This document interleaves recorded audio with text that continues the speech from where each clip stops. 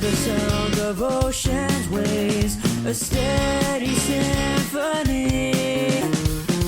I got a feeling swelling up again inside of me. I'll never stop chasing this dream of mine. So in this place where dreams can come to life, let's go and reach so high to the blue that goes on forever. Underneath the sky we share, we can travel anywhere. So bright the sun will shine. Love the journey, it's in my nature. Feels like I've been set free. This new adventure's calling out to me.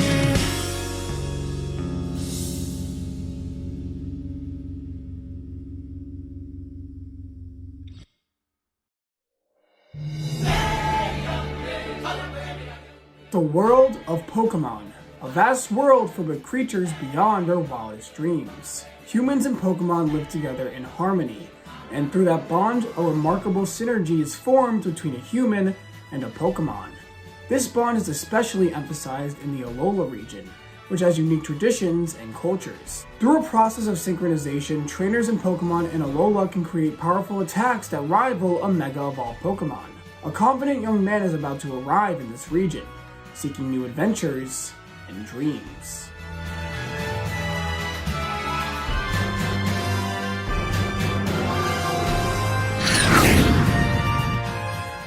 The plane lands, and Ash and Gary then set foot on Alola's Mele Mele Island, taking in the tropical vibe and scenery of the region. So this is Alola. Wow, it's so cool. I wouldn't get excited just yet. After all, we have a whole island to see. This is awesome! Let's go, Gary, come on! Wait, Ash, hold on! We have to go to Professor Kukui's lab before anything else! Ash? Ash, get back here! Ash runs off into the grand Hau'oli city, taking in the beauty of Alola and taking an interest in the new species of Pokemon he's never seen before. However, eventually, Gary catches up to him and grabs Ash by the back of his shirt. Ash apologizes for getting too excited and running off, and Gary accepts the apology. The two then ask for directions to Professor Kukui's lab, and the locals then lead them in the right direction. The two then arrive at the professor's lab and enter. They find the lab to be a complete mess, with a computer on the fritz. Kukui then commands the Rockruff next to him to use Rock Tomb, and it attacks the machine, causing it to deactivate. Kukui looks over to see Ash and Gary, and a look of embarrassment comes across his face. Oh, you two here already? Professor Kukui, right? I swear I tend to be more professional than this. This is Professor Kukui, Alola's major Pokemon professor and an expert on Pokemon moves. He has the goal of bringing the Pokemon League and its customs to the Alola region. Gary then hands over the research notes his grandfather gave him to Kukui, and Kukui thanks him for the notes. The two then get acquainted with the professor even more, who explains more about his research on Pokemon moves, and what determines the moves a Pokemon can learn. The three of them continue to talk when Kukui realizes that his assistant still hasn't come back yet. Kukui turns to the two of them and says he hates to ask them, but he has some stuff he needs to take care of here, and it would be a big help if one of them could go to Iki Town to look for his assistant, Lillie. Ash, being Ash, naturally accepts Kukui's request, and Kukui gives him directions to Iki Town. Following Kukui's directions, Ash makes his way to Iki Town to look for his assistant. It's then that Ash sees a young girl stuffing something into her bag, making her way up to the stairs that lead to the ruins of conflict. Ash wonders if that girl knows where Kukui's assistant is and follows her. We then get the scene from the original Sun and Moon.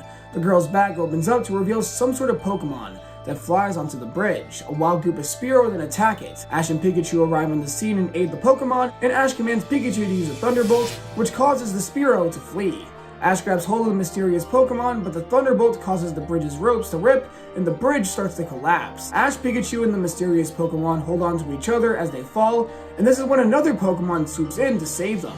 The Pokemon places the group safely on the ground and looks at Ash directly in the eyes.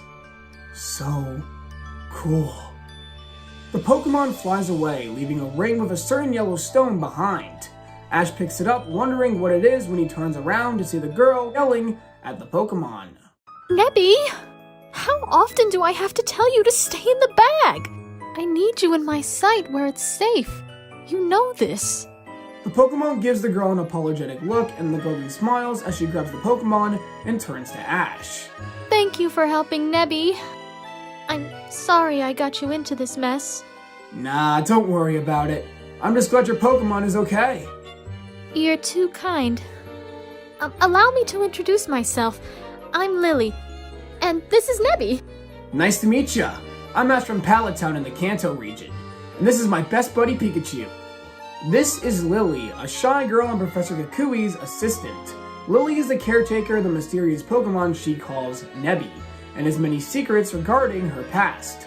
The two get further acquainted and Ash learns she's Kukui's assistant. Lillie then tells Ash to please keep Nebby a secret, telling him that many people don't know about Nebby and that if word got out about them, dangerous people could get involved. Ash agrees to keep Nebby a secret and Lillie again thanks him. Ash then wonders who that Pokemon is and what the mysterious ring he left behind is as well. Lillie explains that it must be Tapu Koko, the guardian of Melemele Island, and the mysterious ring is most likely a Z-ring. Ash is curious, but Lillie tells him the professor would know way more than she would, and so they make their way back to Kukui's lab.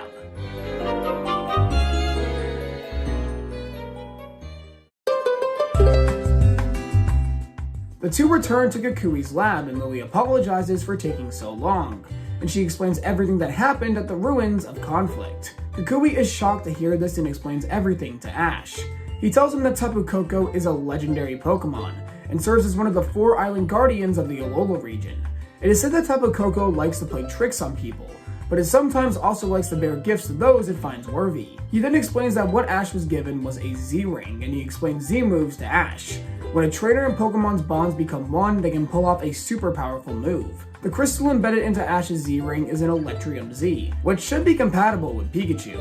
Ash is in awe at the concept of Z moves and tells the others he wants to master it and one day face Tapu Koko in battle. Kukui and Lillie find this inspiring, and Lillie then suggests they stay the night and attend the festival in Iki Town tomorrow.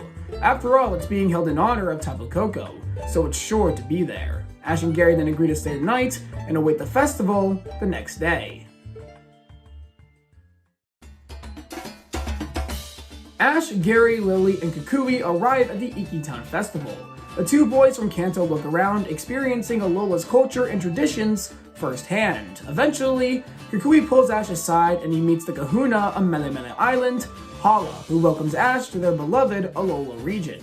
This is where Ash also meets Hala's grandson Hal, a novice Pokemon trainer taking on the Island Challenge. He one day wishes to become Alola's strongest trainer and kahuna of Melemele Island. Kukui tells Ash it's tradition for 2 trainers to battle when sunset arrives, mimicking the battle Tapu Koko had with an ancient evil that once threatened all of Alola. Hal was already participating, but they were wondering if Ash would like to be the other trainer. Ash agrees to the battle, and the time eventually arrives for Ash to take on Hal. As the grandson of the kahuna, I swear, in the name of the almighty Tapu Koko, that I will defeat you here and now, Ash. Rowlet, let's go! Hal then sends out his partner Pokemon, Rowlet, one of the starters here in the Alola region. Ash smirks as he sends out Pikachu. Pikachu and Rowlet enter an epic match. Hal might be a novice trainer, but he's certainly holding his own. Unknown to Ash, Team Rocket is viewing the battle from a nearby forest. It seems they followed Ash again to another region. The group plans to steal Rowlet and Pikachu when all of a sudden, a massive Beware shows up, grabbing them and dragging them back to its home. The battle between Pikachu and Rowlet continues, and the match is really intense. Hal's pretty strong. I wonder if Ash and Pikachu can win this. Trust me, Ash is more than your average Pokemon trainer. The guy is truly something special. Just watch. Ash and Pikachu then take the offensive charge against Rowlet and eventually overpower the Pokemon, leading to Ash claiming victory over Hal. Hal shakes Ash's hand and, while disappointed, tells him it was a great battle. Just then, a loud noise is heard.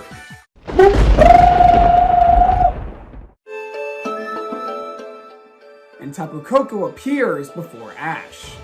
This shocks everyone, including Ash. The island guardian deity of Mele is standing before him. At this moment, Tapu Koko goes in for an attack, and Ash commands Pikachu to dodge it. A battle against Tapu Koko then ensues, and the legendary Pokemon easily overpowers Pikachu. However, eventually Tapu Koko stops his attacks and teaches Ash to activate his Z-Ring. Ash learns the Z-move Gigavolt Havoc and a series of dance moves from Tapu Koko. Alright Tapu Koko, it's time to end this! Pikachu, it's time to use a Z-move! Pika-Pika!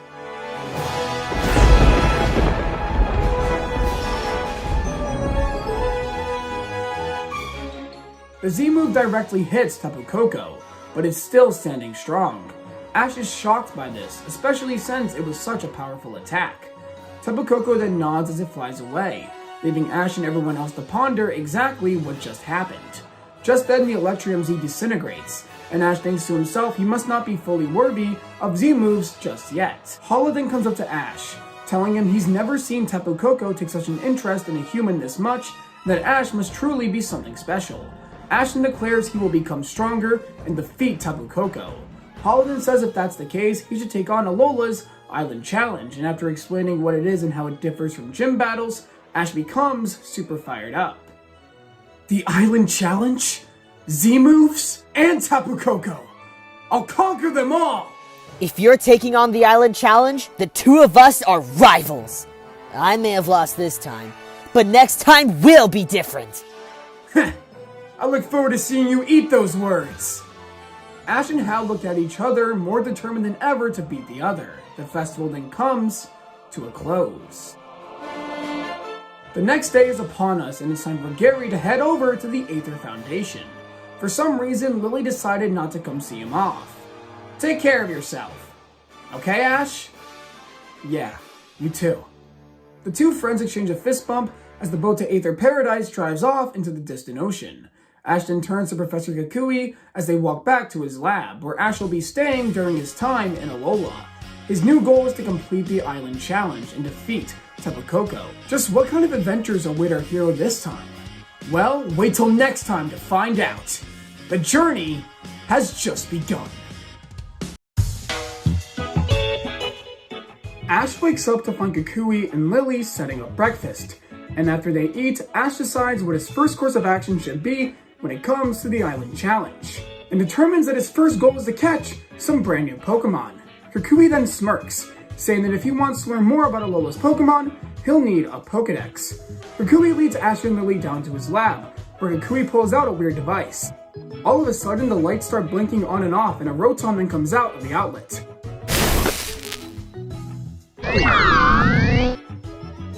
It's too bright to see what happened, but it appears that Rotom went inside of the machine. This is when Kukui introduces Ash and Lillie to Rotom Dex. Rotom Dex will serve a similar role in this rewrite to canon, mainly as Ash's partner in Pokemon data and analysis.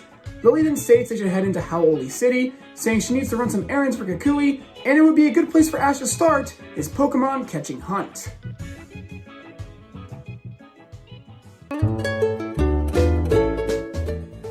The two enter Hau'oli City, and Ash finally gets to explore the large Mele settlement. Lillie gives Ash the grand tour, and he also gets to try Alola's famous Malasadas. Man, this episode is just all about Ash trying food.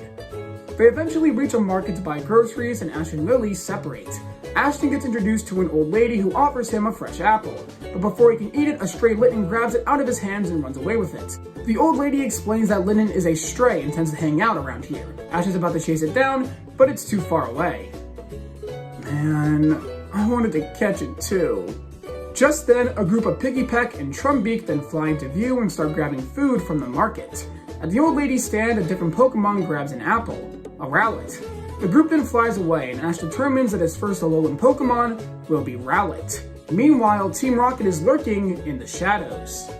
Ash meets with Lillie and tells her his goal. They follow the group of birds back into a nearby forest, where they find a giant nest. At the center is an elderly toucanon, and the fruit they stole is meant for their large family. At this point, some of the other Pokemon start to bully Rowlet, and this irritates Ash, and he gets in the way, telling them to stop bullying the Pokemon. Rowlet is shocked by this, but before anything else can happen, Team Rocket shows up, capturing Toucanon and a majority of the Piggypeck family. Lillie meets Team Rocket and after learning who they are, ensures Nebby stays in hiding no matter what. Ash tells Rowlet to stand up for his family, and with Ash and his fellow family members, Rowlet leads an assault against Team Rocket. But before they can blast off, Beware shows up and takes them away once again. Toucannon and the others are freed and they start thanking Rowlet. Rowlet then approaches Ash and Ash realizes that it actually wants to come with him, and Ash catches his first Alola Pokemon, Rowlet.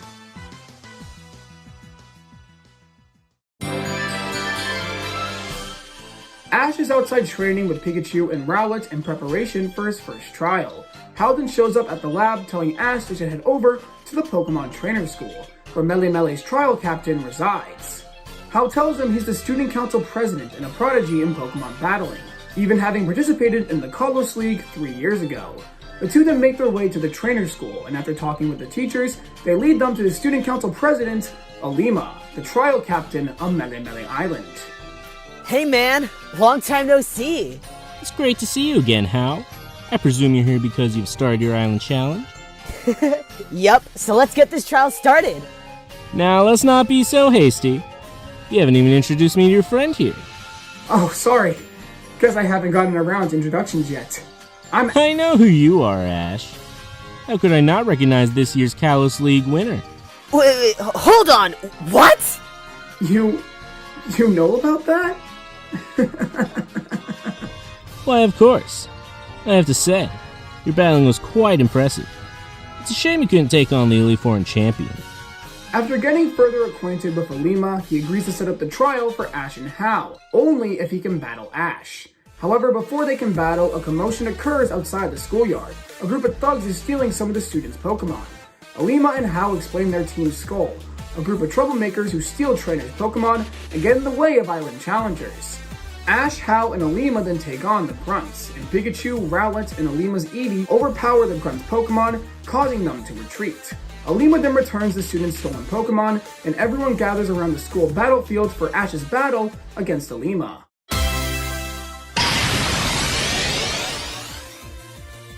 Ash uses Pikachu and Iilima uses Smeargle.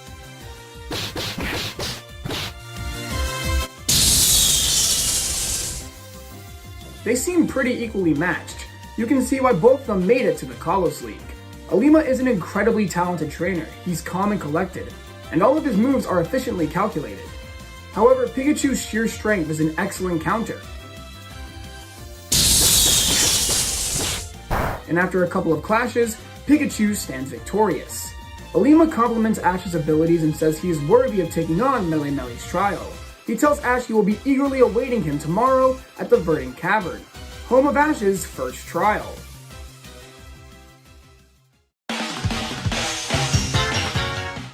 Ash arrives at Verdant Cavern, where Iilima waits for him. Iilima explains the objective of his trial, to defeat every member of the Yungoos family that resides in the cavern. They are hiding and won't be easy to find. Still, Ash is determined. After exploring the cave, Ash locates the Yungoos and defeats them all, gaining him access to the upper region of Verdant Cavern. Once Ash enters it, he finds a pedestal with a Z crystal. He rushes towards it to claim it, but just then, a loud stomp is heard.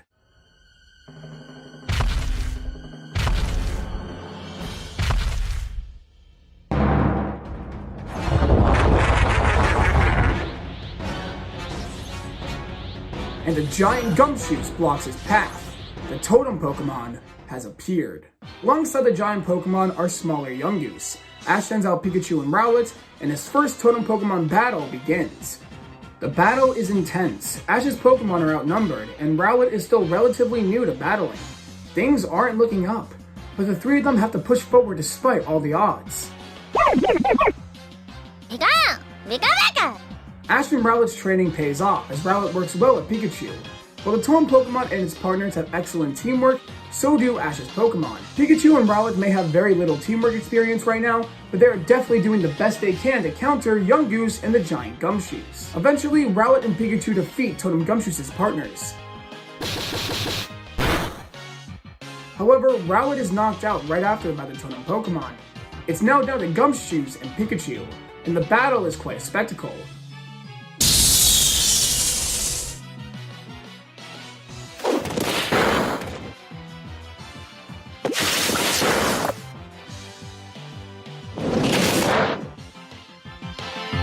Iilima looks on in awe at the battle, thinking that this is a true battle of power. Man, this guy is tough. Pikachu is barely holding on, which makes sense considering he's been fighting this whole time. Even so, I believe in him. I believe that despite the odds, we can do this! The battle between Pikachu and Gumshoes continues, and eventually it comes down to a clash between Iron-Tail and Bite. And Pikachu comes out on top. Ash is ecstatic, and Iilima comes up to Gumshoes, telling it that it did well. Just as I expected. You truly are amazing, Ash. Now, claim your prize. Ash walks up to the pedestal, gripping the Normalium Z in his hands. This is awesome! My first Z crystal! Now I can finally work on mastering Z moves! Soon I'll have the power to conquer the island challenge and defeat Tapu Koko in a true battle! Ash finally has his own Z crystal and can start working on mastering Z moves. But his island challenge has only just begun. After all, there's still a grand trial for him to conquer on Melemele Island. One last trainer is standing in his way. The Kahuna on Melemele Island. Hala.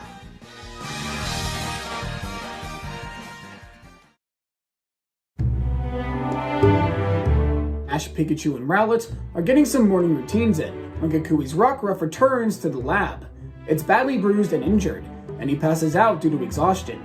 Ash quickly brings Rockruff inside and Kukui examines it, determining it will be fine. It's here where Ash learns the truth about Rockruff.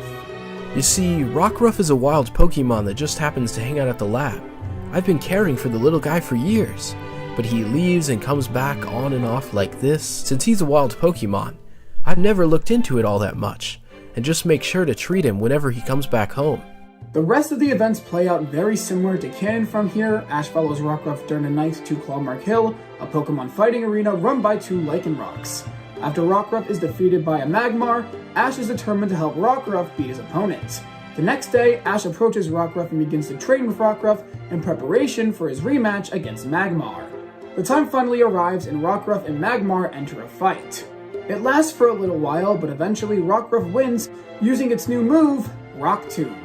After celebrating with Ash, Rockruff decides to come with Ash, and Ash catches his second Alolan Pokemon. While on a grocery run for Professor Kukui, Ash returns to the marketplace and meets up with that old lady once again. This is where he also once again runs into the stray Litten. Ash then follows Litten to see what's going on with it, and after following it back to an abandoned house, it meets the Stoutland that serves as its mentor.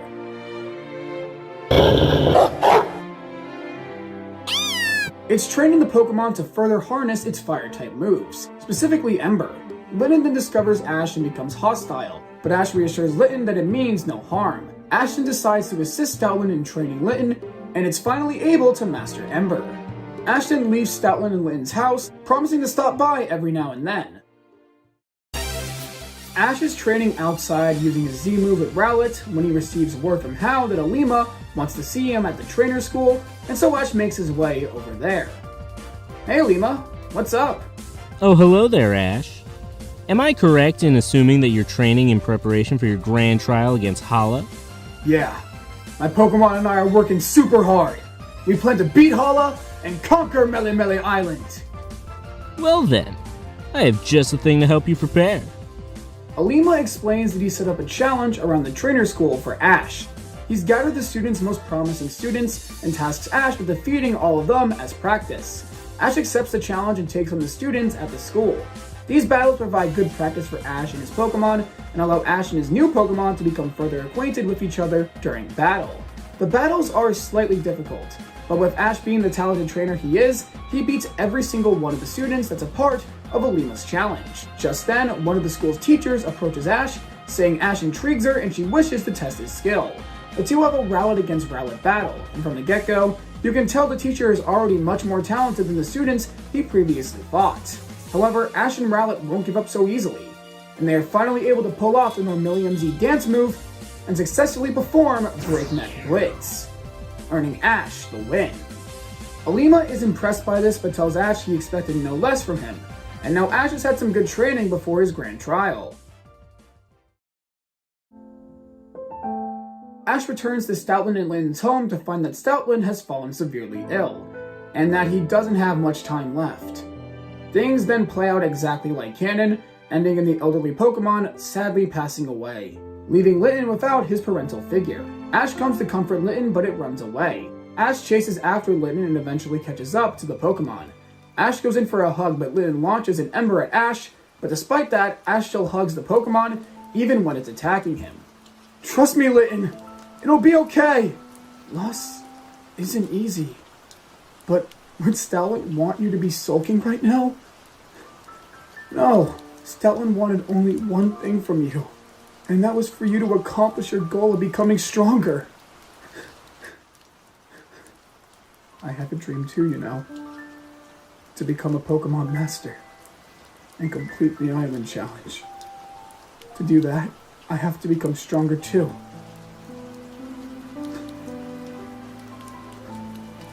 So why don't we become stronger together? Litten then finally lets everything out and begins to cry in Ash's arms. And once the tears have settled, Litten decides to join Ash on his journey, and now Ash has his third Alolan Pokemon, making his team Pikachu, Rockruff, Rowlet, and Litten.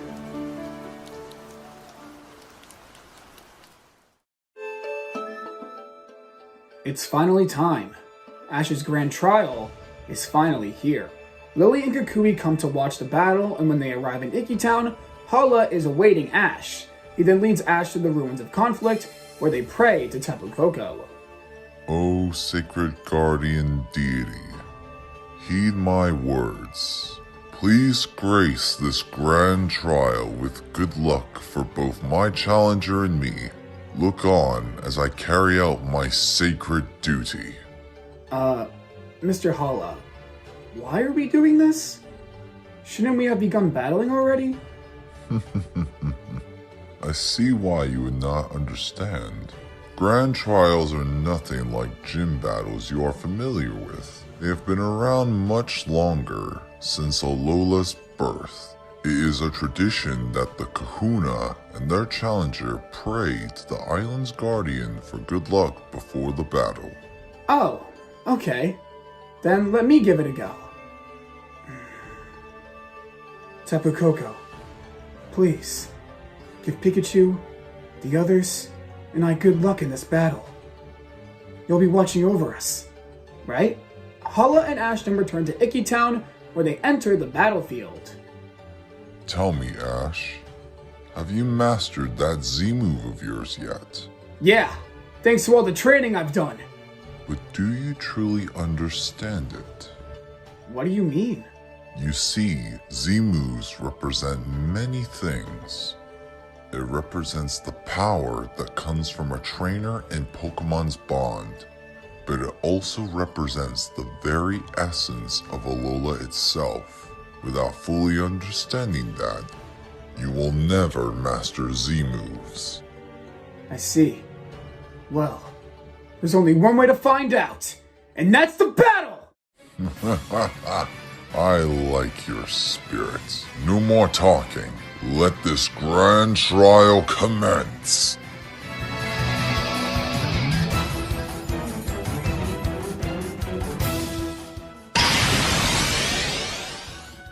The grand trial against Kahuna Hala then finally begins. Hala leads with a Mankey and Ash leads with Litten.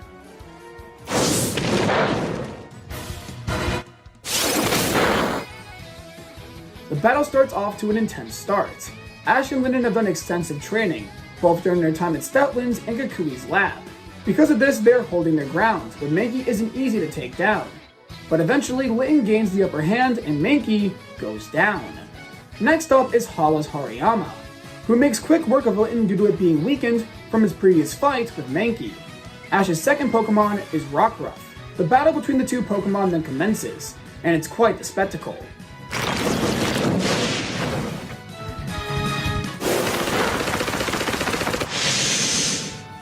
Hariyama hits hard, but so does Rockruff. Both have a burning desire to best the other, for the sake of their trainers and their pride.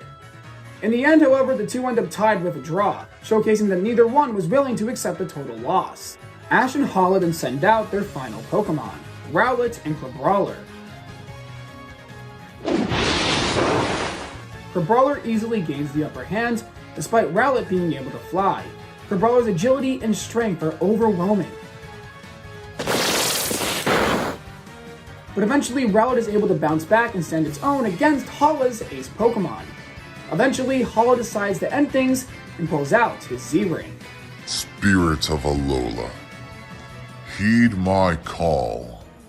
Give me the strength to defeat my opponents. Crab Brawler, use all-out pummeling!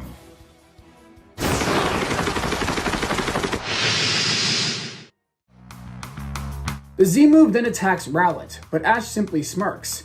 And when the smoke clears, Rowlet has taken very little damage. Hala, Lillie, and Kukui are all shocked by this. Ash explains he came up with a way to minimize the damage of his Z-move. He had Rowlet create a shield around itself using leafage, decreasing the amount of damage inflicted to him by the Z-move. I've never thought of that. Is that even possible, Professor? Well, we just witnessed it ourselves, but it is a unique strategy. Regardless, it's incredible. The battle Ash is having right now takes Kukui back to the days when he was in Kanto, where he fought against a Dragon-type trainer in the Kanto League. Ash then smirks as he pulls out his own Z-Ring. Alright, Rowlet, let's bring home the win! Use Breakneck Blitz! Rowlet then uses the Z-move and charges straight at Crabrawler. Crabrawler approaches the Z-move head-on, using its claws to counter the attack. However, eventually Rowlet overpowers the Pokemon, and it falls off the stadium to the ground and goes down, making Ash the winner of this grand trial. Kukui and Lillie are super happy for Ash, as Ash and Hala shake hands. Hala then pulls out a Fightium Z out of his pocket, but before he can give it to Ash in a split second, the Z Crystal is replaced by an Electrium Z. Tapu Koko appears for a second, and then disappears. Tapu Koko. My. It looks like the Island Guardian is truly fascinated with you. I don't have a say if it has decided to give you that as your reward. Just remember this, Ash. Take that Z Crystal and make your dreams come true with its power. Of course. Thanks for everything, Hala. That night, the group celebrates Ash's victory back at the lab. Hal also stops by and lets them know he beat his grandfather as well. The next day then arrives, and Ash, Hal, Lillie, and Kukui reach the Hau'oli City docks.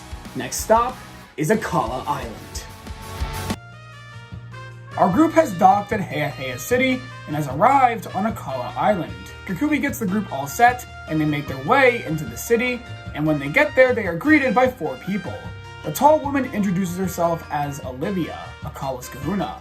She then introduces the other 3 beside her, who happen to be Akala's trial captains. Let me introduce you to them one by one. First up is Lana, Akala's water trial captain and a water type specialist. We then have Kiawe, Akala's fire trial captain and grandson of Akala's previous kahuna. Kiawe treasures tradition above all else and strives to one day become kahuna and succeed Olivia. And finally, there's Mallow, Akala's grass type trial captain and a talented cook. She one day wants to make her family's restaurant become known worldwide.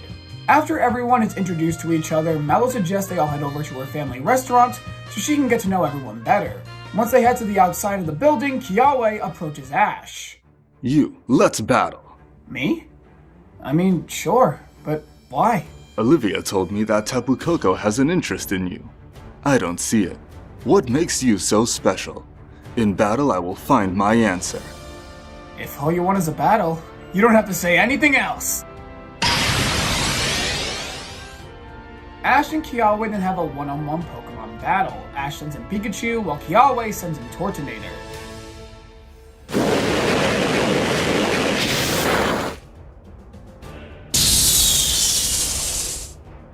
The battle immediately shows that both trainers are quite skilled, and you can tell both are taking this seriously. Kiawe's battling style is strict, stern, and aggressive. He fights with all of his might, holding nothing back. Ash, however, is holding his ground quite well. The 2 then decide to finish off the battle with Z-moves. Great Volcano of Akala, heed my call. Give me the power I need to best my opponent. Turtonator, use Inferno Overdrive! Alright, Pikachu, let's do it! Let's take this guy down! Use Gigavolt Havoc!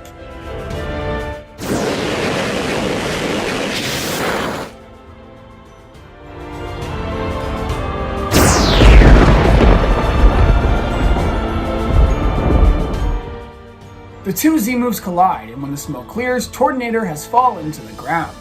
and Ash is declared the winner. Kiawe is frustrated, and Lana comes up to comfort him. You did a good job. Don't let the loss get to you. Shut up. I don't need your pity. Kiawe then walks away from the group, leaving Ash to wonder what exactly is going on between him and the others. Our group then makes their way to Mallow's family restaurant. Ash and Hal devour the food in minutes and compliment Mallow on her cooking, making her very happy. Olivia then explains that Akala's 3 trial captains will be waiting at Brooklet Hill, Willow Volcano, and Lush Jungle respectively. Then, once they have obtained the required Z crystals, they must come to Coney Coney City to battle her. Ash and Hal are both determined to conquer Akala's island challenge, but even more so determined to best the other in battle. The next day, the group sets off to their respective trials. However, Kukui says he's going to visit a friend and will meet up with them later. The group then stops in Panolia Town. Hal then approaches Ash, asking for another battle, and the 2 rivals have a 2-on-2 Pokemon battle. The first battle is between Hal's Pikachu and Rockruff, and the Pokemon enter a pretty tense match.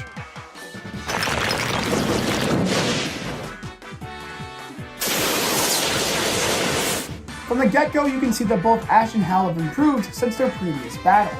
But in the end, Rockruff gets the upper hand against Pikachu and takes the win. Hal then sends out his Dartrix, which Hal explains evolved during his battle against Hala.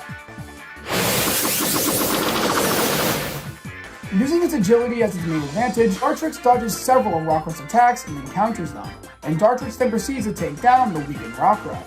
Ash then sends out Rowlet, and the battle becomes one of the skies.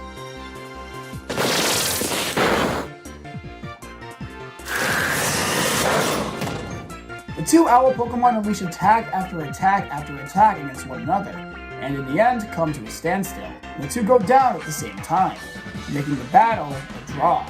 Hal then states he's going to continue to push forward and become even stronger, and then make his way to Willow Volcano to take on the Fire Trial, while Ash makes his way to Brooklet Hill to take on the Water Trial.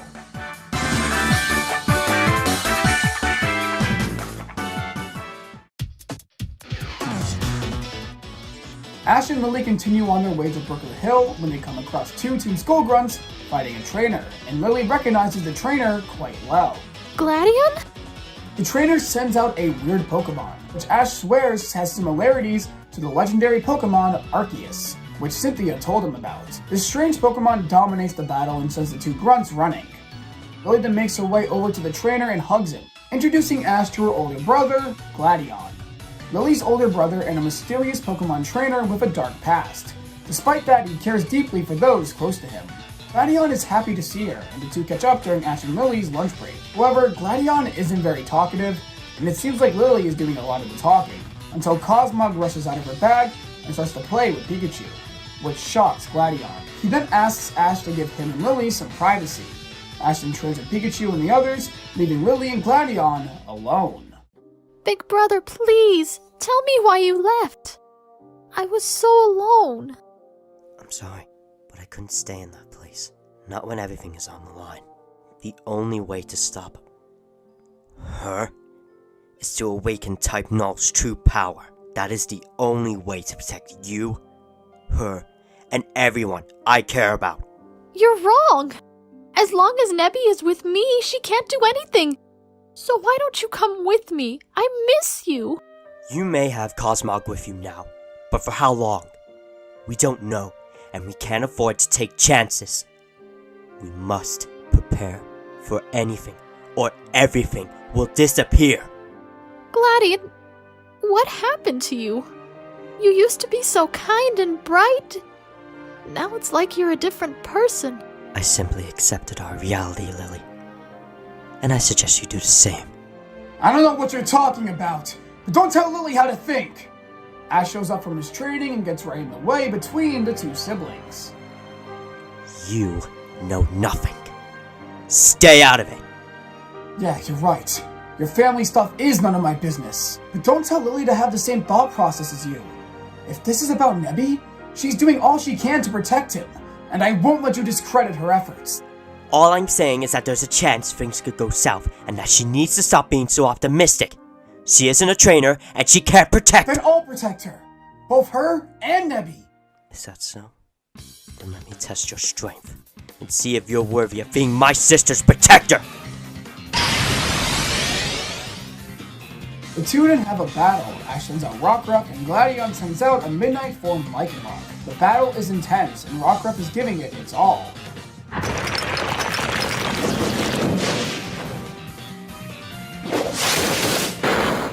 But eventually, Lycanroc gets the better of it and Rockruff goes down. Gladion simply walks away, telling Ash that he must get stronger to protect Lillie and Cosmog, as well as to prepare for what's coming. This leaves many questions for Ash and Lillie, and Ash and Rockruff have gained themselves a rival.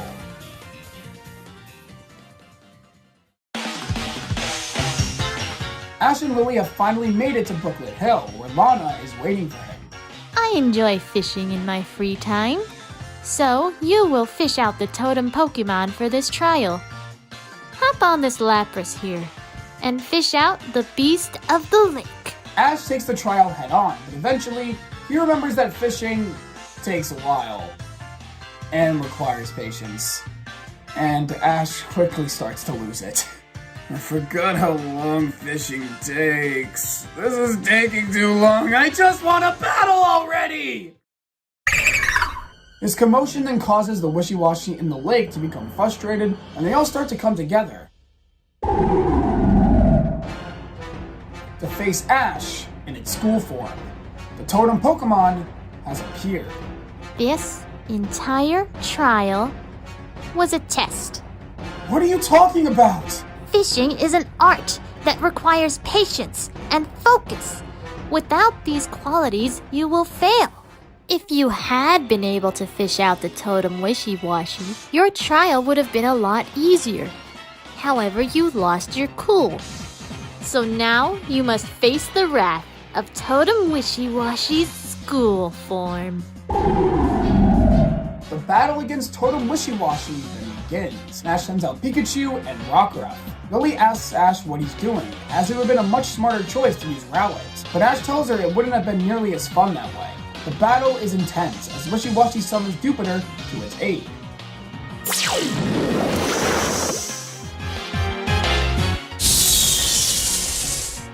But the two Pokemon are handling the challenge well, and eventually, it comes down to the two of them versus the totem.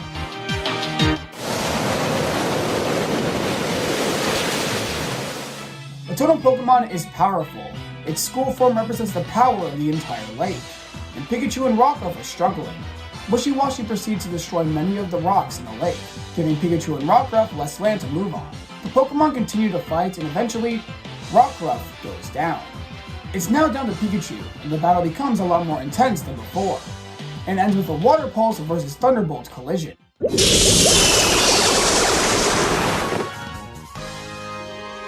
Pikachu coming out the victor. Lana claps her hands and then comes up to Ash with a smile. Despite Wishy-Washy being at full power, you were still able to come out the winner. Perhaps now I understand why Tapu Koko chose you. Either way, you've earned this, Ash. Take this Z Crystal.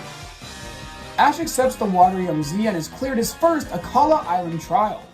However, Ashton approaches Lana about something he's had on his mind.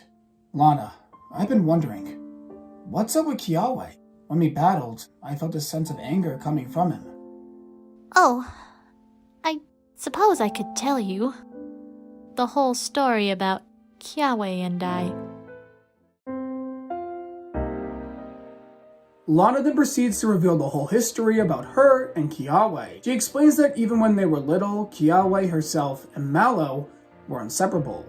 They did everything together and promised to pursue their dreams together. However, that changed 5 years ago, when Akala's previous kahuna, Kiawe's grandfather, passed away. Olivia quickly took over, and this upset Kiawe. He wanted to take up the mantle and prove that he should have been the one to carry on the will of fire that his grandfather had started. From then on, Kiawe still made time to hang out with them, but he became obsessed with strength and put all of his efforts into surpassing his grandfather, including beating Olivia in a grand trial. However, Lana was always seen as the better battler, the more skilled, the more talented, and she was seen as the one most likely to take up the role of kahuna when Olivia would eventually step down, despite that never being Lana's dream. This destroyed Kiawe, and that's when he abandoned Lana and Mallow and became a trial captain to become closer to Alola and Tapu Lele, to see exactly what he lacked. Lana begs Ash to please bring Kiawe back to his senses, to get it through his thick skull that he is special and has done more than enough to prove his worth. She believes that since she couldn't do a thing, Ash is the last chance she has at helping Kiawe. She tells Ash to do this for her and Mallow both, and Ash tells Lana he'll help Kiawe and heads back to Magnolia Town with Lillie to approach him.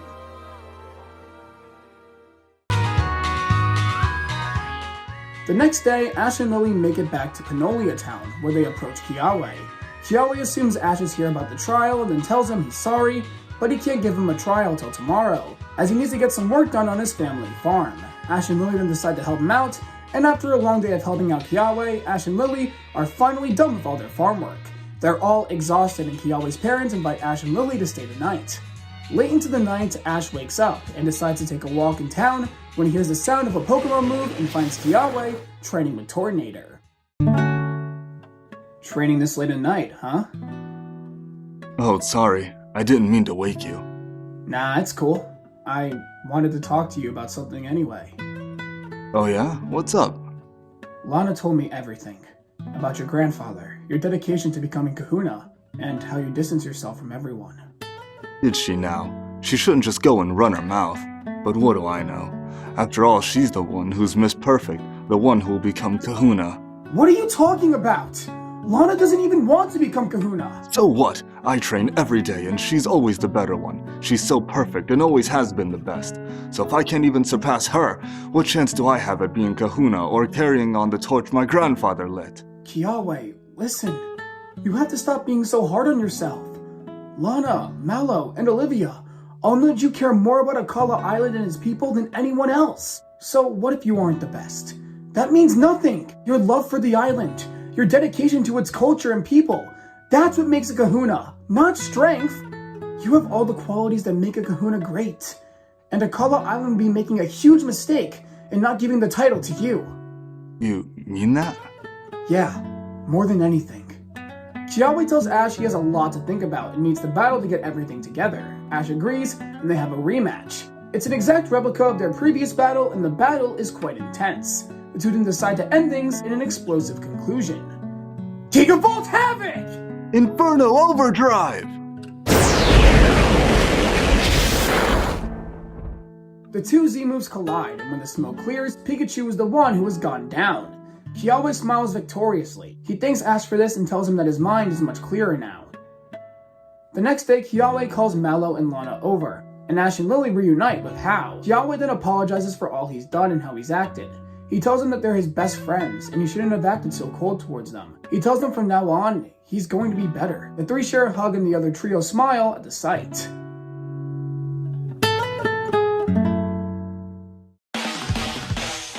Next up is Ash's fire trial. This time, Ash has to climb to the top of Wella Volcano.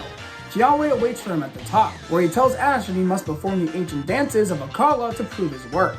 It takes Ash some time, but he eventually performs them all perfectly, earning the totem Pokemon's attention.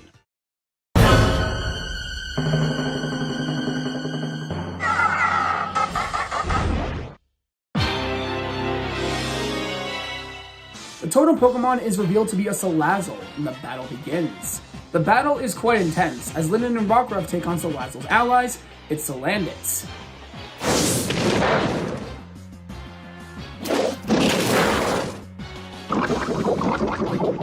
The battle continues, and Linden and Rockruff have excellent teamwork.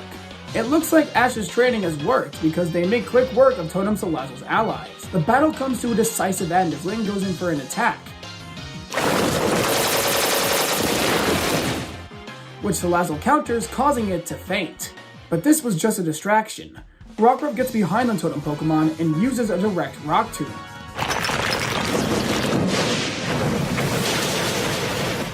knocking the Totem Pokemon out.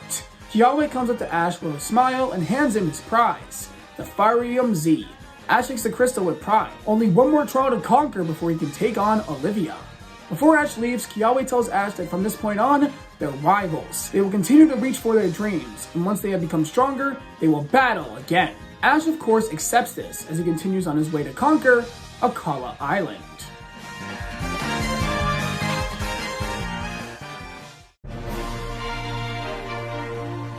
Ash and Lillie head to Lush Jungle, where Ash will take on Mallow's trial. On the way there, they encounter a Team Skull group trying to steal a little girl's Drifloon. The girl is an island challenger, and Team Skull is stealing her Pokemon to stop her from advancing. Ash is about to step in, but a small girl and her Mudsdale make their way to the scene. Ash also steps in, and the two work together to stop them, and then make quick work of Team Skull's Pokemon, causing them to retreat. But not before telling the girl and Ash that they will pay for this once they send Big Sis after them. The girl thanks the two of them and runs off, and the other girl introduces herself as Hapu, a Pokemon trainer who travels around Alola. Her motivations are unknown. Ash wants to battle her, but Hapu politely declines, saying she better be off. Next up, on their way to Lush Jungle, Ash is training with Litten to master Inferno Overdrive in preparation for the grass trial when some familiar faces approach Ash. It's Dexio and Cena from the Kalos region. Ash introduces Lillie to them and says they work under Professor Sycamore, Kalos' head Pokemon professor. Dexio explains to Ash that the incident with Yveltal not only affected the Kalos region, but the entire world. Ragnarok caused a surge of infinity energy to spread across the globe, which has resulted in many regions producing brand new Keystones and Megastones. Professor Sycamore has asked them to come and examine Alola's increase of Key and Megastones in hopes of learning about the phenomenon Yveltal's awakening has caused. By any chance, is Alon with you? Nope. Alon is still out searching for his own Keystone and Megastone. Last I checked, he and Marin were in Hoenn. Man, that's a shame. I was hoping to battle him. You know, Ash, he hasn't given up his dream of becoming the strongest. I'm glad he's still motivated, so that one day, in the distant future, we'll have a true battle.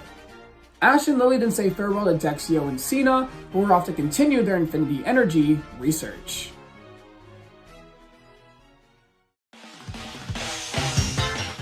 After a long trek, Ash and Lillie finally arrive at Lush Jungle, where Mallow is waiting. Ah, you're finally here! Hey guys! Hi, Mallow. It's good to see you again. Good to see you too. So, Ash, are you ready to take on my trial? Yeah, I'm more than ready. Mallow explains that her trial is naturally a reflection of herself. Mallow's entire life has revolved around her love for cooking, and so she has made countless trainers make brand new recipes for the totem Pokemon in hopes of finding out whether or not the dish is suitable for her family restaurant. Today, Ash's trial will be to gather the ingredients for a stew, which will catch the attention of the totem Pokemon. Ash, with Litten by his side, hunts down all the ingredients while fighting many different types of grass-type Pokemon along the way. Once all the ingredients have been gathered, Mallow whips up a stew, and its aroma is nothing short than amazing. This, of course, catches the attention of the totem Pokemon. It's all yours, Lurantis.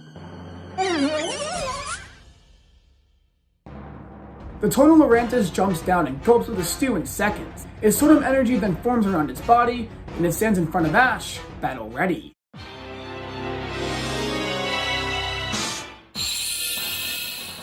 The Lurantis is aided by a cast form which uses a sunny day. While it increases Litten's fire-type moves, it's all for Lurantis, as the Pokemon starts to dominate the battle with an overwhelmingly powerful Solar Beam.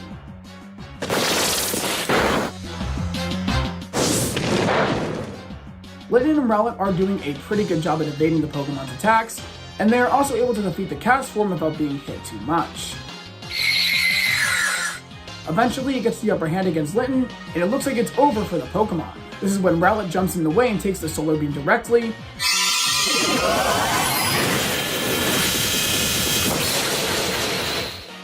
And Rowlet goes down. Now it's up to Litten alone, and Ash decides it's time to use his full power. Alright, Litten, let's go! Let's become one with the Great Well of Volcano itself, and unleash all of its wrath upon our opponent! Let's show this totem Pokemon our will of fire! Use Infernal Overdrive!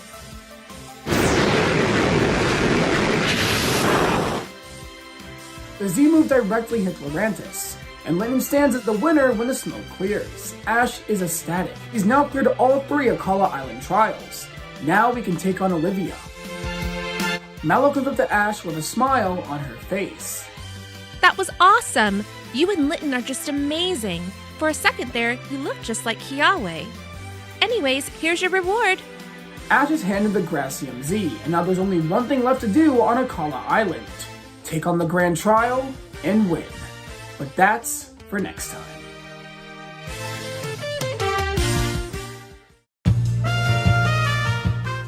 With all 3 of Akala's trials cleared, Ash and Lillie plan to meet up with Kukui back in Heihei City. And from there, Ash will begin his training to face off against Olivia. They reunite with Kukui, who congratulates Ash on clearing Akala's trials. He then turns over to Lillie. Alright, Lillie, it's time for Nebby's checkup. Oh, is it that time already? Nebby's checkup? Kukui leads Ash to a laboratory and he's introduced to Professor Burnett, a Pokemon researcher specializing in the study of Ultra Beasts and Ultra Wormholes. She's also a good friend of Kukui. Kukui explains she's a brilliant researcher, and she even works for the Aether Foundation, which Ash remembers is the same place Gary is currently working at. Ash also realizes that there may be more than just a friendship between Kukui and Burnett, but he keeps those thoughts to himself. Burnett and Ash get acquainted, and Burnett explains her research on Ultra Beasts and Ultra Wormholes, telling Ash that Ultra Beasts are creatures from completely different universes, separated from our own.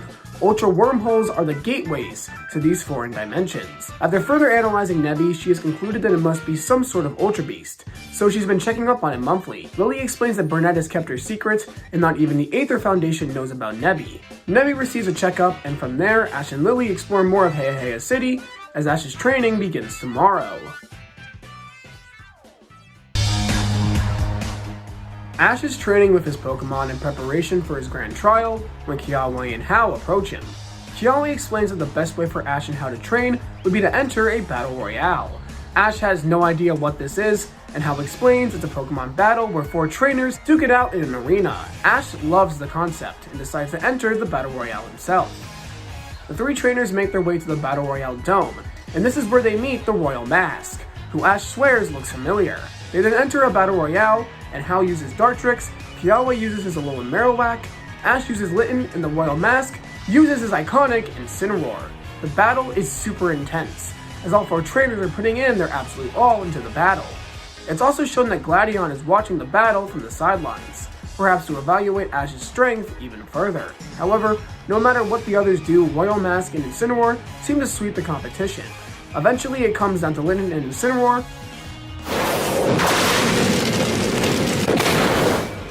and one Darkest Lariat later, Litten goes down. The Royal Mask is declared the winner, and Ash and Litten are determined to beat them in battle one day. After the match, Ash approaches the Royal Mask, asking for a one-on-one battle. The Royal Mask sees Ash's determination and agrees to a battle. Kiawe and Hao stick around to watch the rematch between Litten and Incineroar. This time things are a bit different, because it's not a battle royale.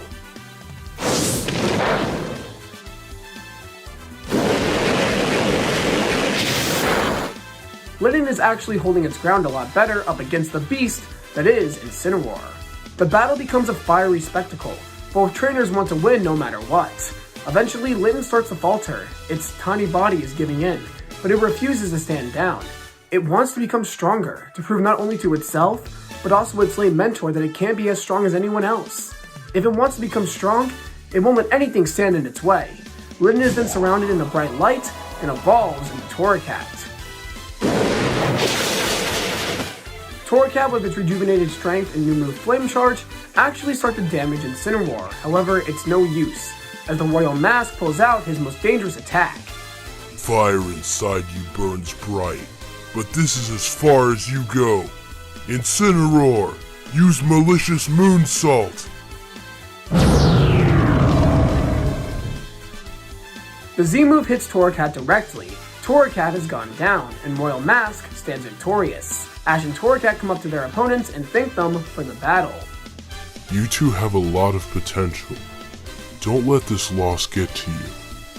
If you continue the path you're on now, you will certainly reach heights that even I haven't been able to reach. The Royal Mask then bids Ash and Torracat farewell, but now the trainer and Pokemon have a rival to push themselves.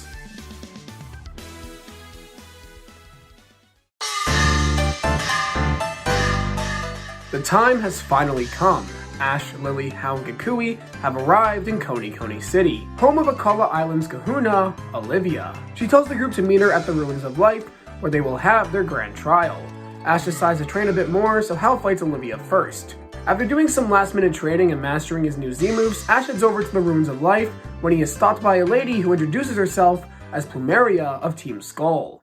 She says she's been hearing about a trainer with a Pikachu beating up her little siblings, and as the big sis of Team Skull, she won't allow this to continue. Ash is forced into a battle against Plumeria, who sends out Salazzle while Ash sends in Pikachu. The battle is quite tense as Plumeria's battling style is quite aggressive, and it seems that her goal is to weaken Pikachu to the point of no recovery.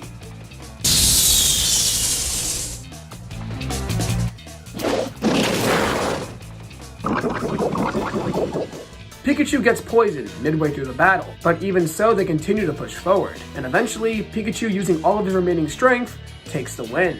Plumeria retreats, telling Ash his business with Team Skull is far from over. Ash and Lillie go over to Pikachu's side, who is severely weakened. Luckily, Lillie has some healing items on her, and using what he learned from Brock, Ash heals up Pikachu quite nicely, curing him of the poison. However, Pikachu is exhausted to the point where he won't be able to fight in the Grand Trial. This is a huge loss for Ash, as he was hoping to use Pikachu in his fight against Olivia, but at this point, he has to think about what's better for Pikachu, so he heads to the Ruins of Life with his ace already out of commission. It's time for Ash's Grand Trial, and the trainer and Kahuna have already returned from praying to Tapu Lele, Akala's island guardian. Hal, Lillie, and Kukui also watch the battle from the sidelines. I have to say I'm impressed. You have overcome every challenge I placed in front of you, and have made it to me.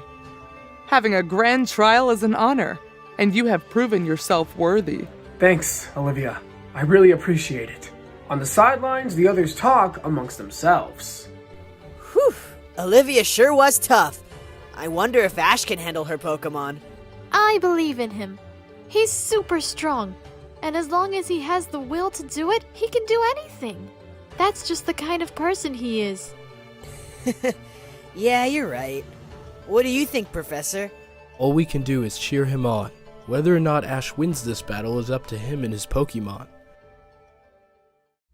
No more talking, Olivia! Let's do this!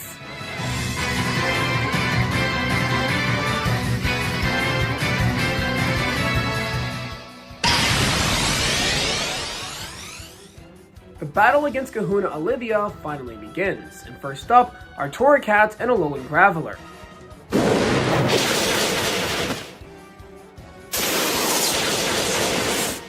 The battle starts off with Torracat being at a disadvantage due to their fire typing, but Torracat continues to push forward. Graveler is a lot slower than Torracat, until Ash decides to rely on non-fire type moves and Torracat's speed to get the advantage against Graveler. However, Graveler has a lot of long-range attack which hit hard. Eventually, Torracat lands the finishing blow to Graveler, knocking out Olivia's first Pokemon. Olivia's second Pokemon is Probopass, an absolute tank. Torracat goes in for attack after attack, but Probopass tanks all of them and counters with devastating attacks of its own. Torracat is determined, but determination alone won't cut it. Torracat eventually goes down while putting in some damage to Probopass. Next up is Rowlet.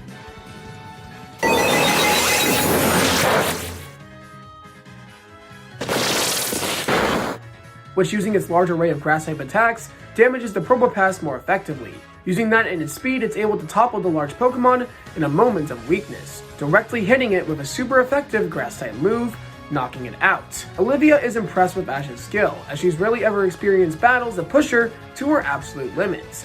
It looks like today is a battle where she'll have to pull out all the stops. Olivia sends in her midday form Lycanroc, which howls with all its might. Ash simply smirks as he attaches the Gracium Z to his Z-Ring. This is what I've been waiting for! Time to show them all of our training, Rowlet! Use Bloom Dew! The Z-move approaches Lycanroc, but using Accelerock, it quickly dodges the Z-move, shocking everyone. It dodged it? I can read you like a book. Sorry to tell you this, Ash, but Z-moves aren't a guaranteed way to victory. Keep this in mind for the future. Now, Lycanroc! Destroy Rowlet!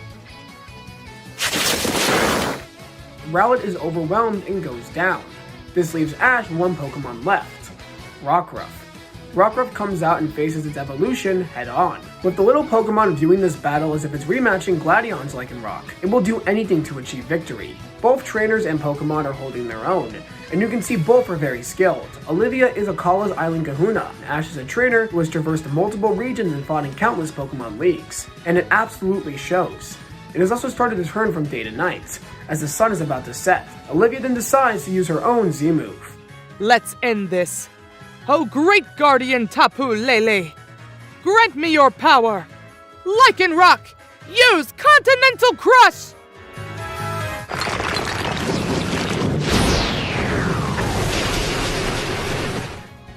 The giant boulder directly hits Rockruff and crushes him, but in that moment as dusk falls, a green flash surrounds the battlefield, blinding Olivia and Ash.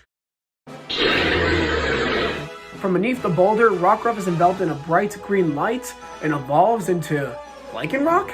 I mean, it's a Lichen Rock, but it's not midday or midnight. It's something completely new. Ash quickly decides to name it Duskform Lichen Rock, and the battle resumes.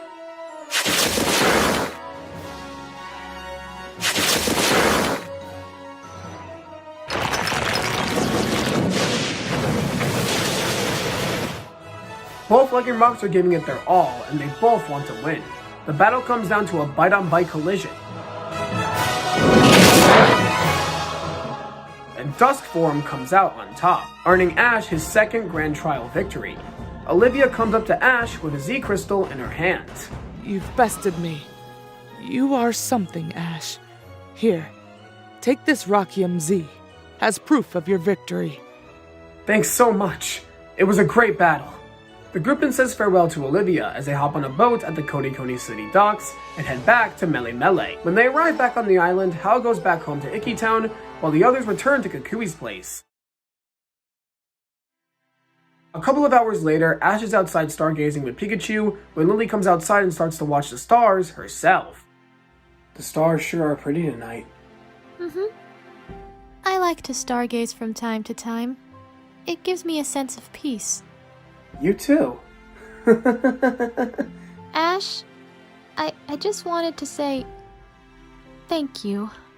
For what? For just being you. Traveling around with you has inspired me to become a better version of myself. One that has the strength to protect Nebby. Before, I doubted whether or not I could. But now, thanks to you, I have faith in myself. You don't have to thank me for something like that. You were already plenty strong when we first met. You care for Nebby like a mother, and it trusts you more than anyone else. I saw that as soon as we first met. I'm glad I helped you out, but you have to have a little more faith in yourself too.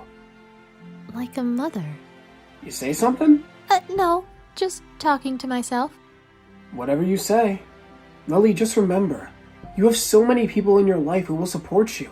Me, Professor Kukui, Gladion, we're all here for you. So, if you ever need someone to rely on, just know you have that. Thank you. I appreciate it. The two continue to stargaze at the night sky, both determined to become even stronger.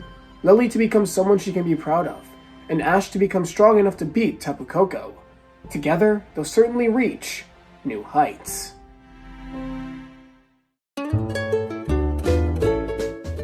It's another beautiful day in the Alola region, and our group is just taking the day off, relaxing, hanging out with their Pokemon, and just having a nice break from their adventures. This is when Ash receives a call from Gary through the Rotom decks.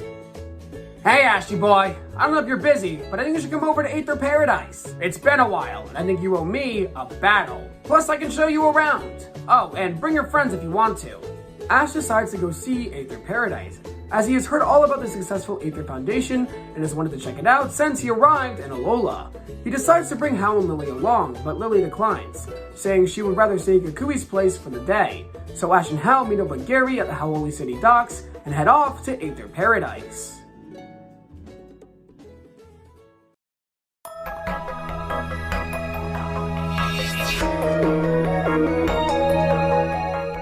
The trio arrives at Aether Paradise, completely different from anything Ash has ever seen before. It's super futuristic, and Gary explains what the Aether Foundation stands for. They want to preserve Pokemon and create a sanctuary for them, which is why they have recreated several habitats for Pokemon so they can live in environments similar to their native ones. Most Pokemon here are currently injured and cannot live in the wild. While walking around, the trio runs into a woman named Wick, who serves as one of the Foundation's higher-ups. Wick tells Ash that Gary has been a huge help and has only amplified the amount of good they've been able to do for Pokemon. As the tour continues, Ash and Hal become in awe of Aether Paradise and love its message. Rick tells the trio she hopes the entire world can one day have places like Aether Paradise to help those Pokemon who cannot protect themselves. As the tour continues, they eventually run into a young-looking woman and another man. The woman comes over to Gary and the group. Hello, Gary. Are these friends of yours? Yep, sure are, Miss President. President? Oh, I haven't introduced myself. How rude of me. My name is Lusamine, and I am president of the Aether Foundation. You must be Ash, correct? It's a pleasure to meet you. Gary has only had amazing things to say about you. Oh, really now? I was just telling the truth. So you do appreciate me. I never thought I'd see the day. Gary Oak is admitting he likes me. You two sure are lively. Youths will never cease to amaze me. Why don't you all accompany me for the rest of your tour? I'd be more than happy to show you around. Sounds great! As the tour continues, the other man introduces himself as Faba, Lusamine's right-hand man. Lusamine then explains why she created Aether Paradise to begin with. She tells him that her husband was the one who initially began the project of Aether Paradise.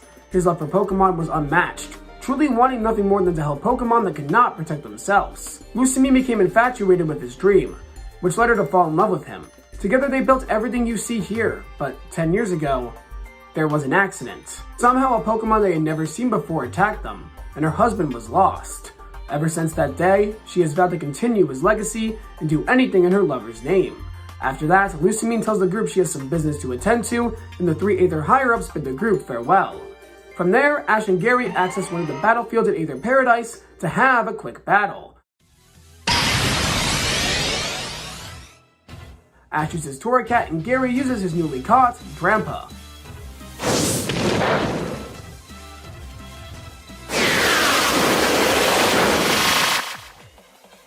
Both Pokemon are pretty powerful, and despite him no longer pursuing the path of a Pokemon trainer, you can tell Gary is still a confident and analytical Pokemon trainer. However, Ash's brashness and will to keep pushing forward is a great contrast to Gary's battling style. Eventually, Gary pulls out something Ash never expected, a Z-Ring, and the two unleash their Z-moves. Drampa, time to finish this! Use your overwhelming power! Use Devastating Drake! Torracat, let's do it! Use Infernal Overdrive!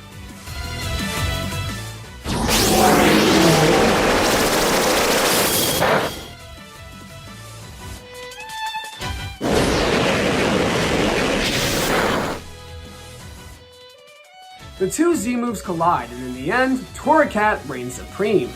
Gary comes up to Ash and chuckles, saying that he didn't expect to win due to how Ash has become so much stronger. After this, Ash and Hal say farewell to Gary in Aether Paradise as they return to Melee, where they end the day getting Malasadas, as any friend of Hal's should.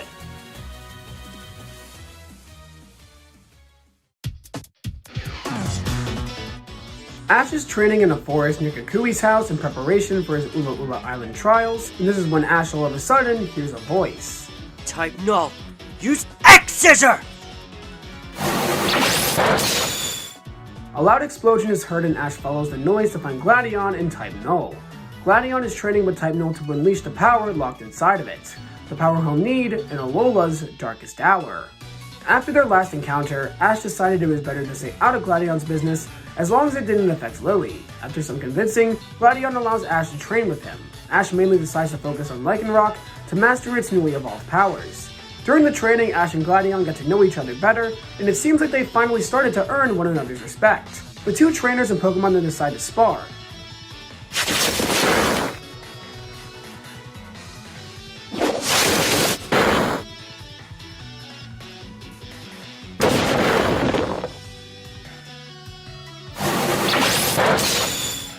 During the battle, it seems like the two are enjoying themselves. However, this all comes to a halt when Type Null thrusts Lycanroc into a nearby body of water. Lycanroc looks at its wet and dirty fur and loses control. It starts to rampage across the battlefield. It's about to attack Gladion, and Gladion commands Type Null to knock it out. But Ash gets in the way and takes the attack, then grabs hold of Lycanroc. Lycanroc, stop! This isn't you! You have to come back to your senses. Please. You have to think straight. Listen to my voice. You hear it, don't you? Lycanroc then comes back to its senses, but Gladion is disappointed at what has just occurred. He returns to Tybanol and comes over to scold Ash. I was starting to think you were someone I could trust. But after that, it appears I was wrong. What? Lycanroc lost control. It happens. And I'll make sure it doesn't happen again. That's my vow to Lycanroc, as its trainer. A Pokemon losing control is a representation of its trainer's strength. Lycanroc losing its cool proved to me that you are nowhere near the level of someone I can respect. What do you know about me? I've trained countless Pokemon, and some of them have gone through the same exact thing as Lycanroc. And together, we push past that. It will be the same as all those other times. Trust me. I don't have time to argue about this. My mission's too important. Your past and previous experiences mean nothing to me. If anything, this just shows you haven't grown much at all during your travels. A trainer who can't control his Pokemon isn't worth my time. And they aren't someone who can protect my little sister. Gladion leaves, leaving Ash infuriated. What does he know? Nothing. I'll prove him wrong. Show him I'm worthy of his respect. That I can protect Lillie. Next time we battle, I'll win! Ash returns to the lab exhausted and decides to rest for a bit. That is, until Kukui comes up to Ash. Hey Ash, got a minute? Yeah. What's up, Professor? Come with me for a sec. When the two get outside, Kukui immediately starts to sprint away, telling Ash to catch up. The two run across the Mele shores as it changes from day to dusk.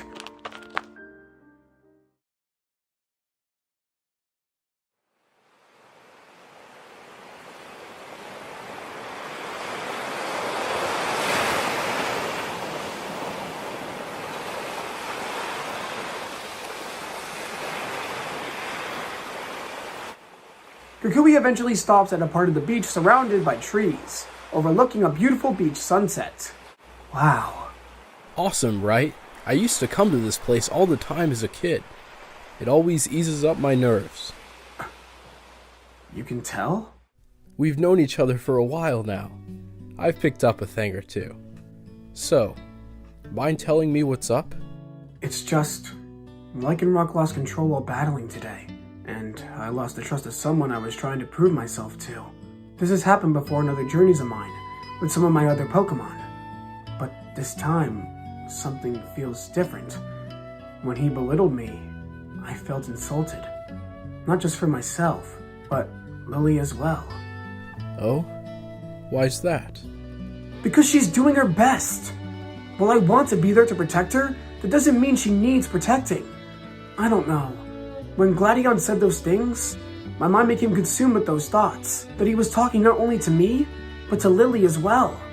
It just bothers me to see him basically invalidate all of our efforts. I think you have nothing to worry about, Ash. You're a bright young man. Nobody can take that away. Gladion will come around and see the good in you someday. The same goes for Lillie. You two are your own people. Don't let others tell you who you are or what you can accomplish. Both of you are incredible. I know that, after seeing how far the two of you have come. Lillie with Nebby, and you with the Island Challenge. Professor. Also, remember you're not alone. I'm always here to talk, and I'm sure Lillie is too. In a way, the three of us are family. Yeah, family. Thanks, Professor. I needed that. The two look as the sunset fades away. Ash still has a long road ahead of him. It will surely be full of ups and downs. But no matter what, he'll face it head on and keep pushing forward until he has become a Pokemon Master.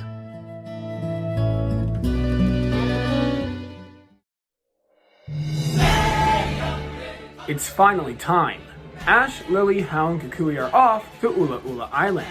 After defeating the trials of Mele and Akala Island, as well as their respective kahunas, Ash and Hau are finally ready for the next step in their island challenge. It is said that Ula'Ula's kahuna is the strongest one in Alola, and that he rarely ever grants any trainer a grand trial. that they will have to prove themselves through his standards. And if they aren't worthy, then their island challenge stops there and will never be completed.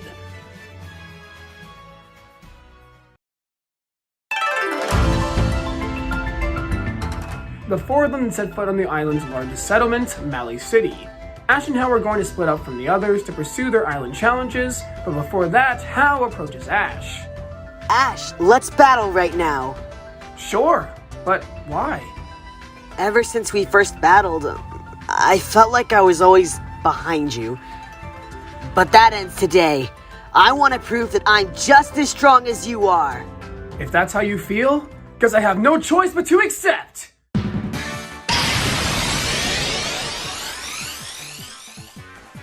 The two rivals then have a 3-on-3 Pokemon battle. First up is Lycanroc versus Alolan Raichu.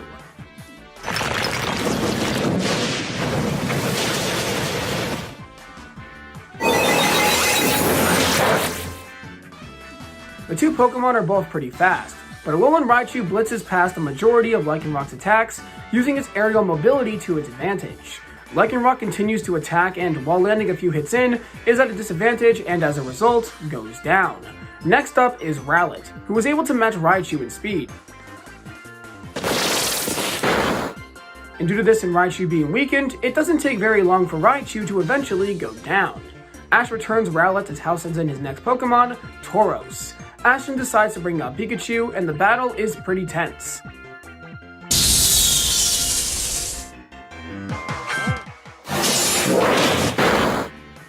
Which surprises Lillie, as up to this point, Pikachu has demolished any opponent he's faced. However, Hal's Tauros is a strong Pokemon with insane amounts of power. However, Pikachu is just as powerful as ever, and during this battle, Pikachu's size is what gives him the advantage. Despite being jabbed in the side by a direct Iron Head, Pikachu was able to persevere and take the win. Hal's final Pokemon is his ace, Dartrix. Now Pikachu seemingly has the advantage as it's more experienced, but eventually the pain of Tauros' Iron Head fully takes effect, and Pikachu becomes consumed with pain, giving Dartrix the time it needs to land a counterattack. And Pikachu goes down. It's now down to Rowlet and Dartrix once again, and the two decide to end the battle with an all-out clash of sheer power and activate their Z-Rings. Oh, great spirit of Alola, give Dartrix and I the power we need to defeat my rival. Let's do it, Rowlet! Let's show Hal and Dartrix our full power! Use Bloom Dew!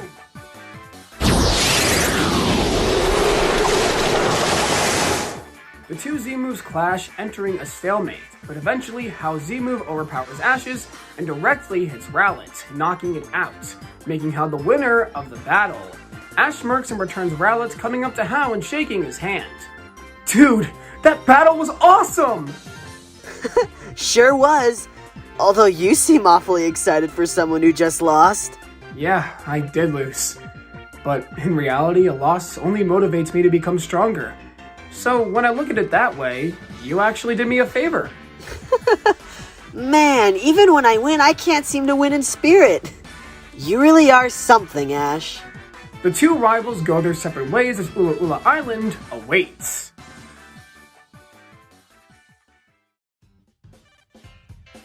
It took some trekking, but Ash finally made it to the Hokulani Observatory, where his next trial is supposed to be.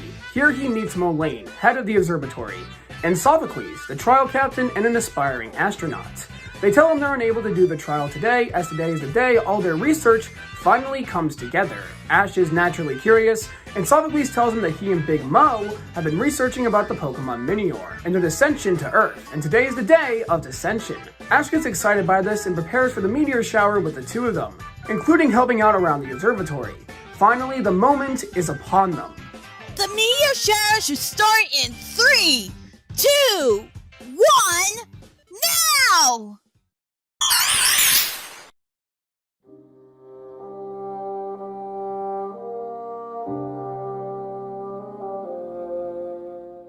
The Minior then descend to Earth, and it's truly a beautiful spectacle. It's also here that Ash learns the truth about the Minior, that their descent to Earth is actually the end of their life, and their life essence will return to space. Ash is shocked by this revelation, but then comes to realize that life can be seen as short for a lot of people, and that some lives are super short. like the Miniors. From this experience, Ash learns to appreciate life a whole lot more. He also learns about Sophocles' goal of wanting to become an astronaut, and Ash tells him that as long as he puts his all and his heart into it, he knows that one day he'll make that dream come true. The next day arrives, and it's trial time. For this trial, Ash has to figure out an electric circuit using Chargebugs as the main power source in order to power up a machine. After accomplishing the challenge, the totem Pokemon appears.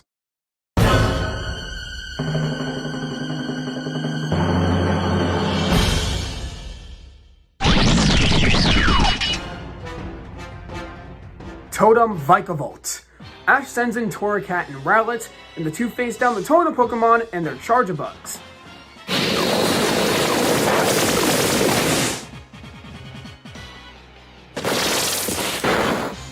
The battle is pretty intense, but the two are able to push past the Chargebugs and face Vikavolt head on. Vikavolt, however, uses its ability Electric Terrain to give its electric-type moves more power.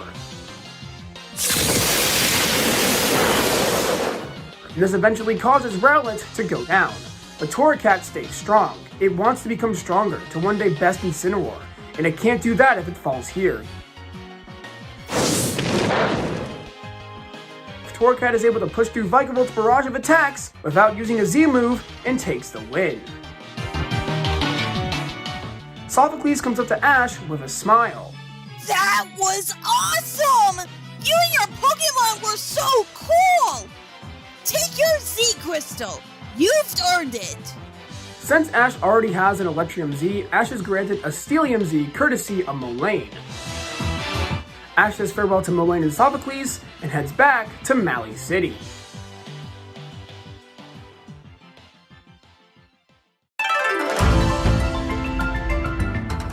Ash makes it to his meetup spot with Lillie, and when he gets there, he finds her talking to none other than Gary.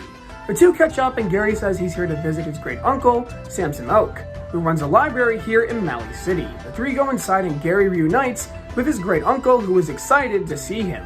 While the two catch up, Ash and Lillie find a little girl reading about legends, and she introduces herself as Acerola, one of Ula'Ula's trial captains as well as the niece of the Kahuna. The two are interested in what she is reading, and she tells them it's the story of Alola's past.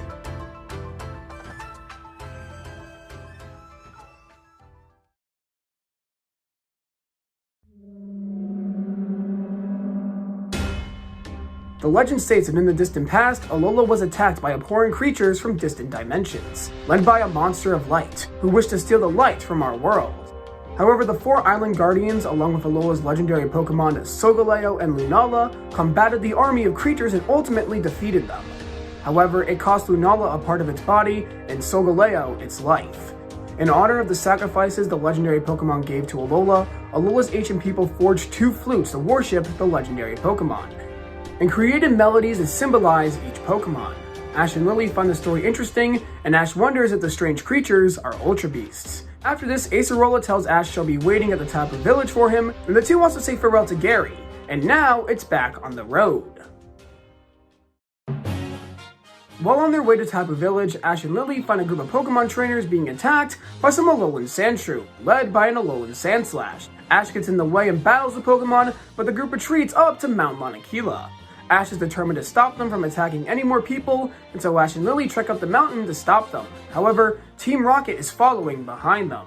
They make their way up the mountain, where they learn it's actually the time of year when Alolan Ninetales gives birth, and the Sandshrew and Sandslash are merely trying to protect them.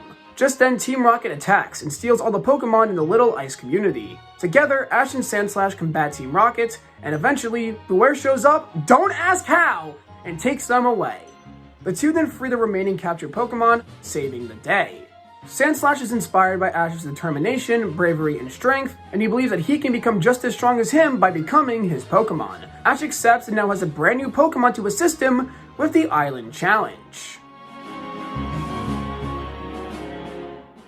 Ash and Lillie have finally made it to Tapu Village, where they meet up with Acerola. She leads them to the abandoned Mega Mart, home of her trial. Her trial specializes in Ghost-type Pokemon, and her trial is quite simple. Defeat the Ghost types around the store, and then take a picture of them defeated. Then make your way to the back to face the Totem Pokemon. Ash does just that, and with the help of Rotom-Dex, he's able to capture a picture of all the Ghost-type Pokemon. He then proceeds to make his way to the back of the store where his opponent awaits.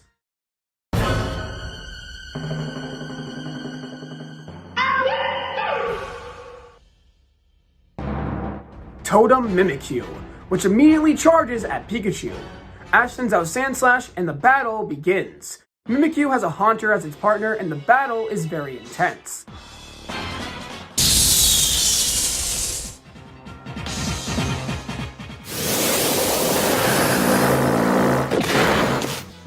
Both Pokemon are targeting Pikachu, and so Sandslash is using this opportunity to charge up attacks. Pikachu eventually gets tossed to the ground, but not before Ash uses Gigavolt's Havoc to knock him back. However, the Pokemon remain standing, and Pikachu then goes down due to being attacked over and over again. It's up to Sandslash now, which causes Lillie to worry. They haven't been a team for very long. But Ash quickly surprises her. They actually work quite well together, and due to the other Pokemon being weakened by Gigavolt Havoc, Sandslash is able to force his way to victory and claim the win. Acerola comes up to Ash with a Z Crystal, a Ghostium Z. Well, you already know how this works. Take your reward. Thanks, Acerola. So, planning on taking the Kahuna now? Yep. You may have some trouble with that. You see, the Kahuna isn't actually too fond of his job, so it may be hard to convince him. Luckily, the Kahuna is my uncle. I'll see if I can put in a good word for you. I don't even know what to say. Thank you, Acerola. With all of Ula'Ula's trials being completed, Ash only has one thing left to do. Take on the Island Kahuna, and the group makes their way back to Mally City as they plan to meet up with Acerola and her uncle at the Mally City Police Department tomorrow. As they return to the city, Howland runs up to them, his face distraught. Guys, it's bad. Professor Kukui is in trouble. Ash, Hal, and Lillie arrive at the Mally City Gardens and find Kukui surrounded by Team Skullgrunts. In the middle of the group is a man with white hair and a pair of sunglasses, who Ash assumes is Team Skull's leader. Making your goons ambush me? This is a new low, Guzma. Well, what can I say? There was no other way I could have gotten you right where I wanted you. What is it that you want? I don't have time to waste on the likes of you. Ouch! That hurts, Kukui. All I'm trying to do is reconnect with an old friend. All I want is a rematch. This is what this is about? Sorry, Guzma. I don't have time to play with you and your group. Now step aside. I don't think you understand. You don't have a choice, Kukui. Stop! Guzma and Kukui turn around to see Ash, Lillie, and Hal. Get out of here, kids. This isn't something that you need to involve yourselves in. Now. We can't treat guests like that. You guys Kukui's brats. The professor is our friend! We won't let you hurt him! Oh yeah? What are you gonna do about it, runt? I'll fight in his place! It's a battle you want! Right? Fine. I guess I'll destroy you first. Watch, Kukui. Look on as I destroy this friend of yours. Just know you're next. Hey, brat. You want to know what destruction looks like? Well, here it is in human form! It's your boy Guzma!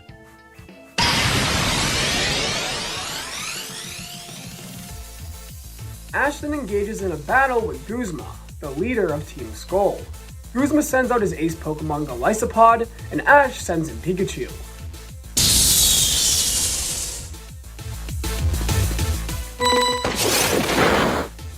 First impression immediately directly hits Pikachu, leaving him immobile. Pikachu is putting up a fight, but Golisopod is dominating the battle, with Pikachu barely being able to do anything. I won't let you hurt the people I care about! Pikachu! Use Gigavolt Havoc!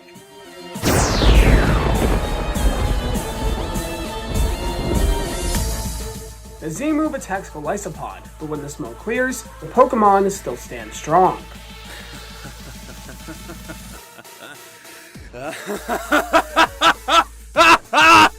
Z moves mean nothing in battle. The very sight of them disgust me. Golisopod, end it!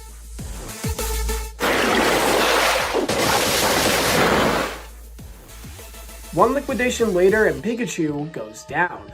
Ash goes to his partner's side and Guzma walks up to the trainer and Pokemon. You're even weaker than Kukui. Whatever.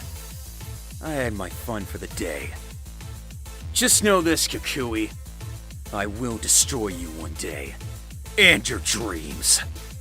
Ash is upset about losing to Guzma, but Kukui and the others reassure him he did everything he could. He protected Kukui, and Kukui tells him that his heart will always be stronger than Guzma's, making him the true winner of the battle. Ash wonders why Team Skull's leader hates Kukui, and Kukui tells him everything. He explains that when they were kids, both he and Guzma trained under Kahuna Hala. However, Kukui was always better than he was, exceeding at pretty much everything.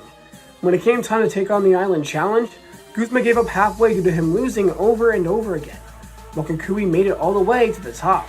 After Kukui left for Kanto to take on the gym challenge, Guzma started up a group of troublemakers with the goal of destroying the island challenge, Team Skull. Kukui tells Ash Guzma will stop at nothing to ensure Kukui's dream isn't realized, and Ash swears that he will beat Guzma and ensure Kukui's dreams don't die at his hands.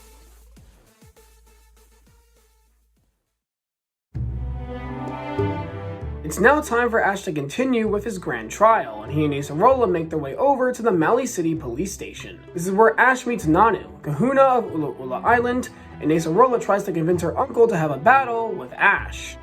I'm not interested in any grand trial. Sorry to say, kid, but you're at the end of the road. What? I've been working super hard to complete the island challenge, to defeat Tapu Koko one day. Isn't it your sacred duty to accept challengers? I won't let your laziness stop me from accomplishing my goals! Defeating Tapu Koko, huh? That's one heck of a goal. Uncle Nanu, please give Ash a chance, please! Fine. Let's get this over with.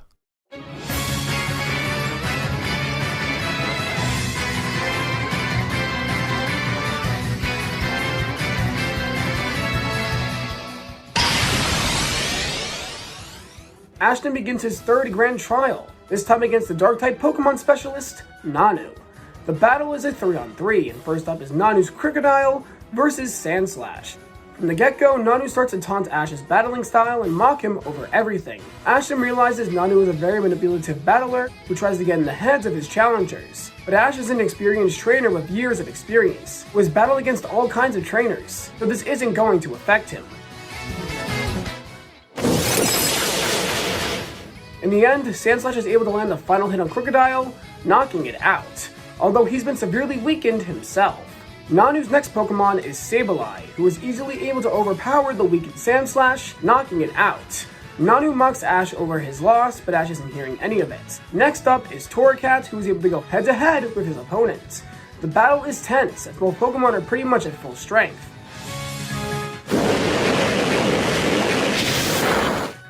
In the end, however, Torracat is able to push past all of Sableye's attacks and deliver the final blow.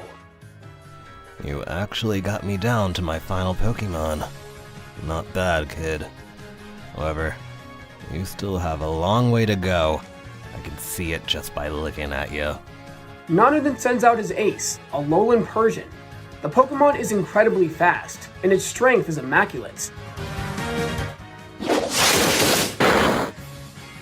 In a matter of seconds, Torracat is overpowered and defeated, leaving Ash speechless. However, he can't give up.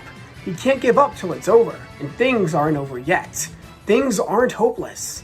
His final Pokemon is Lycanroc. The two Pokemon go at each other head to head, but Persian is taunting Lycanroc a lot, making it get madder and madder. Eventually, Lycanroc loses its cool once again and starts to rampage across the battlefield. Ash becomes panicked and doesn't know what to do. He tries to activate a Z-Ring to try and calm Lycanroc down, but it's to no avail. Nanu then commands Persian to go in for the attack, and due to Lycanroc being in a state of anger, it's not able to dodge attacks, only take them head on.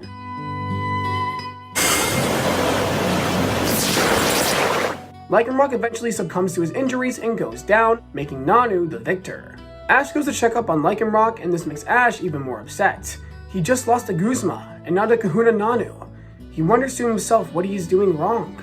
Nanu simply walks away from the battlefield, telling Ash that if he wants a rematch, he needs to become stronger and get that Lycanroc of his under control.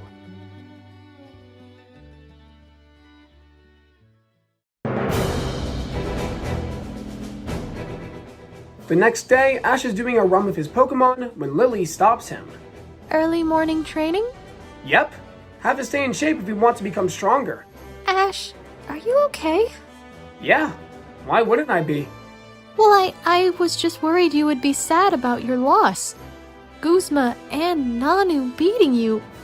I thought that would hurt your confidence. Nah, it doesn't in the slightest. Maybe it made me question myself a bit, but I'm fine now. Just like that? Yeah, I've lost to many people, and a couple of times it's led me astray. But now I have confidence in myself, knowing that I'll bounce back from these losses. This makes Lillie admire Ash even more. His resolve is super strong and inspiring. It makes her want to have that kind of resolve in order to protect Nebby. Acerola runs up to the two of them, telling Ash she has the perfect way for him to train. She tells Ash that Tapu Bulu, the island guardian of Ula'Ula, often likes to train Pokemon trainers who have determination. She tells Ash to make his way up to the ruins of abundance and train with Tapu Bulu, and Ash decides to do just that, and after trekking through the island's harsh desert region, he finally makes it to the ruins, which are located in an oasis. Ash then finds Tapu Bulu relaxing and comes face to face with the island guardian.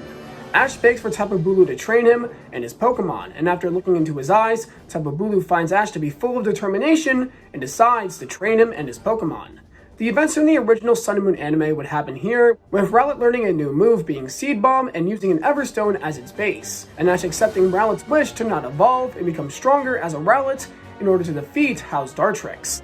Lycanroc's arc here would be the same as well. It struggles to overcome its anger in battle, especially when thrown into a body of water, causing its fur to get wet. Lycanroc and Ash work on this all day, and it seems to be working. However, eventually, Lycanroc completely loses his cool, and Ash comforts the Pokemon. And through the bond between trainer and Pokemon, Lycanroc is able to calm down and fully come to terms with its anger. Instead of seeing it as a hindrance, Tapu Bulu has taught Ash and Lycanroc to accept that Lycanroc's anger is a part of him, and that it can be used as a powerful weapon. Tapu Bulu then takes Ash's Rockium Z and crushes it. When Tapu Bulu gives it back to Ash, it's transformed into the Lycanium Z. Now with his training complete, Ash returns to Nanu to request a rematch. After learning that Tapu Bulu itself had trained Ash and Lycanroc, Nanu agrees to a rematch, but with a twist. Lycanroc will have to take on all three of Nanu's Pokemon by itself, as it's the only Pokemon of Ash's that interests him. He's playing dirty, but Ash agrees to the battle nonetheless. The rematch against Kahuna Nanu finally begins, and first up is Sableye. Lycanroc and Sableye go at each other head to head, but using its new training to its advantage, Lycanroc gives in to its anger, allowing its strength and speed to increase.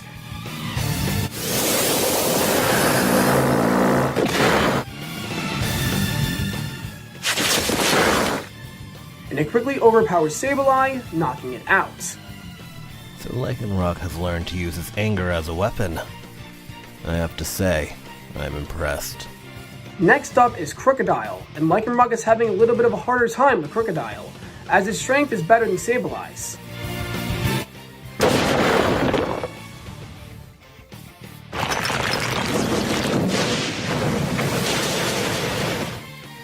The two continue to clash, but eventually, despite all that's endured, Lycanroc is able to gain the upper hand and take down Crocodile. Finally, Nanu sends in Persian, and the epic battle continues.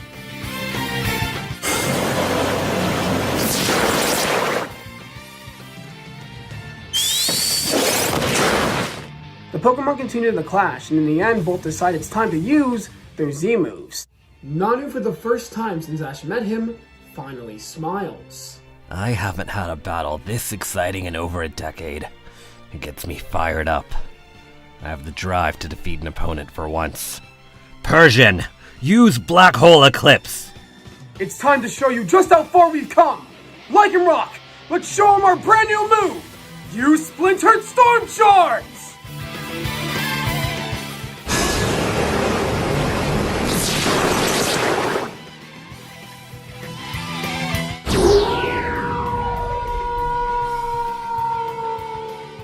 The two Z moves clash, and the collision between the two moves creates an explosion throughout the battlefield.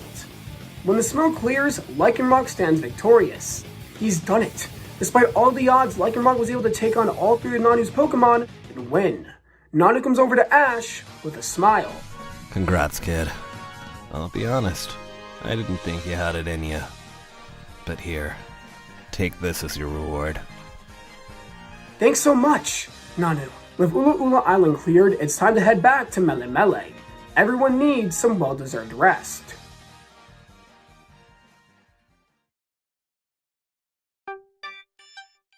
In a secret lab somewhere on the lowest floor of Agar Paradise, Lusamine and Faba are talking in secret. Have you run all the schematics? I have. Everything should work as intended, as long as the power source is intact. Cosmog, have you located it? I have indeed. It seems that girl of yours is a little too rebellious for her age. I see. So Lillie has had it all this time. Faba, retrieve Lillie and Cosmog at once. Only then will I be able to reach into ultraspace and finally bring my family back together. Of course, ma'am. However, unknown to the two of them, Gary is listening in on their conversation, and now knows the truth about everything.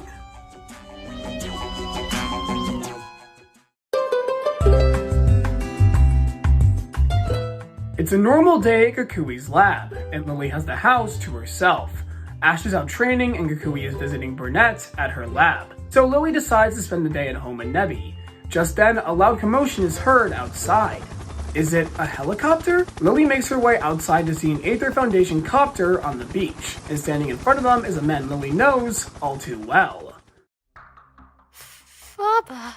Lillie, terrified, begins to run, holding onto her bag with Nebby inside. The Aether Foundation employees release their Pokemon and chase down the girl and Pokemon. Eventually, the girl is again cornered, surrounded by Aether employees and Faba. Just leave Nebby and me alone! I'm afraid I can't do that. After all, that Pokemon is at the crux of everything. Nebby isn't just some tool, it's my friend! If you want it, you'll have to go through me! Faba, frustrated, sends out his Hypno and commands it to use Hypnosis on the two of them. But just then, Typenol appears out of nowhere, knocking out all of the employees' Pokemon, and then proceeds to attack Hypno, who counters the attack. Gladion then appears in front of Lillie. Get out of here, Lillie! Leave this to me! The two trainers then have a battle.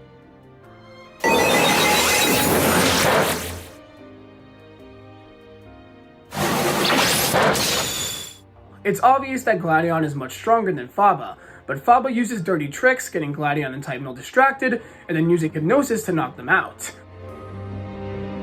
Lillie is about to run again, but Hypnosis gets to her too, and she falls unconscious. Gladion wakes up and runs after them, but it's too late as Lillie is taken inside the helicopter and becomes airborne. Just then, Ash returns to the lab. Gladion? What are you doing here? They took her. Took her? You don't mean... Yeah. It was that sly fox Faba. He's taken Lillie. Ash is in shock as Gladion explains to him what just happened. This also gets Ash very curious about Lillie and Gladion's past and their connection to the Aether Foundation. Gladion says it's a long story, but he's having difficulty thinking straight, saying that this is all his fault. He was the one who was supposed to protect Lillie, the one who trained rigorously to make sure this exact scenario wouldn't occur, because of his weakness. Alola is doomed. Ash is still confused about everything and has even more questions now, but right now that's not important. He comforts Gladion, telling him that he can't be sulking at a time like this, and what's important is rescuing Lillie, which means they have to storm Aether Paradise. Rotom, send a message to the professor for me. Let him know what's going on. Thanks. You're a big help. Lillie wakes up in a luxurious room, and she first realizes that Nebby is missing. She then looks around to see where she is, and a look of panic comes across her face. No, this can't be happening. The doors then open, and Lusamine steps inside. She looks at Lillie as tears start to form down her eyes. She then goes in and hugs Lillie. Oh, Lillie, I have missed you so much. My beautiful daughter. Ash and Gladion hop on Gladion's Noivern and make their way to Aether Paradise. Gladion tells Ash he knows a secret way into Aether Paradise, and that's their ticket in.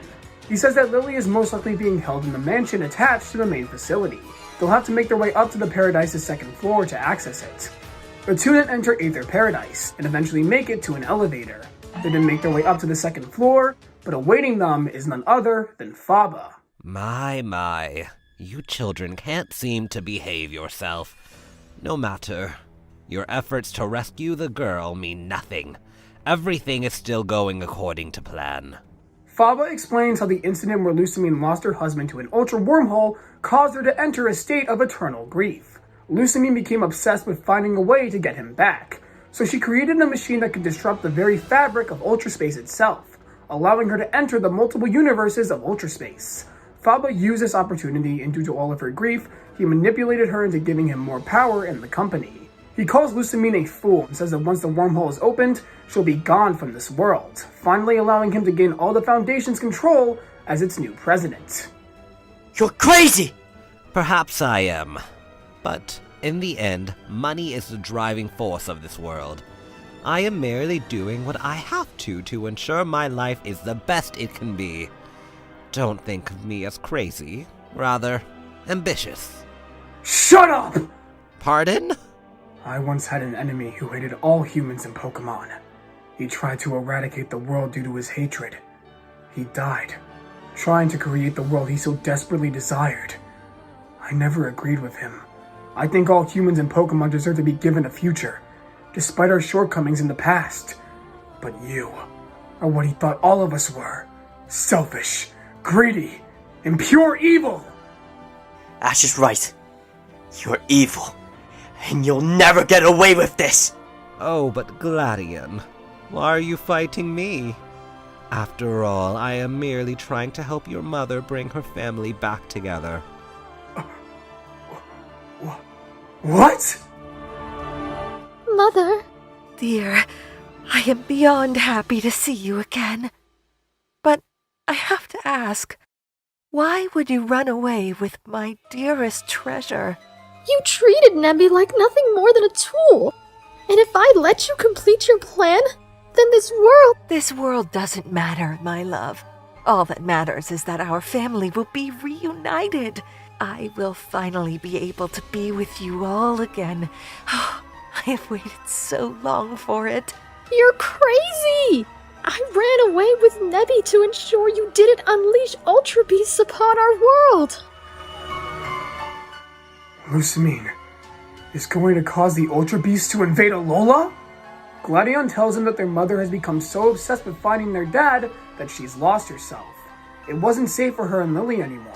Not to mention that if she succeeds with her plan, Ultra Beasts will run rampant across Alola, and Faba doesn't understand the consequences of this. Faba says he's well aware of this and sees the Ultra Beasts as nothing more than a moneymaker, who he can sell on the black market. But first, he has to deal with the two of them.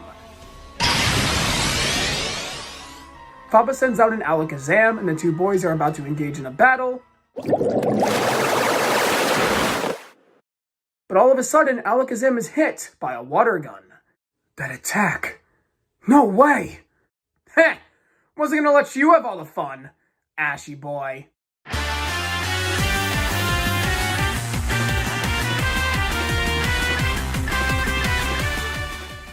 Gary! Gary and Blastoise appear, telling Ash and Gladion he can handle Faba, and that they must make their way to the mansion. Ash and Gladion then run off to the mansion as Gary takes on Faba.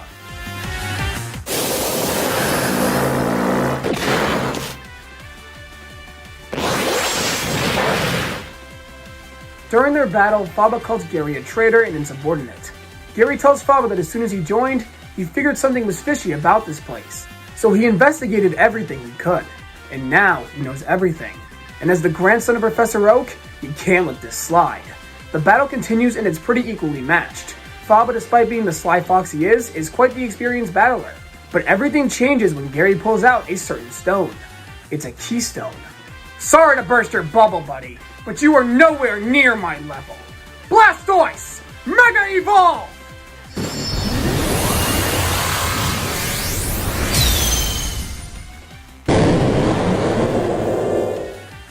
Blastoise Mega Evolves and quickly overpowers Faba and Alakazam. Faba can do nothing as Blastoise destroys his Pokemon.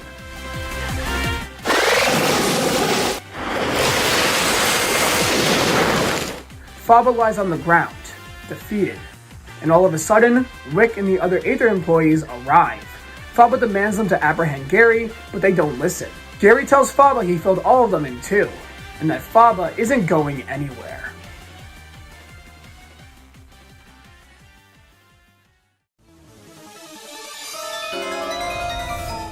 You sure do have some funny fantasies, Lillie.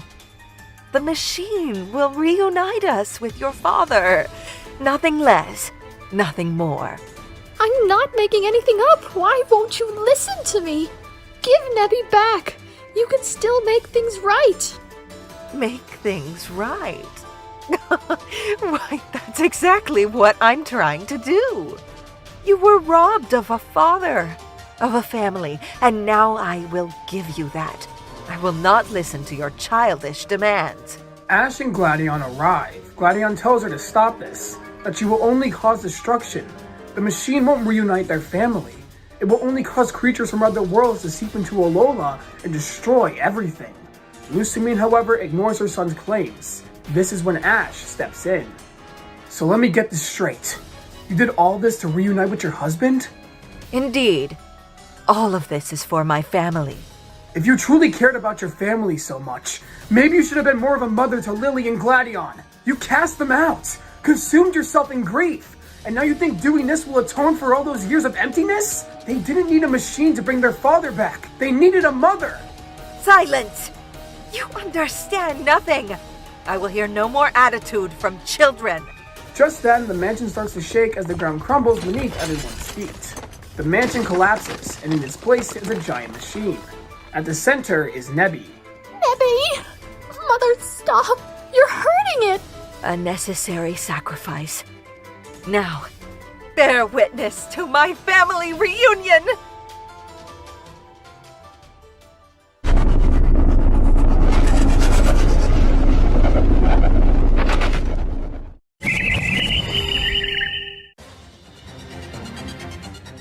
The sky turns black, and multiple Ultra wormholes appear, not just at Aether Paradise, but all over Alola.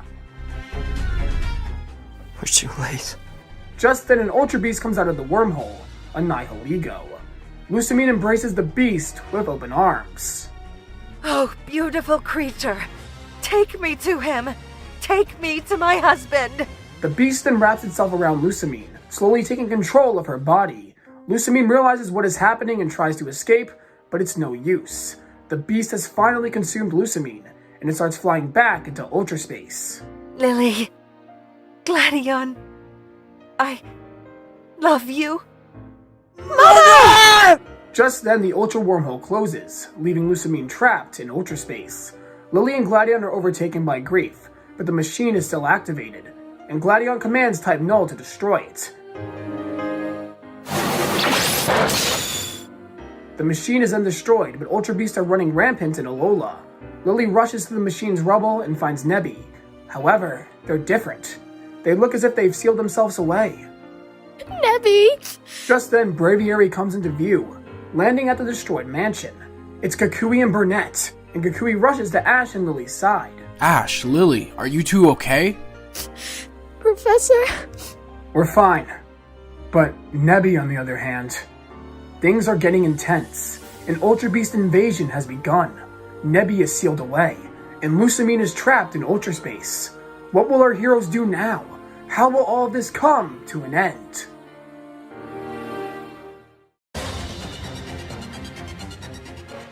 Hala and Hao are taking a walk through Iki Town, as Hao has decided to train with his grandfather before he continues on with his island challenge. Just then, an Ultra wormhole appears right above the town, and out comes an Ultra Beast with a giant, muscular body.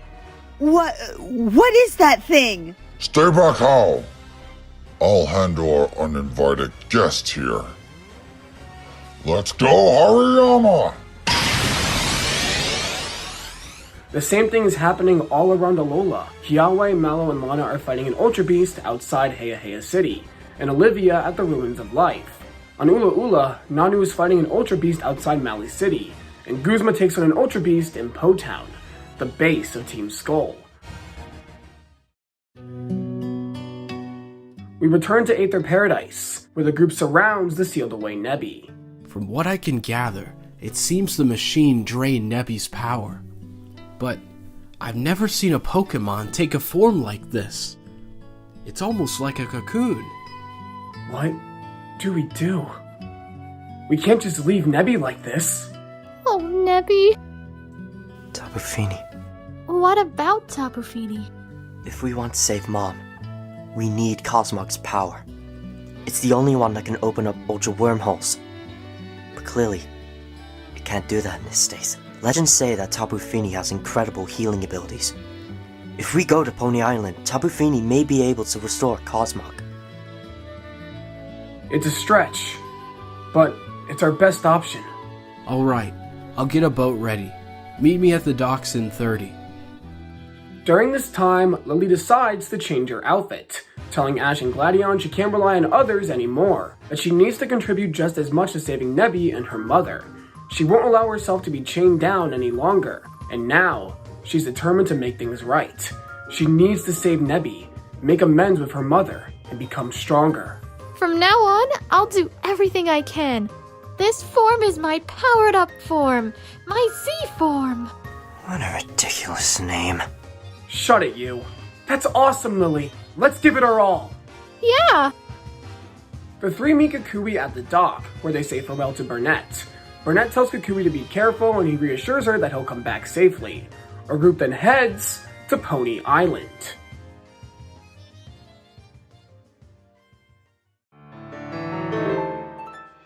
The four arrive at Seafolk Village and ask around town for information regarding Tapu Fini.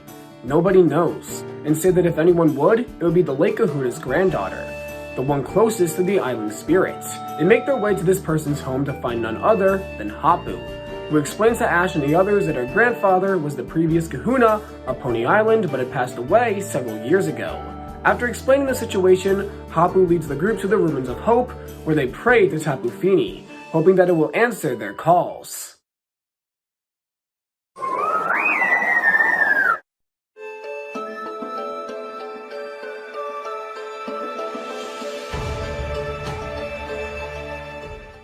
Tapu Fini then appears, and everyone is amazed at the presence of the Island Guardian. Lillie then approaches the Island Guardian. Tapu Fini, please. Use your healing abilities to bring Nebby back to normal. It's hurt. And if anyone can bring him back, it's you. So please, help us. Tapu Fini simply nods, and after a flash of light, Tapu Fini is holding a flute in his hands, embedded with the mark of the sun. That's one of the flutes from the legend Acerola told us about. But why? Why are you giving me this? Tapu Fini hands the flute to Lillie and then disappears. Hapu explains that Nebby's injuries must be so great, even it can't heal them. But the sun flute, that must be a sign. Hapu explains there is an ancient story that the people of Pony have heard since they were children, that when both the melodies of the sun and moon are played at the altar of the sun here on the island, the legendary Pokemon of Alola will appear. Perhaps they can heal Nebby. Hapu explains that they need both flutes, and she knows where the second flute, the moon flute, resides. She states it's on Executor Island, a small island off the coast of Pony Island, so the group decides to make their way there. They hop on a boat and set sail for Executor Island, and when they arrive they find the island empty, with no Pokemon in sight. Where are all the Pokemon? I thought this island was full of them. Something's not right.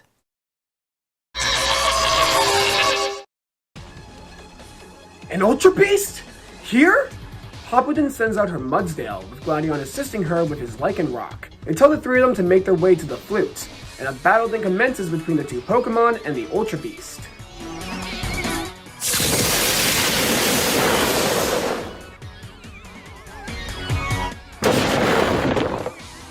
The Ultra Beast is strong, but eventually it becomes weakened and retreats into the water, swimming away. Meanwhile, Ash, Lillie, and Kukui have successfully taken hold of the Moon Flute. Big brother! Hapu! Are you guys okay? We're fine. I see you got the Moon Flute. Yep, sure did. Good. Now all that's left to do is play them at the altar of the sun. Yeah. Wait. Hold on. Where even is the altar of the sun? The others then laugh at Ash's statement, and Hapu then says she'll give them a map to the altar. Ash asks why she can't come with them, and she explains that the Ultra Beast is still around, and if it were to attack the island's people, then someone needs to be there to protect them. Hopin says it's a long trek to the altar, so they better get ready. The group returns to Seafolk Village and says farewell to Hapu. Next up is the Altar of the Sun.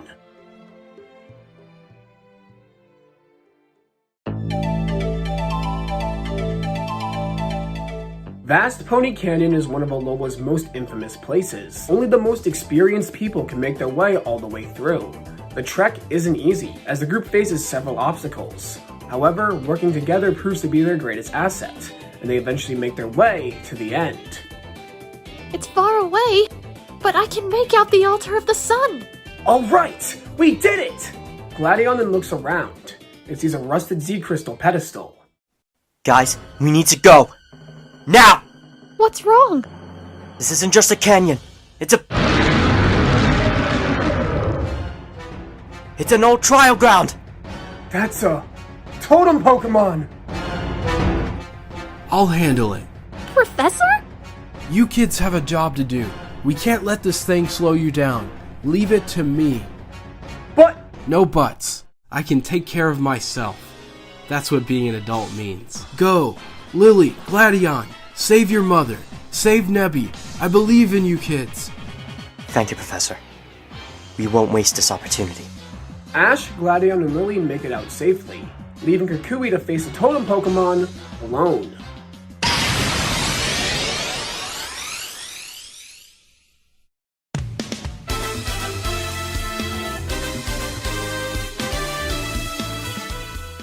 Incineroar comes out, revealing the true identity of the Royal Mask. A battle then ensues between the totem Pokemon and Kukui.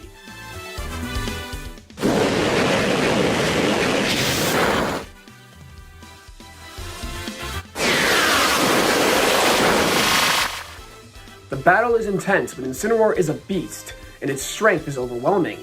On the other hand, Totem Komao is strong as well. Both are super powerful, but there's something that gives Kukui the edge as he pulls out his Z-Ring.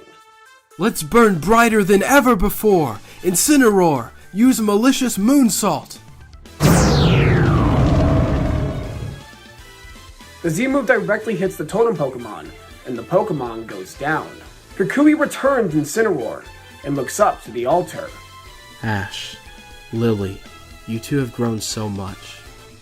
I know I'm not your father, but I am still so proud of you two. Now, go. Do what you need to do. I'll be waiting for you to return home.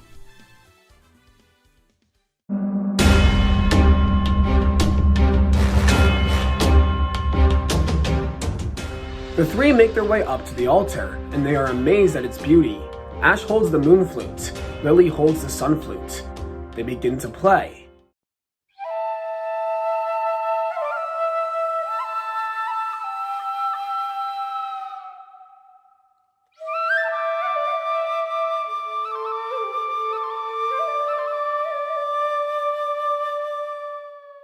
The melody, it comes naturally to them. Somehow, some way. Perhaps the melody represents their emotions, their deep desire to meet with the legendary Pokemon, to save Nebby, to save Lusamine. Just then the entire altar begins to glow, and the two continue to keep playing.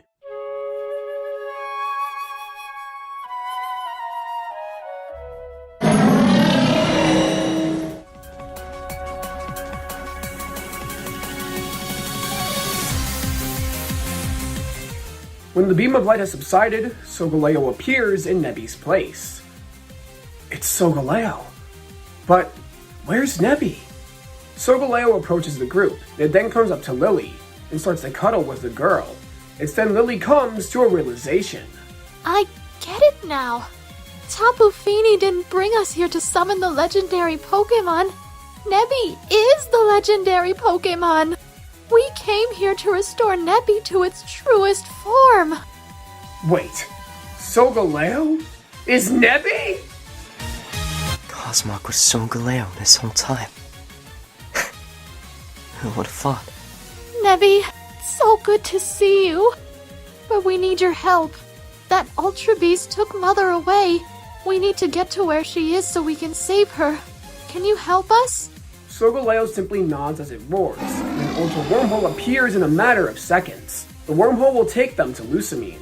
The three hop on Solgaleo's back, and now it's finally time. Time to save Lusamine, to free her from the clutches of the Ultra Beasts once and for all. Don't worry, Mother. We're coming to save you.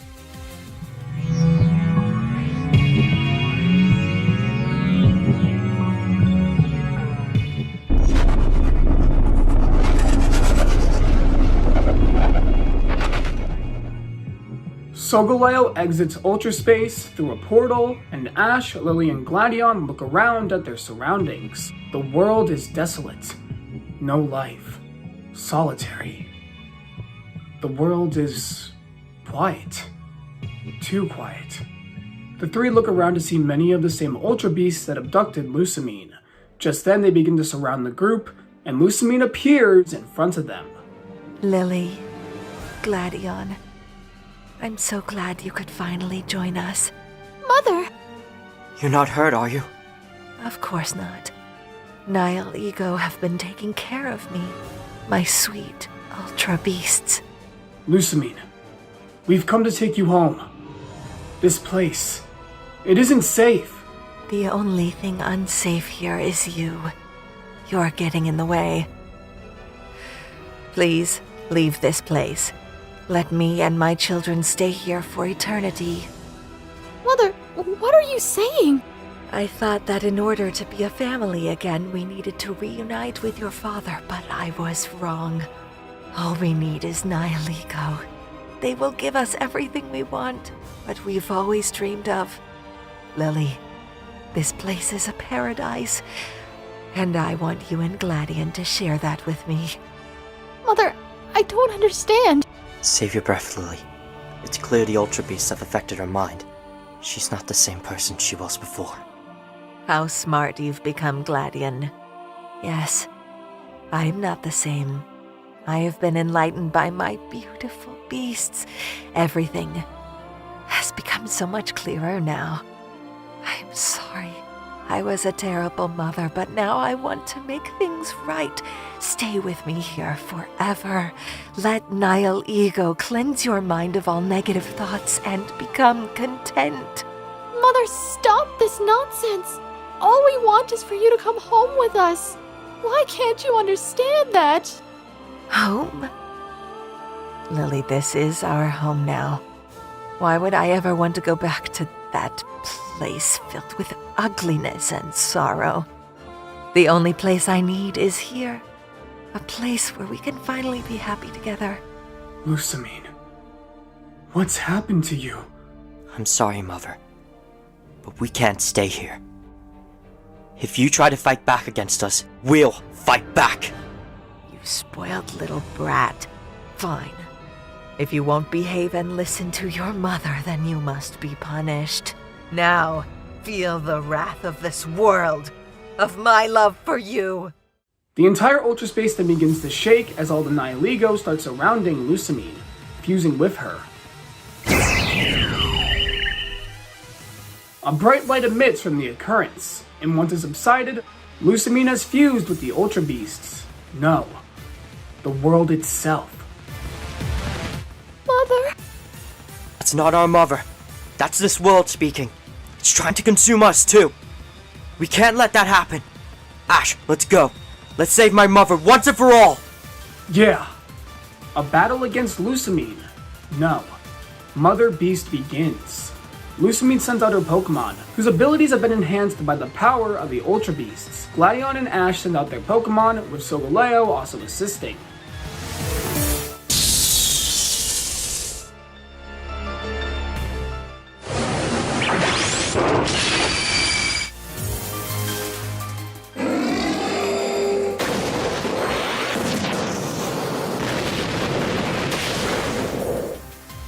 The battle is intense, as every Pokemon is giving it their all. It seems that Lusamine and her Pokemon have fully become part of this world's hive mind, and it seems they are all acting as one. Therefore, their moves are efficiently calculated, making it harder for our group's Pokemon to gain the upper hand. After an intense conflict, it eventually comes down to just type Null and Pikachu. Solgaleo can only protect Lillie, leaving Pikachu and Type Null to fend for themselves. Gladion faces down the rest of Lusamine's Pokemon with resolve. I left my family so I could become strong enough to protect them. It's been leading up to this moment. Mother, Lillie, I'm sorry I've been gone for so long. But I'm home now. And now, I'll make things right. Type Null! It's time! RKS system, activate! Gladion's command unleashes something within Type Null. Its entire body starts to glow, and then its helmet comes off, shattered. When the light subsides, a new Pokemon stands before Ash and the others. Gladion explains that this is Type Null's true form, Silvally, the Ultra Beast Slayer. It was made as a weapon to defend our world from the multitude of worlds in Ultra Space. Together with this new power, the two trainers and Pokemon defeat the rest of Lusamine's team and come face to face with Mother Beast directly. Why must you stand in my way? Just join me already! Gladion! Lillie! Please, I don't want to be alone! The battle continues, but Lusamine is strong.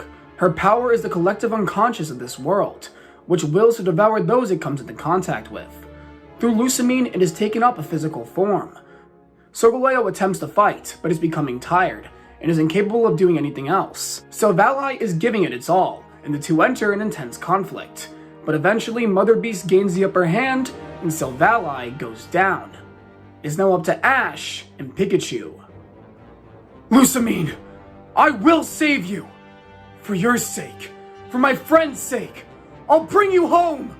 Leave, outsider! You are an interference! I will eliminate you! Ash and Pikachu enter one last stand with Lusamine, but the creature is too overwhelming, and it looks like things are over. Just then, Ash's Z-Ring begins to glow, and Ash's Electrium Z starts to glow as well. What's going on? The Z-Ring then changes to a new Z-Ring, and all of a sudden, Ash and Pikachu's faces become one of realization. I don't get it, but everything is coming to me. This Z move, its power, it's not something from Alola. It's the bond I have with Pikachu, given physical form.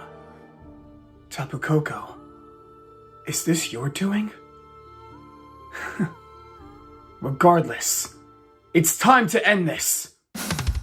Leave here, boy! Let me and my family rest! Let's go, Pikachu! Much bigger than a Thunderbolt. 10 million volt Thunderbolt! No, this is much bigger. It's our full power! Pikachu, use 10 million volt Thunderbolt!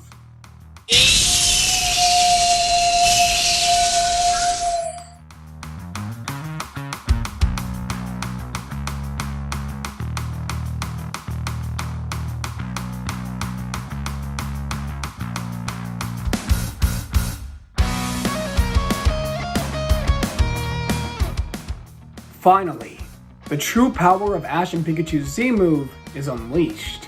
The 10 million volt Thunderbolt. The Z-move attacks Mother Beast, and as each Thunderbolt hits Lusamine, more and more Nihilego leave her body.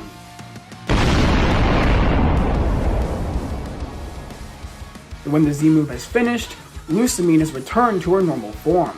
The Nihilego panic and then retreat, leaving Ash and the others alone with Lusamine. Lillie and Gladion rush over to their mother's side. Mother! Lillie? Gladion? Is that you? Yes, it's us. We're here. I'm so sorry. I almost hurt you.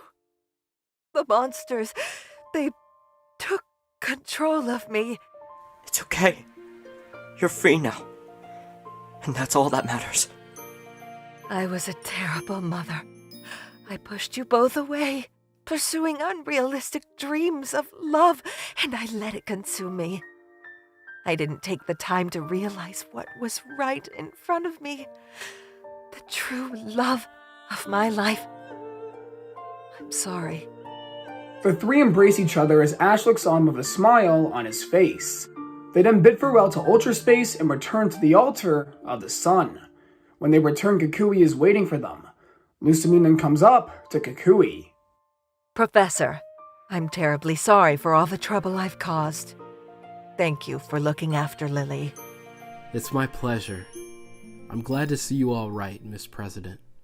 Just then, Ash and Lillie turn to Nebby, and they realize it's time to say goodbye. Lillie, Ash, and Nebby share a heartfelt reunion, promising to see each other again one day.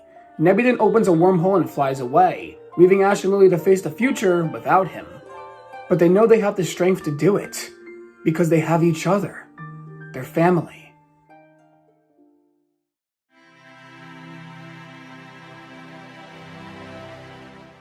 A week has passed since our group rescued Lusamine. In that time, Wick has been promoted to the acting president of the Aether Foundation, while Lusamine gets the mental help she needs.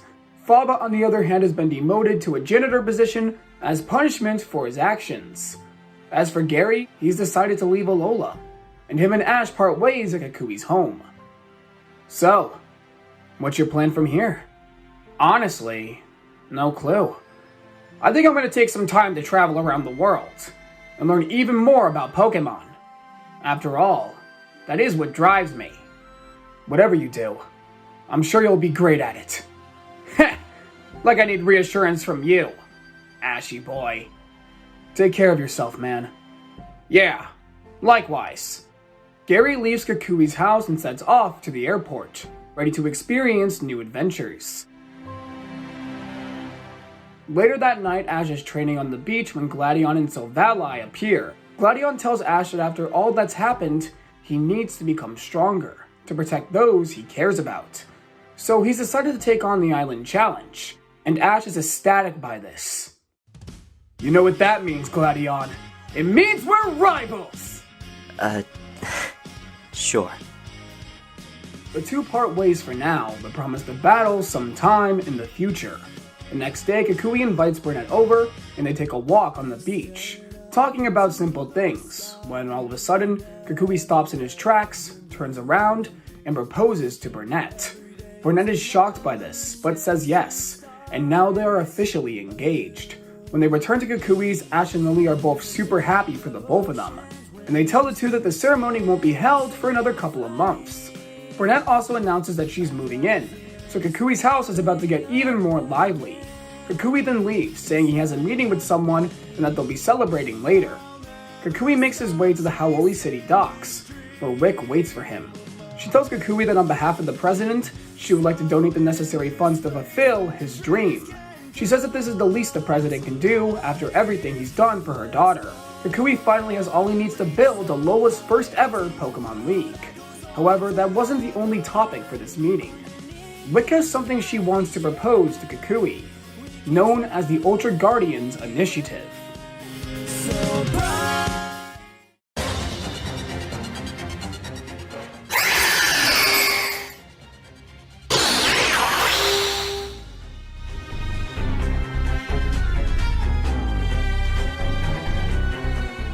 We're somewhere in the depths of Ultra Space, and a chase occurs between two Pokemon. One of these Pokemon is the legendary Pokemon Lunala, and on top of it are the Ultra Recon Squad, a group of officers that maintains order in Ultra Space, making sure Ultra Beasts stay in their respective dimensions. Lunala is slowly gaining up on the Pokemon, although it's moving too fast to see what it is. After 40 years, I finally found you again, you beast. Pieball, let's go! Zossie, the youngest team member, sends out her partner Pokemon Poipole and engages in battle with the mysterious Ultra Beast. However, the shadow quickly overpowers the Pokemon, and Poipole is flung into one of the Ultra wormholes. Pieball! Zossie rushes after her partner, jumping into the Ultra wormhole herself.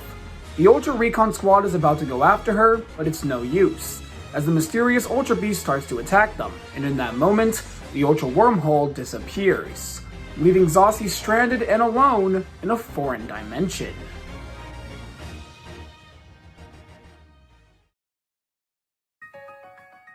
It's been a couple of weeks since Ash and the others have returned from Ultra Space.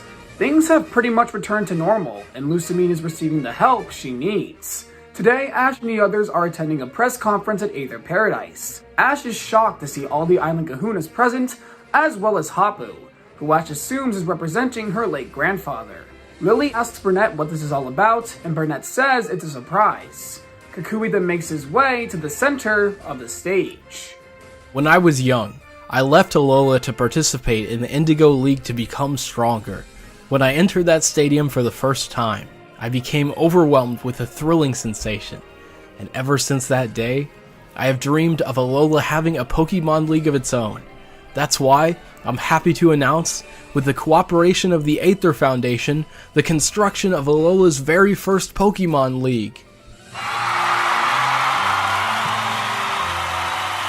The crowd starts to applaud Kukui, and Ash becomes super excited. A Pokemon League. Here in Alola. Kukui then explains that this tournament isn't just for fun, but to crown Alola's first ever champion. He explains that anyone can enter the tournament, and the league winner will go on to face the Royal Mask, and whoever wins that battle will be crowned Alola's first ever champion. Ash is super excited and is now determined to become even stronger, so that he can become Alola's first champion. Ash then reunites with Kiawe, Mallow, Lana, Acerola, and Sophocles, and they all decide to enter the league together. Hal then approaches Ash, and the two exchange a smirk with each other. I'm guessing you're entering too? Of course. I wouldn't back down from a chance to be crowned champion. So you better bring your A game to the tournament. Oh, I intend to. Ash, Hal, and Lillie then walk around Aether Paradise for a bit, which is when Wick approaches the trio. She says she has something to talk about with them, something extremely important.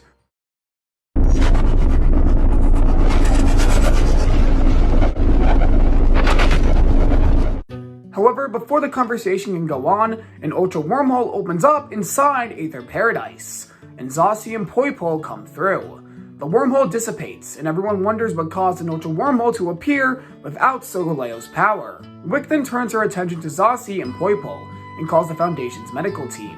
Ash and the others rush to the medical wing, and after examining the girl and Pokemon, they come to their conclusion that the Pokemon is in fact an Ultra Beast, but the girl isn't a Pokemon, and that she's definitely not from our dimension. This shocks Wick as she realizes that humanoid life forms exist in Ultra Space.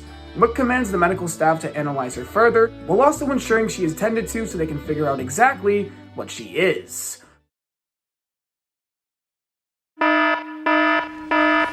Just then, the alarm goes off, and Wick receives notice that a rogue Ultra Beast is attacking outside Aether Paradise.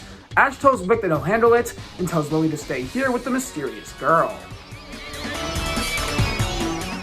Ash approaches the scene. Kiawe, Lana, and Mallow are taking on an Ultra Beast. It seems that despite their combined efforts, the Ultra Beast is still standing strong. Ash then sends out Lycanroc, and a battle against the Ultra Beast begins.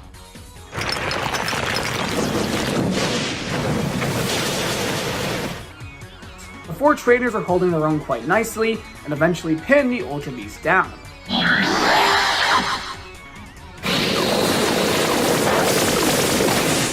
The beast then unleashes a massive burst of energy, freeing itself from the clutches of our heroes.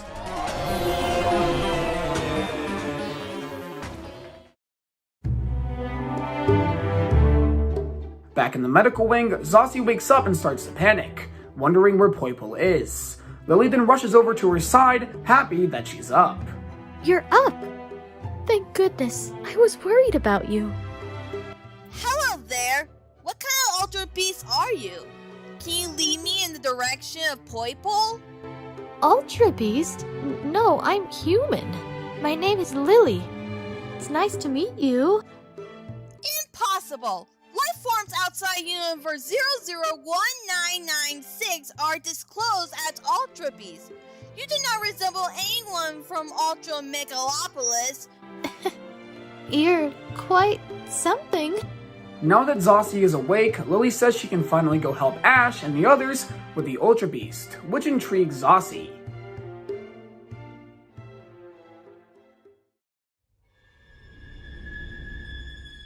The battle with the Ultra Beast continues, and the Akala trio, along with Ash, are still holding it together.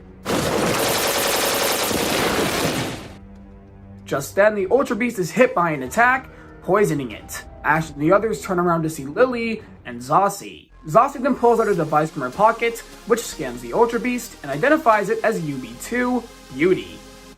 Pole, deploy!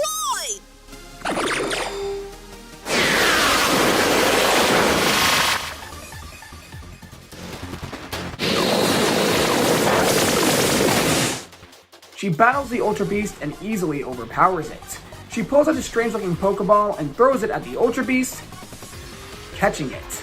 Ash and the others are shocked and come over to Lillie and Zossie.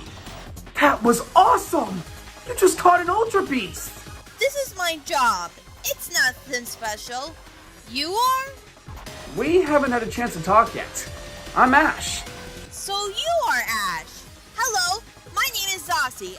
I am a member of the Ultra Recon Squad. Ultra what now?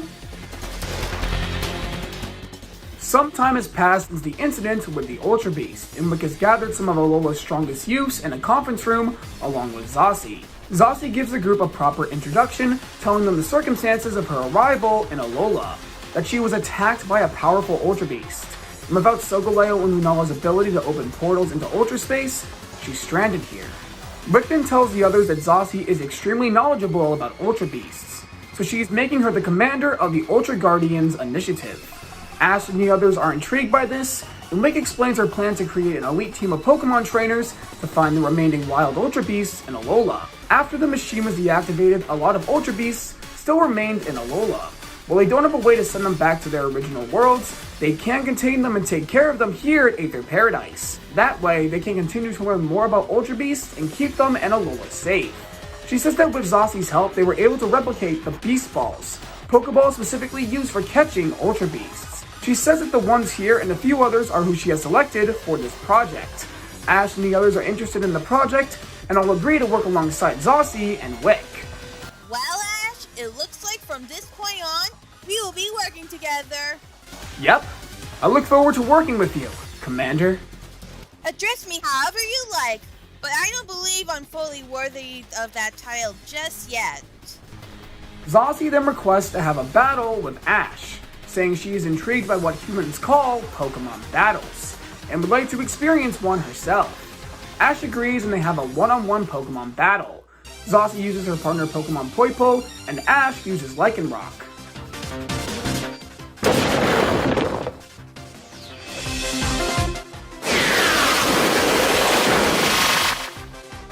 The battle is intense. Despite Poipo being pretty small in size, it packs a punch.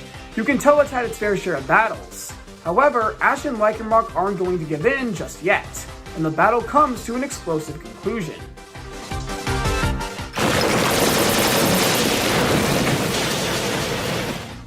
Ending in Ash winning the battle. After the battle, Zossie tells Ash she is quite interested in him, and as long as she's here in Alola, she will accompany him. Ash contacts Kukui and he allows Zossie to stay over at the lab. It looks like the Kukui household is becoming even more livelier. Ash also decides that he's done enough training. In a couple of days, he's going to set off for Pony Island. It's finally time to finish his island challenge.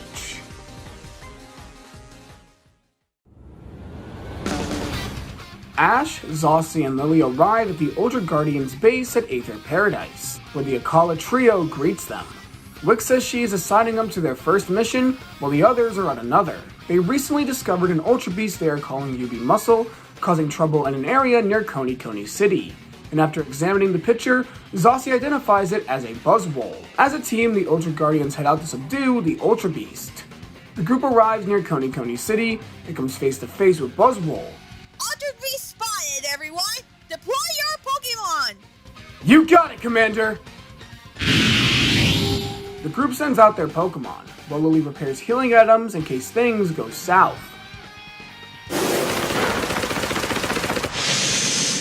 Despite the combined efforts of all their Pokemon, Buzzwole's defenses are insane, and it's able to endure all the Ultra Guardians' attacks.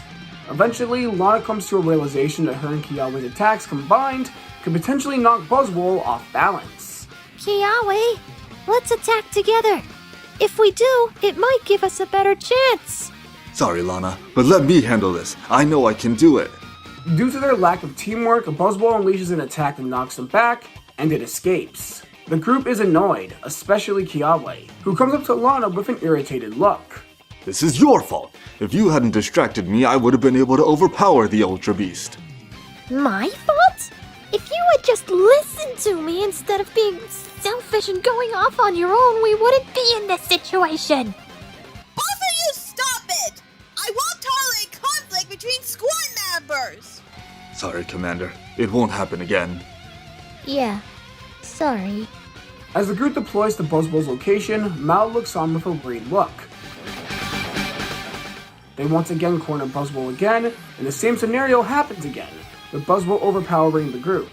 Kiawe and Lana continue to argue, and it seems that despite making up with Lana, Kiawe's inferiority complex towards Lana still affects him. It looks like Buzzwole is about to escape once again, but in this moment, Mallow steps in. Both of you stop! You both are arguing for no reason. You are friends, and super strong trainers, so stop arguing and work together. Kiawe, get over yourself. Lana, be mindful of Kiawe's feelings. You need to understand each other. Kiawe and Lana take Mallow's words to heart and remember their goals. Lana to explore the sea, and Kiawe to become Akala's kahuna. They then put their differences aside and finally work together.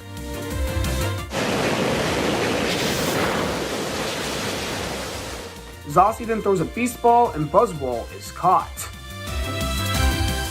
The group then returns to Wick, and the mission is complete.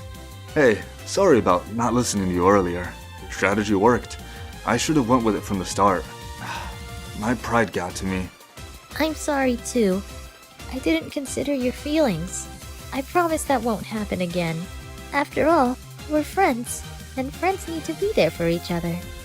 Kiawe and Lana may still have a long way to go before things get back to how they used to be, but their relationship is slowly improving, and I'm sure they will continue to make up.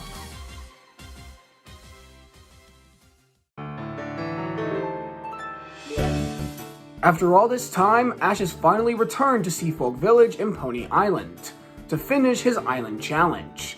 Zossie and Lillie have decided to accompany him, with Zossie wanting to learn more about Alola's customs. A girl then comes up to Ash and starts to paint a picture of him and Pikachu. She then introduces herself as Mina, and she's actually Pony's brand new trial captain. She tells them for a while Pony hasn't had any trial captains or a kahuna, so she's filling in for one of those roles. This works out perfectly for Ash, and Ash's first Pony Island trial begins. Mina's trial is to paint a picture that will impress the totem Pokemon. Poipole becomes intrigued by painting, decides to give Ash a hand in the trial. Alright Poipole, let's get to painting! Ash figures out exactly what he wants to paint. It takes him a while, and a couple of canvases. And Zossie becomes intrigued by painting, as it's something the people of this universe like to engage in. Eventually, Ash decides that he wants to paint something that represents his Alola journey, and with Poipole's help, finally finishes his painting.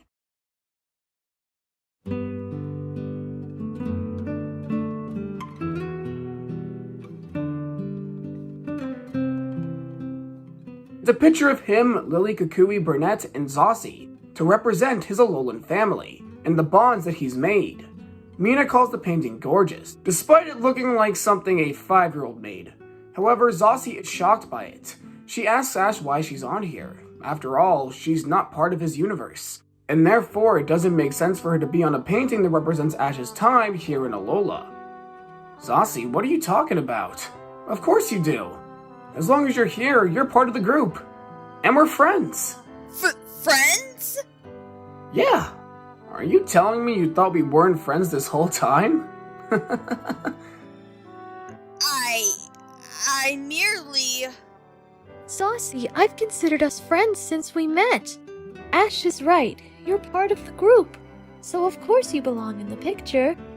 Zossie remembers her fellow Ultra Recon Squad members and thinks she feels the same way with Ash and Lillie as she did with them. A sense of warmth, of comfort. She's relieved that despite being trapped in a foreign universe to her own, she's found people that care about her, people that she can consider friends. However, a sudden commotion then occurs as a totem Pokemon makes its way to the scene.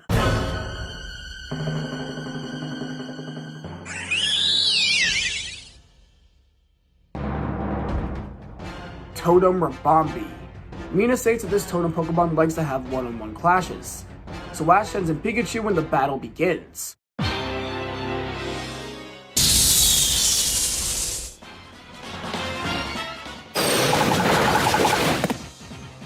Rabombi is going for the offensive. They're quite fast and agile, but then again, so is Pikachu. It's a pure battle of speed, and whoever is faster will win. Eventually, Pikachu uses Quick Attack several times, and the Rabombi can't keep track of the Pokemon and becomes dizzy, which gives Ash a chance to use a Z move.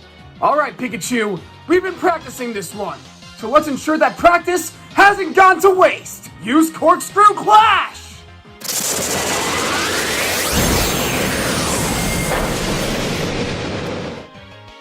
The Z move directly hits Rabombi, and due to it being super effective, knocks the totem Pokemon out. Ash has done it. He's cleared Pony Island's trial. Mina comes up to Ash, telling him that his painting and meaning in his battle was impressive, so he deserves his reward, a Farium Z. Ash now has one last task, to take on Pony's Kahuna. But there's a problem. How can he do that if Pony Island has no Kahuna?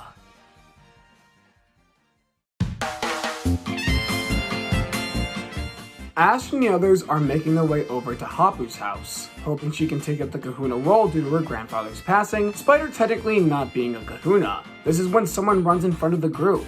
Hal. Whew, I finally found you.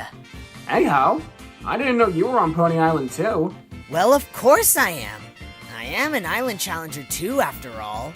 So, you were looking for me? Yeah, I think it's time for another battle. It's like you read my mind! Ash and Hal finally have another battle, and first up is Sandslash and House Crabominable, a battle of the ice types in speed versus strength.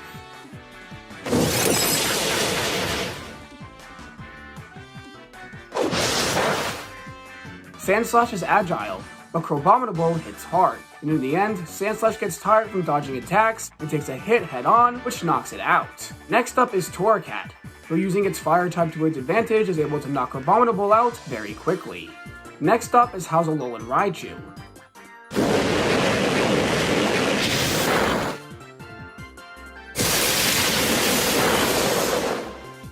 The two Pokemon seem to be equally matched, but Alolan Raichu is slightly faster and is gaining the upper hand. However, Torracat starts using Flame Charge to up its speed, which allows it to match Raichu's pace. In the end, the two knock each other out, resulting in a draw. Finally, the two send out Rowlet and Decidueye. Yes, Dartrix has evolved. The battle between the two finally begins.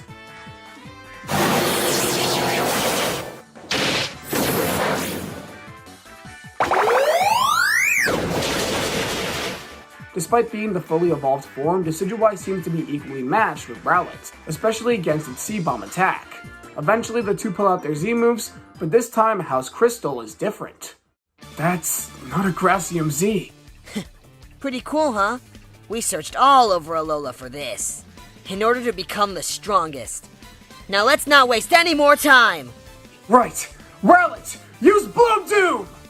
Decidueye, use Sinister Arrow Raid!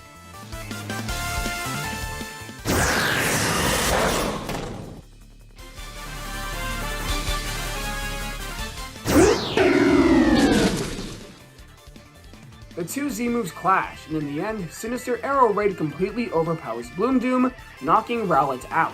This is the second time Hal is beating Nash. Nash can see Rowlet is really disappointed. Hal leaves, promising Ash they will battle again. Ash goes up to Rowlet, who is clearly upset. Ash cheers Rowlet up, saying they'll get stronger together and beat Hal and Decidueye. The group has arrived at Hapu's place, and after explaining the situation to her, tells them she honestly has no idea what to do, and their best bet is to return to the Ruins of Hope and receive guidance from Tapu Fini. So they do just that. The group once again summons Tapu Fini, and Zossie gets to see an Island Guardian firsthand. But then something miraculous happens. Tapu Fini starts to circle around Hapu, and Hapu's Z-Ring starts to shine. Hapu and the others come to a realization that Hapu has been crowned Pony's next Kahuna. Hapu begins to cry tears of joy, happy to continue on the legacy her grandfather started. She then turns to Ash and tells him they're going to have a battle right outside, telling him she wants him to be her first grand trial. Ash has actually never battled against Hapu before, so he's excited. However, Hapu only has one Pokemon, Mudsdale, so they have to have a one-on-one, Pikachu versus Mudsdale.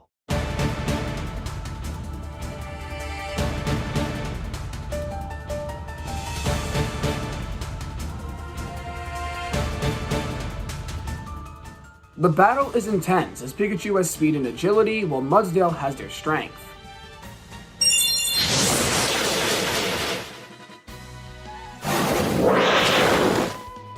Mudsdale's attacks hit hard, especially due to its type advantage. However, Pikachu is holding on, making use of Quick Attack and Iron Tail for his offense. The battle continues on and Lillie and Zossie watch from the sidelines. Pikachu seems to be struggling. I hope they can win. They will. I trust in their power. You have so much trust in Ash. It's truly commendable. Of course I do. He's strong. And he's always there for me and those he cares about. If anyone can win in a hopeless situation, it's him. I've seen that firsthand. The battle continues, and the two Pokemon continue to exchange blows. Hapu activates her Z-Ring, and she uses Tectonic Rage.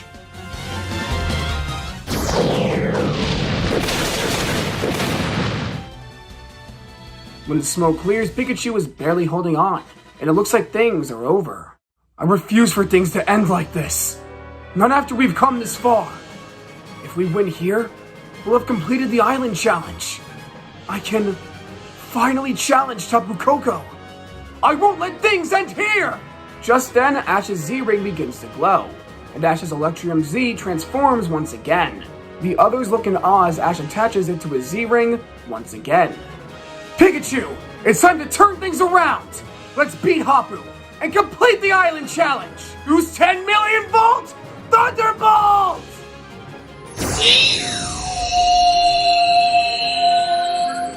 The Z-move directly hits Mudsdale, and despite it being a ground type, it's unable to withstand the overwhelming power of the Z-move and goes down. He's done it. Ash and Pikachu have completed the island challenge. Hapu comes up to Ash and gives him the Groundium Z, and Ash thanks Hapu for everything.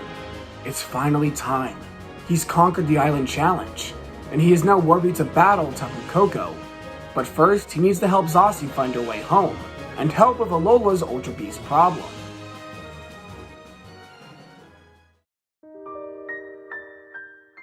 Lillie makes her way to a room inside Aether Paradise, where a certain person resides. Mother. Lillie, it's so good to see you. How are you, Ash and the Professor? We're good. It's never a dull moment when I'm around them. What about you? I'm getting better. I never knew how much I needed someone to talk to before all of this. It's nice having someone to vent to. I'm glad. I heard you can return to work soon as well. That's great news. Ah, yes, about that. What is it? I have decided once I get out of here, I'm going to leave Wick in charge for a while longer. After all, I've missed so much of your and Gladion's lives. I'd like to make up for lost time. I would love that, Mom. It looks like despite their hardships, Lillie and Lusamine are slowly mending their relationship together, and soon their family will be whole once again.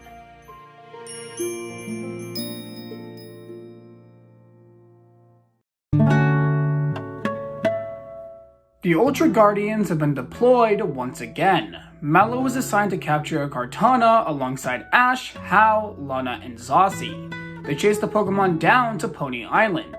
They make their way to a foggy area, which is rumored to be a place where the dead roam about. This makes Mallow frustrated, as she remembers her past.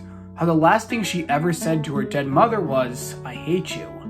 As they chase it further into the fog, Mallow becomes increasingly upset. Lana realizes what's going on and tries to calm her down, but it's to no avail. You don't get it. You don't get it at all. Mallow runs off further into the abyss and ends up getting lost. This is when she actually runs into the spirits of her dead mother. Looks like the rumors were true. Mallow cries to her mother, apologizing for how she acted towards her, and how she's regretted it every day of her life. Mallow's mom simply lets her let everything out, and the two reconcile with one another. Just then the Kartana shows up, and now having made amends with her mother, Mallow has the resolve to face the Ultra Beast head on. She sends on her Serena and then engages in battle with Kartana.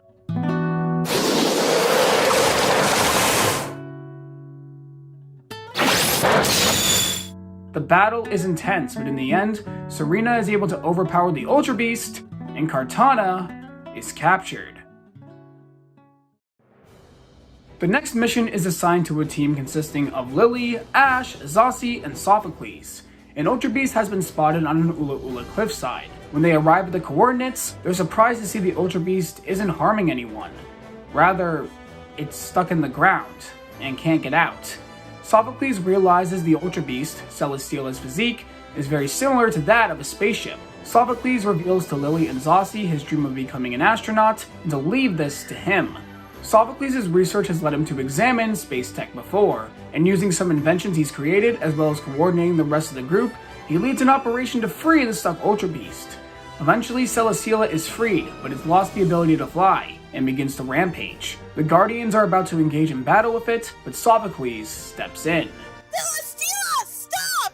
You must be so scared right now! Are you able to fly into the sky and explore boundless worlds? Seeing those wonders is important to me too, so I understand. I don't know how, but I promise you, you will fly once again! This calms the Ultra Beast down, and Celestiala is caught by Sophocles, which shocks Zossie, as she's never seen a human calm down an Ultra Beast before. This also brings Ash to the conclusion that not all Ultra Beasts are mindless monsters. They can be reasoned with. Sophocles requests to keep Celestiala with him, so he can help it learn to fly again. This request is approved by Wick, and so he now has a brand new Pokemon.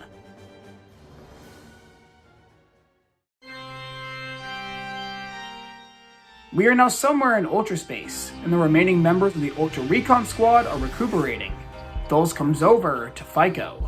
Captain, I insist we go after Zossie right now. She'll have to wait. After all, we are at our finest hour. The moment where the people of Ultra Megalopolis will finally be free of our forsaken world. Your fixation on Necrozma has gone too far. Zossie is more important than this. You don't understand, Dulce. You have no idea the lengths I've had to go to achieve this. My entire life has led up to this. And you want me to just let it go? I promise you I will go after Zossie. But this takes priority. I suggest you keep quiet and follow orders. Although he decides to follow orders, Dulce is becoming more irritated with Phyco. Something is coming, and Dulce hopes he has the ability to stop it.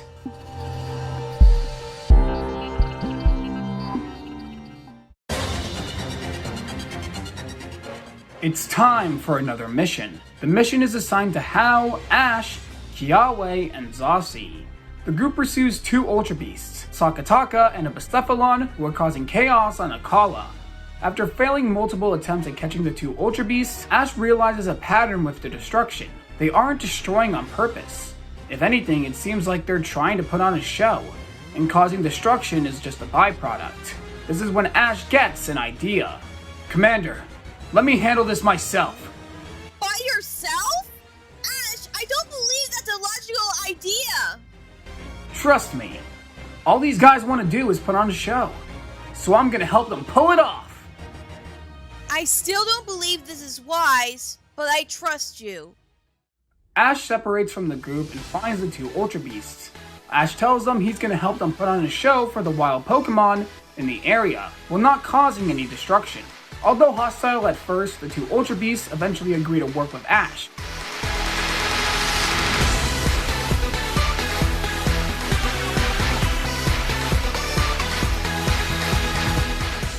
Using his coordinator knowledge from May, Dawn, and Serena, Ash is able to coordinate an amazing performance, and the wild Pokemon watch in awe as the trainer and Ultra Beast perform. The others have caught up as well, and Zossie is in awe at the spectacle too. She never imagined humans and Ultra Beasts could cooperate in this way, and Ash has truly taught her that the conflict they have isn't simply black and white. They aren't all hostile creatures. Some can be reasoned with. Perhaps they can even become friends with one another. After the performance, the two Ultra Beasts allow Ash to catch them. The mission is complete. Zossie comes up to Ash wondering what that was, and Ash explains what Pokemon coordinators are to Zossie, who finds it to be very fascinating. With the mission complete, they return to their headquarters at Aether Paradise.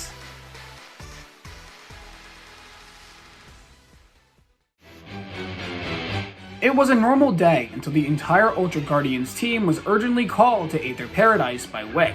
She informs them that a giant Ultra Beast has been detected, and it's completely swallowed a small island off the coast of Melemele. Zossie identifies it as Guzzlord, one of the most dangerous Ultra Beasts. She explains that Guzzlord feeds on everything it comes into contact with, before returning to a long hibernation and eventually repeating the process.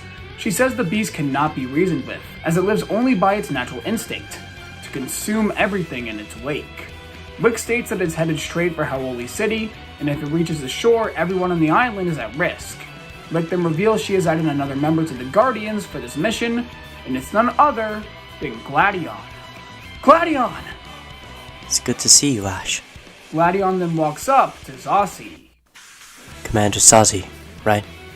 Yes, I assume you will accompany us on this mission? Tell me what needs to be done, and I'll do it. The Ultra Guardians then deploy to stop Guzzlord.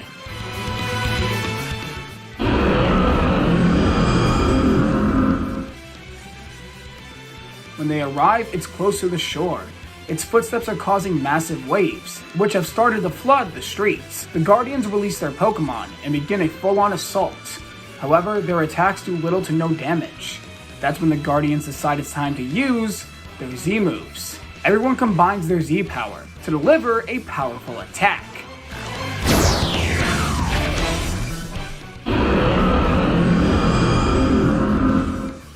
However, when the smoke clears, the Pokemon is still standing.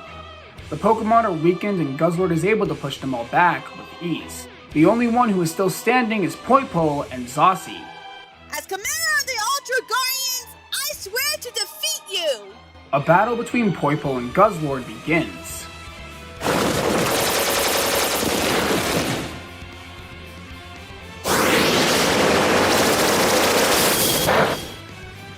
However, it's no use, as the giant Ultra Beast is stronger in every way. The others look on at the battle. Kiawe is about to step in, but Ash stops him. What are you doing, Ash? If we don't step in, Zossie will... This is her fight, not ours. The commander has done so much for us. From these missions, I feel like we've all grown as a team and as friends.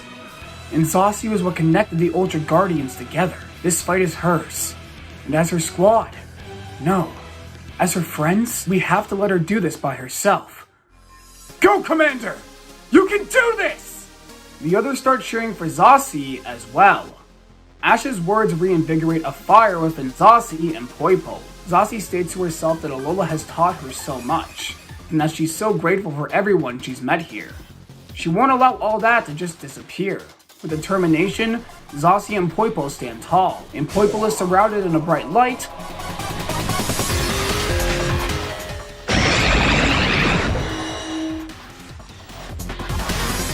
evolving into Naganadel. The other members of the Ultra Recon squad look in awe as the battle between Ultra Beasts commences.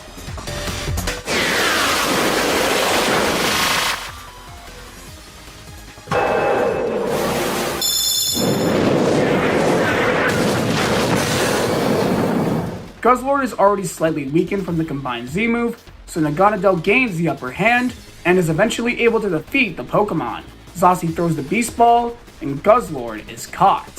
The others come up to Zossie telling her she did amazing. The group returns to Wick, who thanks Zossie personally. Because of her, Alola is saved. Ash, everyone, thank you. There is no need to thank me. In reality, I should be thanking all of you. You have all taught me so much, and even after I return to my homeland, I will always cherish the time I spend in Alola. We're happy to have you around too, Commander. Those words mean a lot. Thank you, Ash.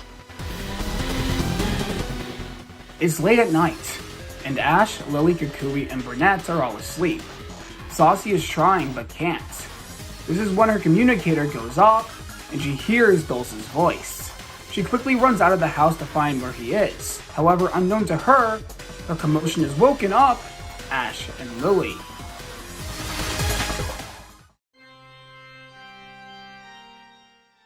Ash and Lillie have woken Kukui and Burnett up. They have no idea where Zossie is gone, but Burnett has a solution. Due to her expertise on Ultra Beasts, she's able to use a device to track Poipol's signal. They eventually track Poipol down.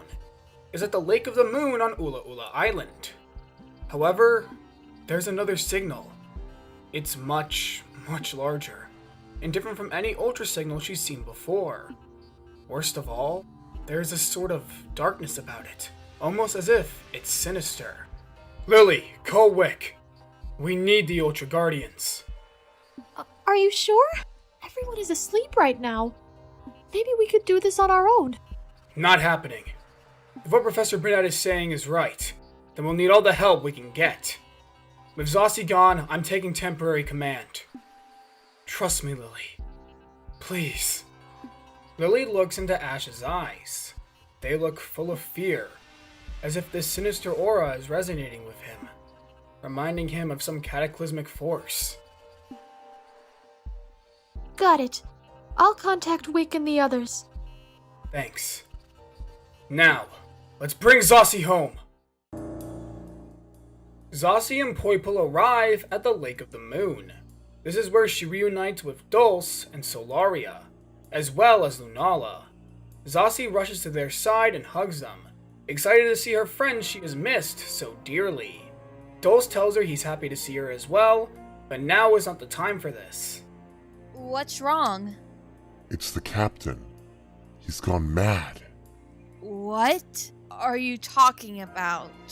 Dulce explains that for the last 30 years, Captain Phyco has been tracking down the Ultra Beast that stole their world's light hundreds of years ago. The legendary creature known as Necrozma. He tells Zossie that he and Solaria wanted to prioritize finding her, but the captain wouldn't budge, and continued on with his search. Now he's captured the Pokemon, and has started traveling across Ultra Space, stealing the light from multiple dimensions, stating that this is all for their people. No way! The captain would never do this! It just is impossible! It's the unvarnished truth. He's been spurring nonsense, saying that this is all for us, but I can see the look in his eyes. They crave power, dominion, conquest. Solaria and I were able to escape and track you down so we could warn...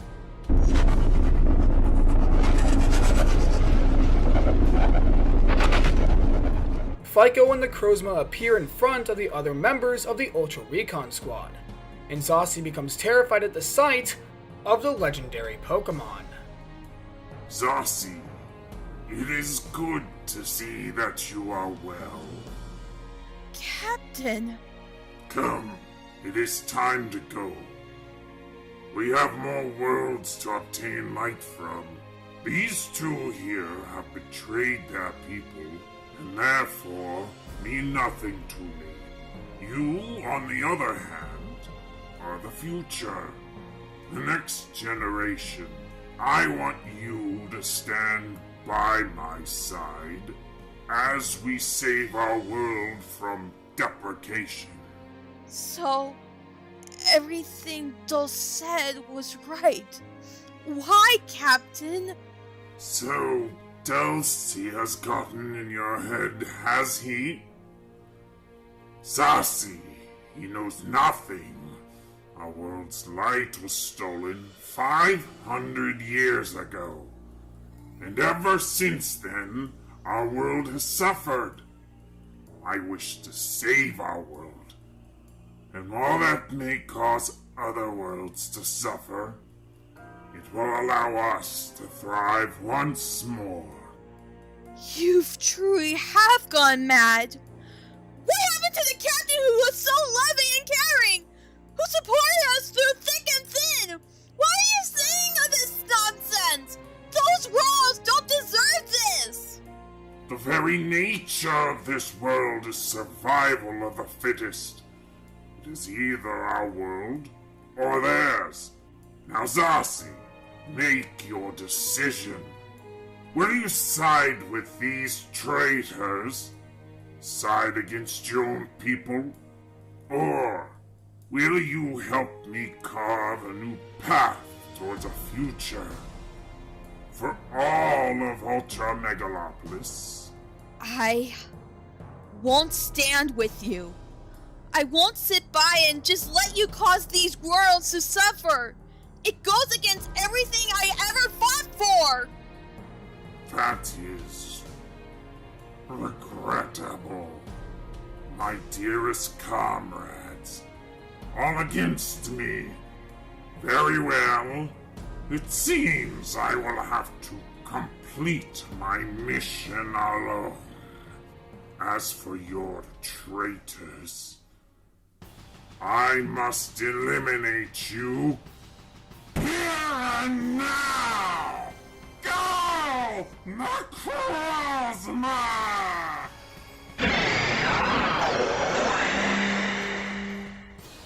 The Ultra Recon Squad send Ula'Ula to battle, and it engages against the Consumer of Light and their former friend. Ash and the other Ultra Guardians arrive at the Lake of the Moon. They encounter the Ultra Recon Squad, and Zossie explains the situation to Ash. Meanwhile, Ula'Ula and Necrozma continue to battle.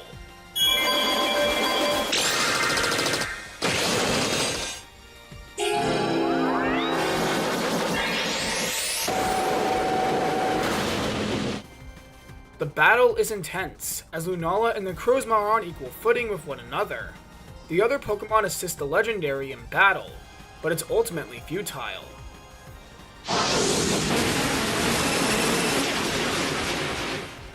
As Necrozma is able to overpower them and make its way back to Ula'Ula.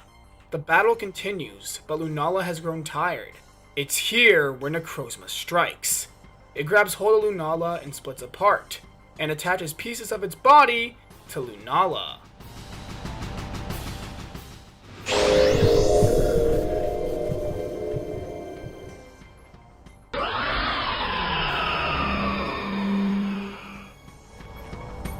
Ula'Ula has now been completely taken over by Necrozma, serving as a vessel for it to gain more power.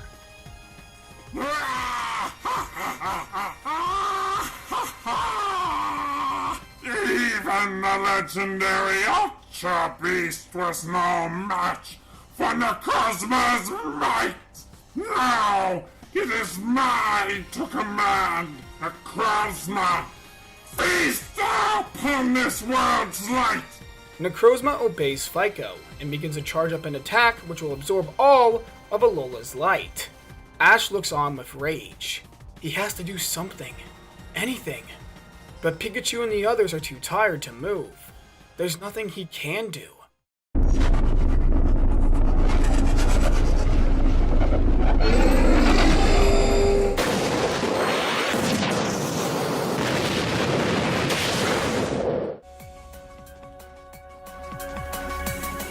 Necrozma is attacked and sent flying, and Nebby appears. Nebby! What? Impossible! Sogaleo has been dead for centuries! Heh! The tables have turned. Nebby, you got this! Yeah, win this! Sogaleo, please stop him. Sogaleo then engages in battle with possessed Ula'Ula. Dawn wings Necrozma.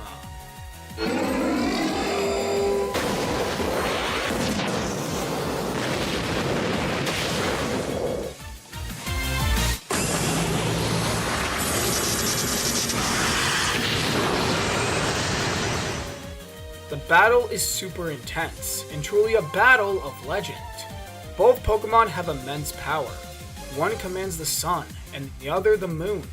Their power unmatched, and both were on equal footing for a long time, going back and forth with each other, enduring blow after blow after blow. However, eventually, Nebi is overpowered and Necrozma detaches itself from Ula'Ula and attaches itself to Nebi.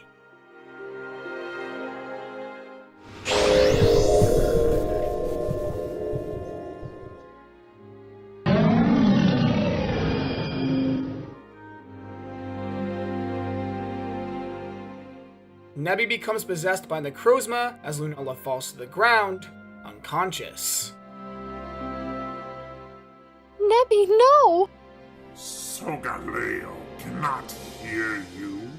They are now one with Necrozma, an agent of my will. Nothing else.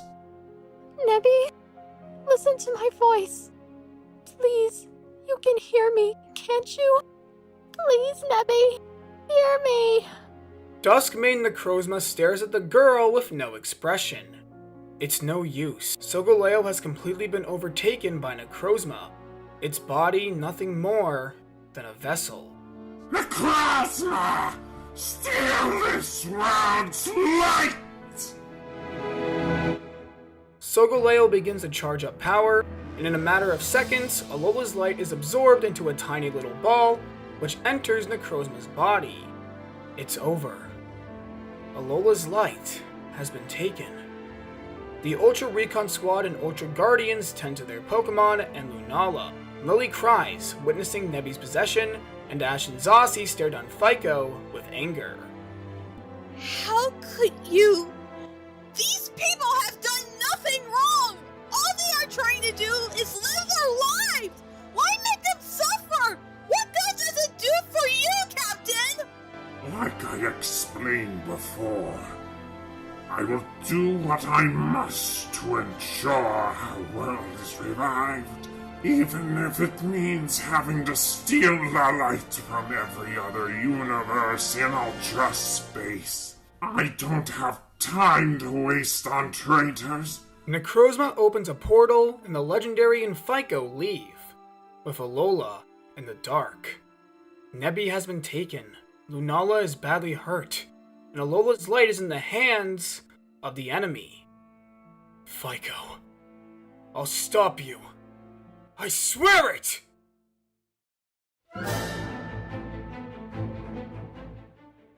The Ultra Guardians, Recon Squad, and Ula'Ula have taken shelter in Aether Paradise, where Aether's medical team is tending to Ula'Ula.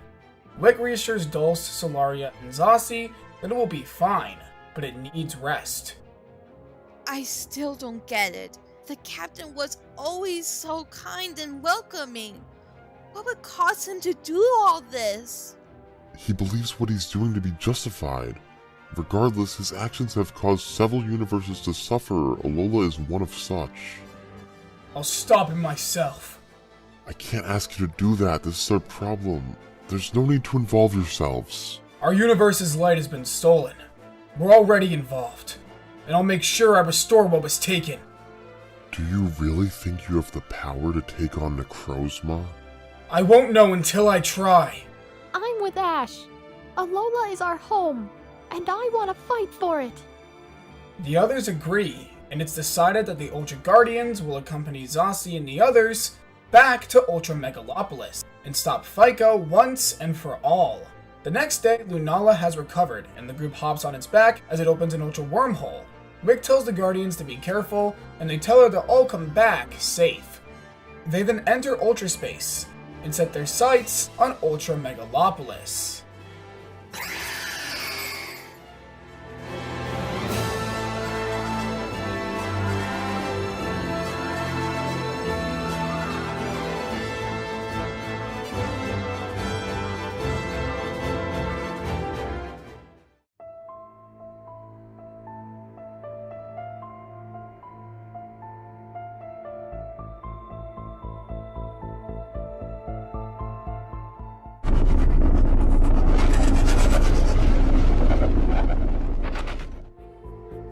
When they arrive, the city is empty and dark, depressing.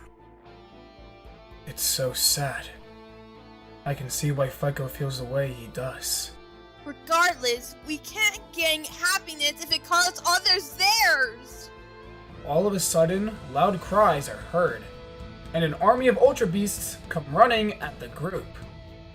That's a lot of Ultra Beasts!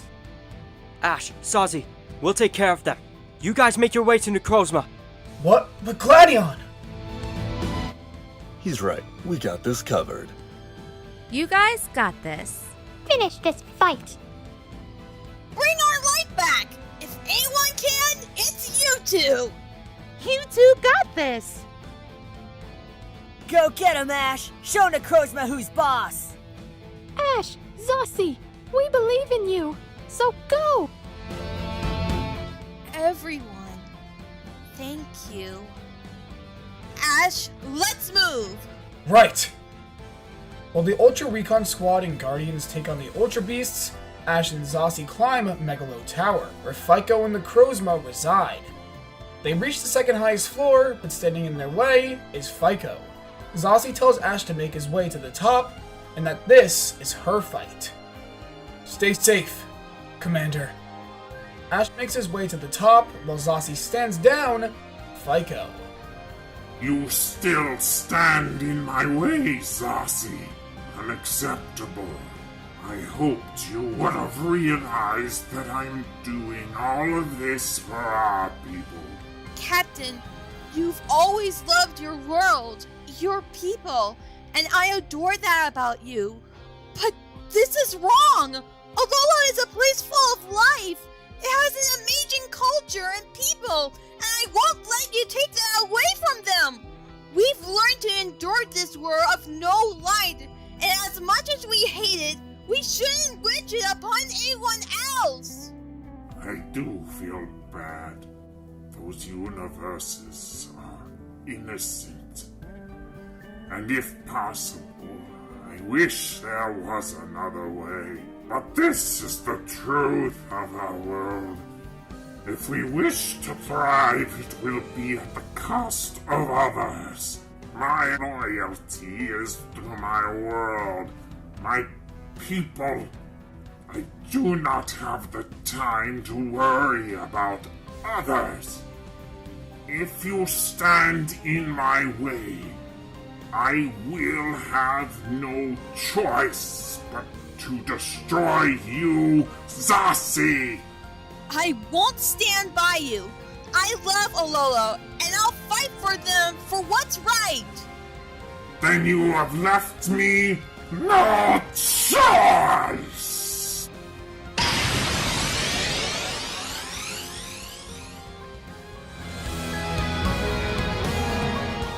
Zossie and Phyco both send out Naganadel, their ace Pokemon. Meanwhile, Ash has made his way to the peak of Megalo Tower, where Necrozma resides. Ash is distraught at the sight, seeing Nebby being used as a puppet. The Pokemon notices Ash, and in a burst of light,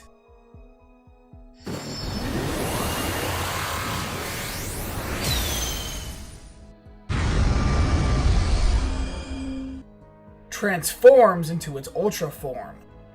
Ash stares down the Dragon of Light. It's time to save Nebby. Zossie and Phyco continue to fight.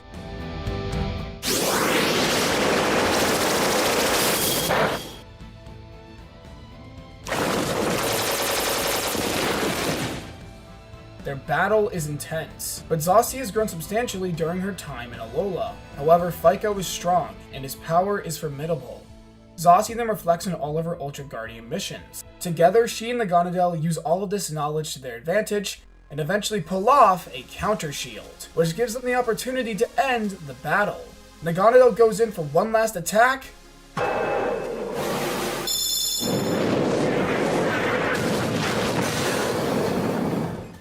and is able to take out Phyco's Naganadel. Impressive. You've truly grown into a powerful trainer. I could not be more proud. It's over, Captain. Ash will stop Necrozma. and the light you stole will be returned to their universes.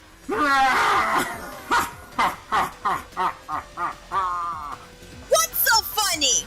Your Alolan friend stands no chance. Necrozma is beyond powerful. A mere boy doesn't stand a chance.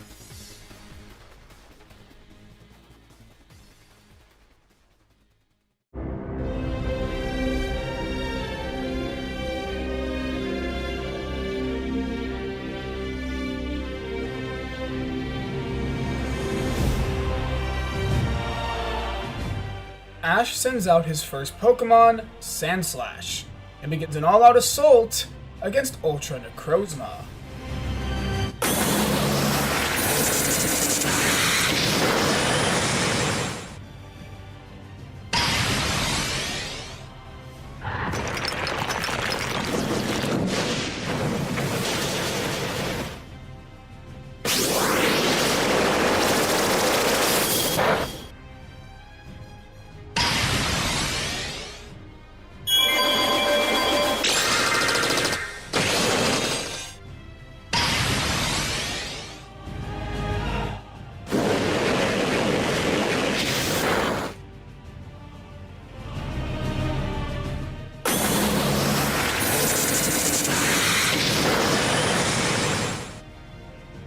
Necrozma's power is overwhelming, and in the end it comes down to just Pikachu. The others were able to weaken it a little bit. That should give us the edge we need. Let's go, Pikachu!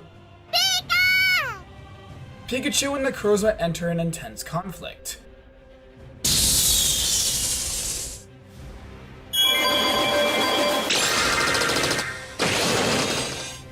Necrozma is overwhelmingly powerful, but Pikachu is able to dodge most of its attacks due to its size and counter it.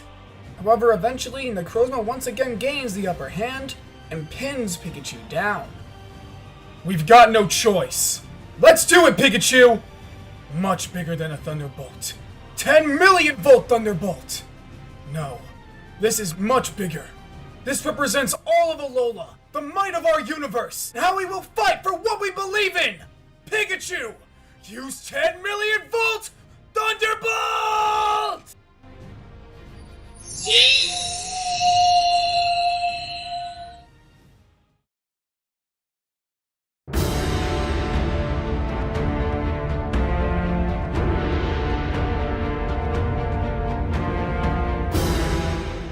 The Z move directly attacks Necrozma, who counters with Photon Geyser.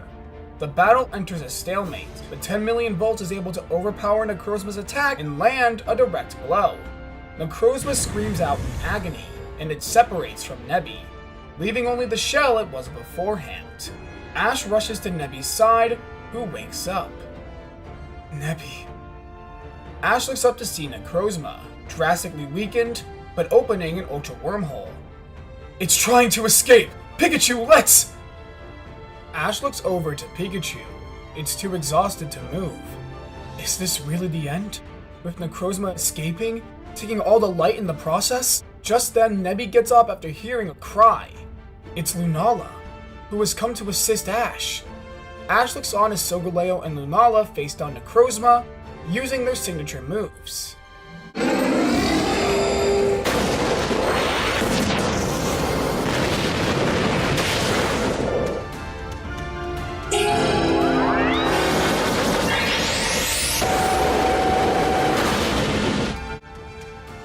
When the two moves collide with Necrozma, a giant explosion occurs, as all the light Necrozma had stored inside itself is returned to its proper universes. We did it! We really did it! Necrozma, on the brink of exhaustion, escapes into an Ultra Wormhole, and flies away into Ultra Space, no longer under Phyco's control. After witnessing this, Phyco becomes enraged. Now, after all this time, all this effort spent, it was all for nothing! Zossie, you and your insufferable friends have doomed our world for decades! Do you feel nothing? That's enough, Captain. You've done enough already. Dulce, you traitor.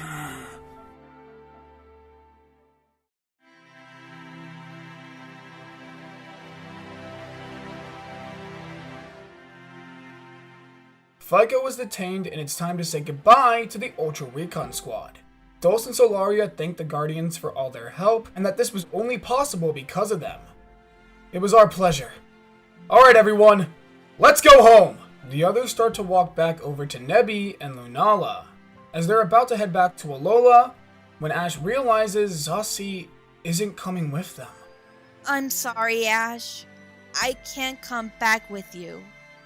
What? Why not? My home needs me more than ever.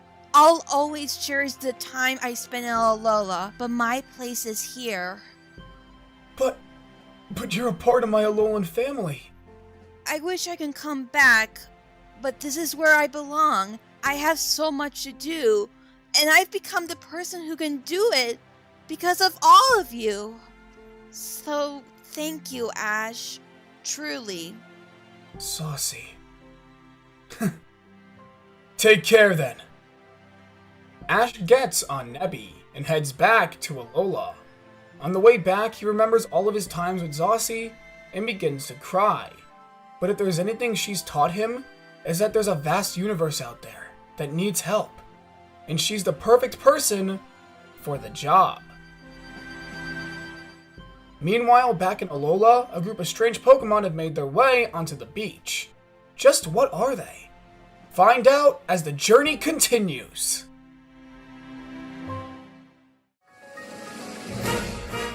It's been a couple of days since the Ultra Guardians have returned from Ultra Megalopolis. All the light Necrozma had stolen has been returned, and the Ultra Beasts caught by the Guardians are adapting nicely to their new lives at Aether Paradise.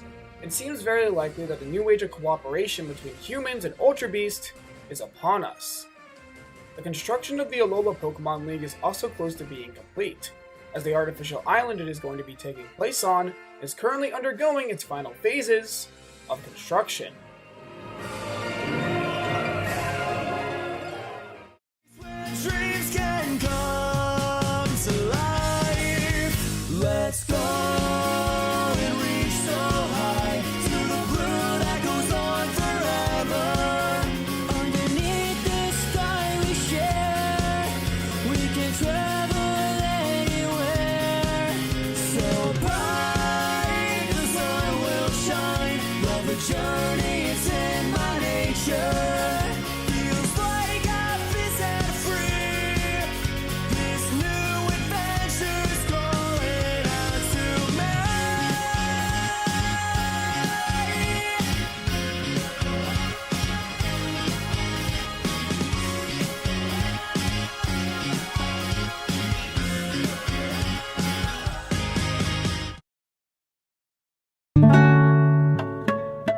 Back at Kukui's house, Ash is missing Zossie.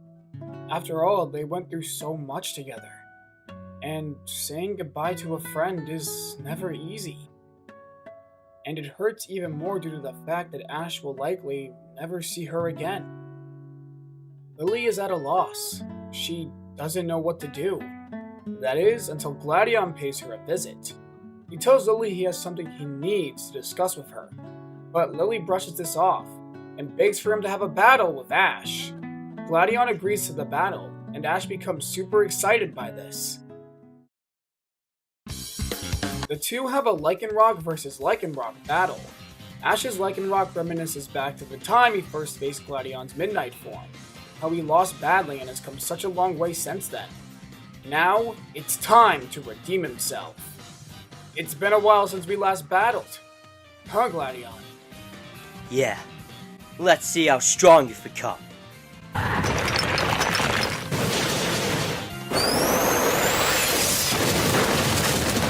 The battle is epic, as both Pokemon have reached zeniths of strength that seem unparalleled to anything Lillie has seen before. Gladion decides it's time to end things, and Ash catches on quickly. They end the battle with a Z-move clash. Black hole! Eclipse! Splintered Storm Shards!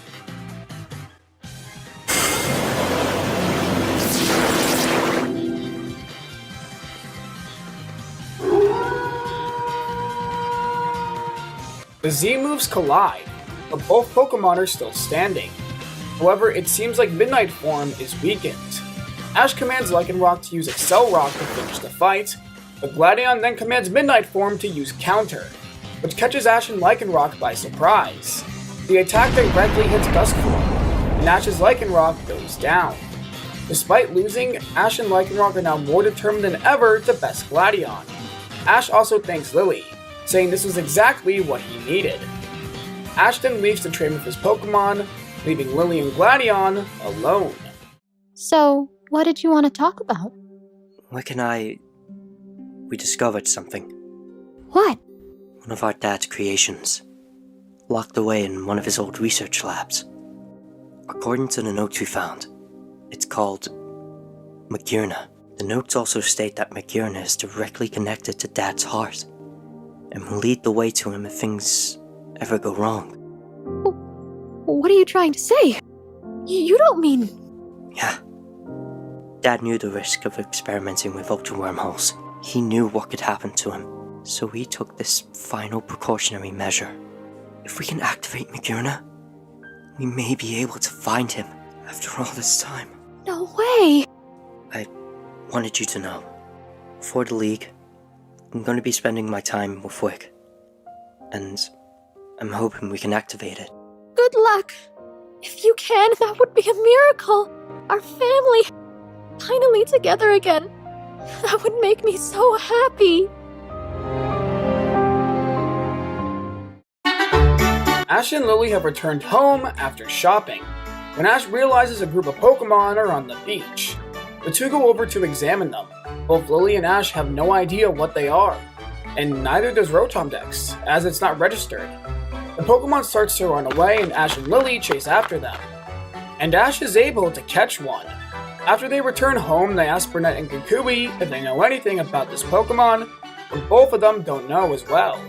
Kukui says this must be a brand new species of Pokemon yet discovered, and that they need to contact Professor Oak and report this to him. Kukui calls up Oak, and the student and teacher reunite. They explain the situation to Oak, and after analyzing the Pokemon further, dubs that this is indeed a brand new species. Oak dubs the Pokemon Meltan and asks a favor of Ash to please analyze its growth as it works alongside him, and to report his findings to him. Ashton goes over to Meltan. Well, Meltan, it looks like we're a team from now on. I'll help you get stronger, as long as you'll have me. And that settles it. Welcome to the team. Ash's Alolan team is now complete. Pikachu, Rowlet, Torracat, Lycanroc, Sandslash, and Meltan. The next day, Ash is relaxing on the shore when a group of Team Skullgrunts surround him, led by Plumeria. Ash is about to take out his Pokemon, but Plumeria says they aren't here to fight, and that he needs to come with them. She says that Guzma wants to see him. Ash remembers his last encounter with Guzma, the terrifying presence he exemplified, but the sorrow he sensed around him. He remembers what Kukui told him, about how he always felt like he was worse than him, and he wants to understand him, so he agrees to go. Ash arrives in Po Town, and is shocked to see just how run down it is. Plumeria leads Ash to the mansion at the end of the town, and up to its highest floor, where Guzma resides. Guzma.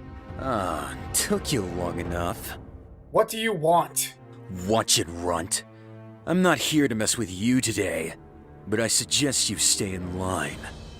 You're Kukui's brat, right? I just want a message delivered. I heard he's been spouting nonsense about a Alolan Pokemon League and how it's his dream. Tell Kukui I'll be entering, and once I win, I'll tear the league down forever to make sure his dream is never realized. You monster. Why would you do that? How about this? If I beat you in a battle right now, you won't enter! Nah, not interested. I already beat you once before. At this point, you're just dead weight. If we were to ever battle again, I'd rather it be at the League, so I can watch Kukui's hopes and dreams die in front of me. Why? Why do you hate Professor Kukui so much? What did he ever do to you? You really don't know? He's the reason I'm like this. That's why. Guzma goes on to say that Kukui was always better than him, super talented, and he can never keep up. He was always the top student, no matter what he did. It made Guzma feel useless, like an outcast. So he accepted it. He became the outcast the world saw him as. He created Team Skull to offer people like him a place in this rotten and cruel world. And the league crowning a champion represents all he is trying to rebel against. To make matters worse, this league ain't about anyone else. It's just about Kukui making up for his shortcomings. What do you mean? Ask him yourself. I'm bored of you. Get out. Now! Ash then leaves the mansion, prepared to confront Kukui about all he's learned from Guzma. Ash returns home and asks Kukui if he can go on a walk with him. Back to that beach they went to. Kukui agrees and they make their way again, with the sun setting in the distance. Ash then asks Kukui about everything, about Guzma, his past, and what Guzma meant by shortcomings. Everything Guzma told you was true. I unintentionally created Team Skull. And Guzma wasn't lying when he told you about my shortcomings. It's one of the reasons I wanted to make a Pokemon League. Kukui then explains the whole story. He reminds Ash that he and Guzma trained under Hala, and that Guzma felt jealous because Kukui was always making better strides than him. After finishing his training, Kukui went to Kanto and partook in the gym challenge, but lost in the top 16 of the league when a single trainer swept his entire team with one Pokemon. That's when Kukui realized that he and Guzma weren't all that different. Kukui felt like an outcast, a failure. This led him to eventually studying under Oak and taking up the role of a Pokemon professor, because he felt like he wasn't good enough to battle.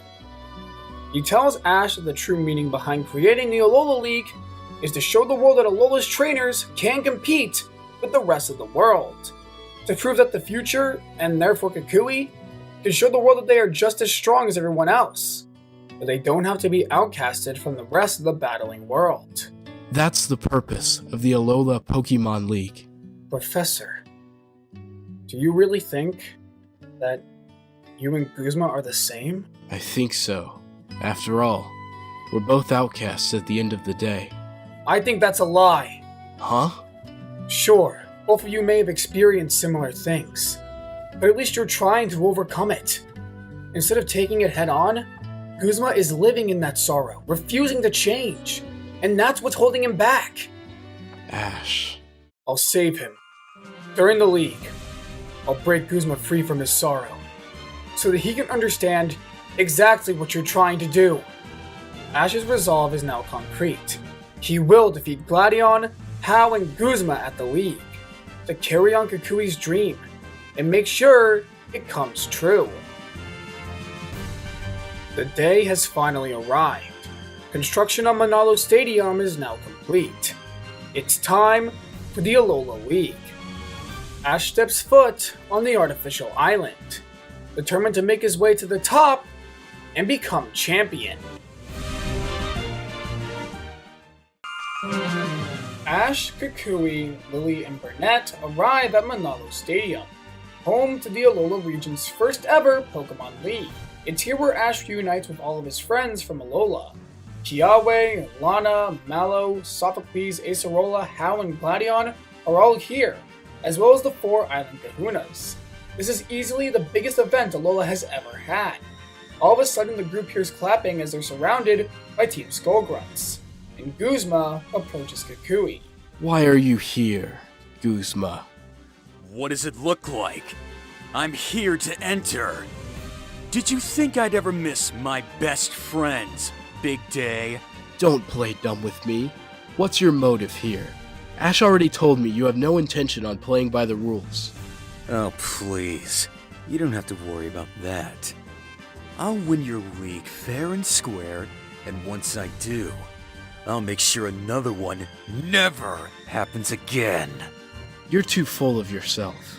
There are others here just as strong as you. Age has made you delusional, my friend. Those brats don't stand a chance against me. You, Kukui's brat. What do you want? Get ready to lose. That's all that awaits you. Yeah, right. I'll beat you, Guzma. I swear! Kids these days. Anyways, see you later. I don't have time to play. After all, I have a league to win. Guzma walks away with his group. The stage is set. The tension is at an all-time high. As the curtain slowly opens up upon Mallow Stadium, Ash has his goal. Beat his rivals. Beat Guzma and become Alola's first ever champion.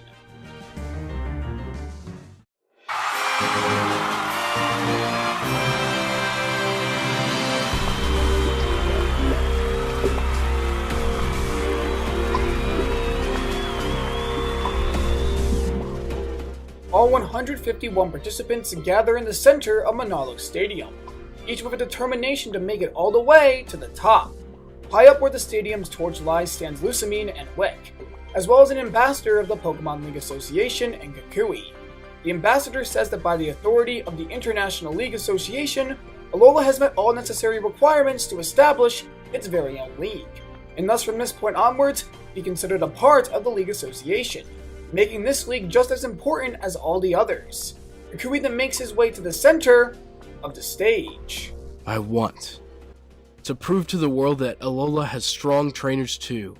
Help me realize that. With the lighting of this flame, we demonstrate Alola's resolve. Its resolve to stand at the top. Now, I hereby declare the Alola Pokemon League open! The torch is lit. The stage is set. And the first round begins. It's an all-out battle royale, where only the top 16 make it to the end. After everything is said and done, we have our top 16. Everything up to the finals will be a 3-on-3. And the finals alongside the battle with the Royal Mask will be a full-on 6v6. Now, just like the original anime, I want to cover every single battle in this tournament. But there's no way for me to do this with how I normally cover battles. Otherwise, we'd be here all day, and I really don't want to make a 7-hour-long video for the Alola League. So I'm just going to describe the matchups and how their battles end. That way we can make our way through the league at a fast pace, and still focus on the battles that matter. That being said, let the top 16 begin!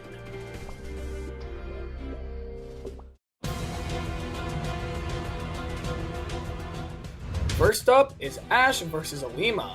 Two previous Kalos League participants are now duking it out at the Alola League. The battle ends with a Gigavolt Havoc versus Mega Kangaskhan clash, and Pikachu comes out on top. Next up is Guzma versus Hapu. The battle ends with Guzma Scizor tanking Hapu's Z-move and then delivering a powerful counterattack, which knocks Mudsdale out. This reminds Ash that he needs to beat Guzma, but also hopefully save him from his despair. The third match is Mallow vs Lana, the battle of best friends.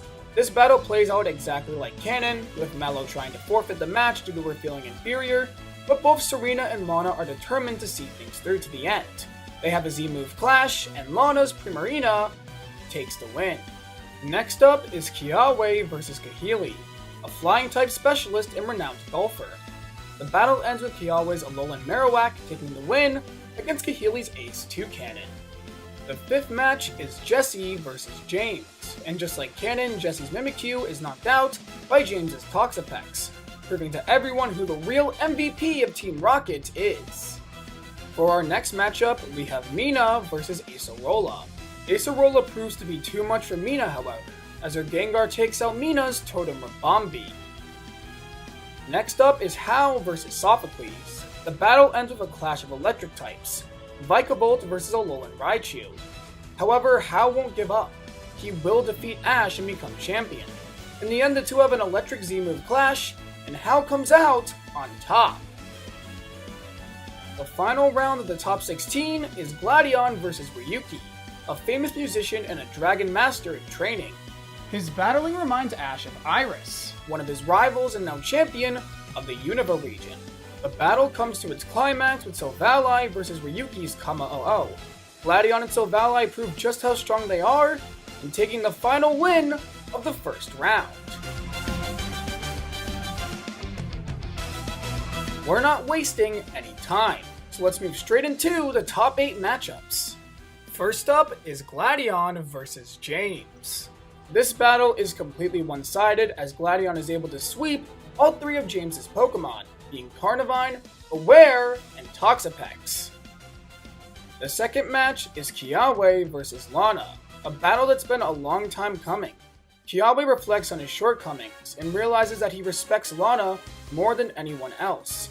He declares that today he will finally surpass her and prove to the people of Akala he is the rightful successor to Olivia. The battle begins with Charizard versus Wishiwashi, which transforms into its school form.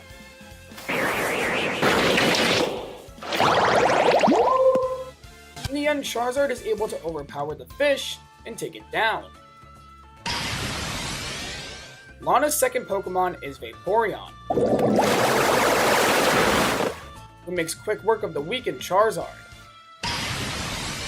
Next up is Alolan Marowak, and the battle once again becomes a back and forth.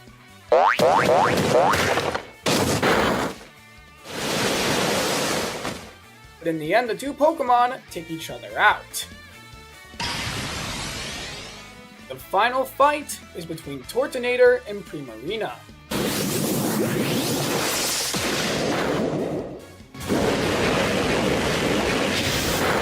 This is it, the moment Kiawe's been waiting for, and the 2 use their Z-moves. Great Volcano of Akala, heed my call. Give me the strength to best my opponent. Turtonator, use Inferno Overdrive! Oh, vast ocean, let our hearts and minds become one. Let's put everything into this attack. Primarina, use Hydro Vortex!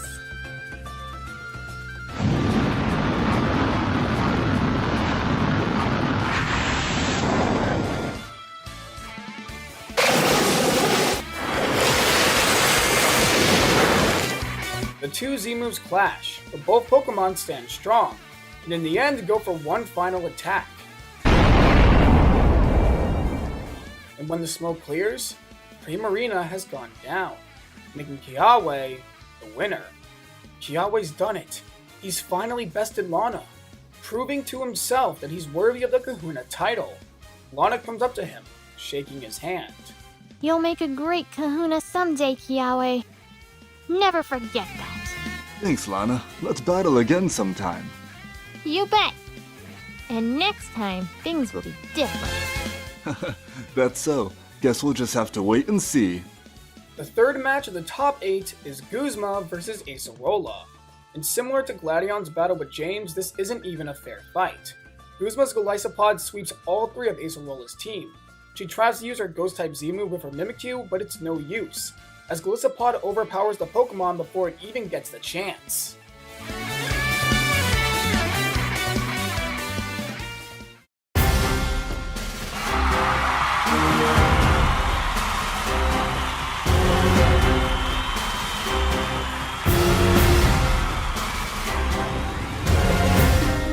And the final fight of the top 8 is Ash versus Hau. This battle has been a long time coming. Throughout his journey in Alola, Ash has fought Hau several times. And now, it's finally time to see which one of them will make it up the ranks. Both want to become champion, but there's something deeper there too. Ash wants to save the league from Guzma, and Hau wants to prove himself to his grandfather. The 2 make their way to the arena. Hey Ash, let's have fun out there, okay? Yeah. It's finally time. Yeah. Something wrong? Oh, it's nothing. It's just that whenever I beat you, it never felt like a true win. Even though me and my Pokemon came out on top, we were still miles behind you. I can't explain why, it's just always felt that way to me. But if I beat you here, at Alola's biggest tournament, I think I'll finally be able to see myself as your equal. No. I'll be even better than that. If that's how you feel, then let's get to it!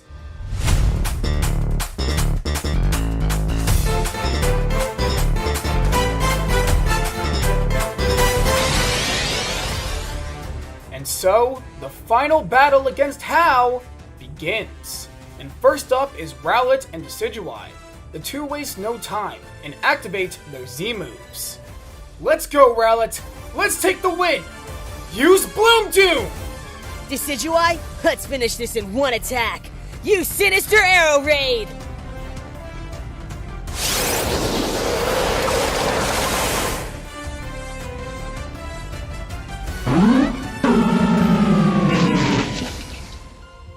The two Z moves collide, but both Pokemon stand strong, and so the trainers decide to return them. Next up is Sandslash vs. Crabominable. Sandslash wants his revenge for last time, and so takes up the offensive.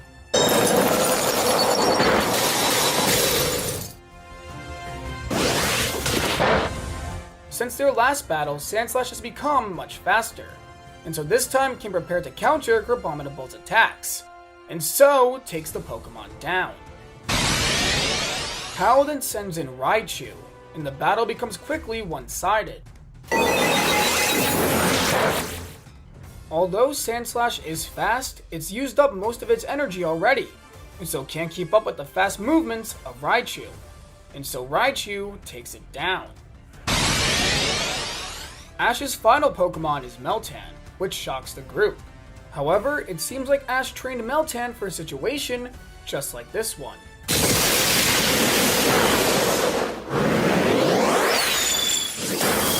As Meltan's small size is its greatest advantage, as it's able to hop on Raichu's tail and deliver a flash cannon directly to its face, knocking Raichu off balance and knocking it out.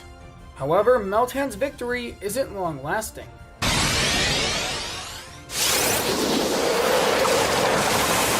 As Decidueye comes out again, taking Meltan out in seconds, proving just how strong How's ace is. Rowlet is sent back out, and the two trainers look at each other in the eyes. This has been a lot of fun, but I'm afraid everything ends here. That's fine with me, but no hard feelings, okay? Yeah, but I won't be needing them. Let's finish this! The two Pokemon exchange blow after blow after blow, and in the end finish the battle with a Spirit Shackle versus Seed Bomb clash.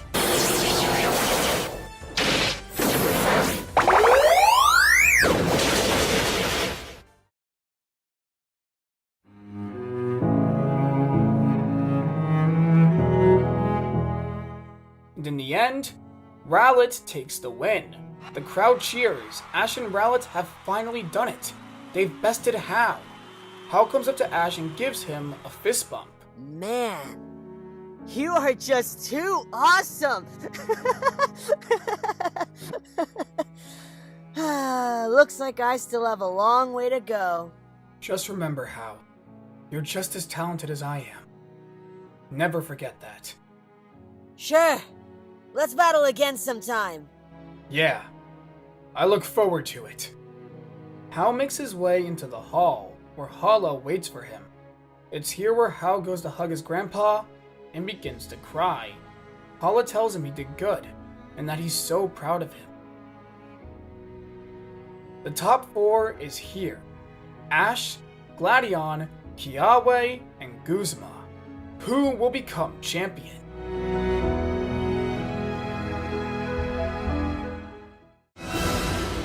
The semifinals are here, and first up is Ash versus Guzma.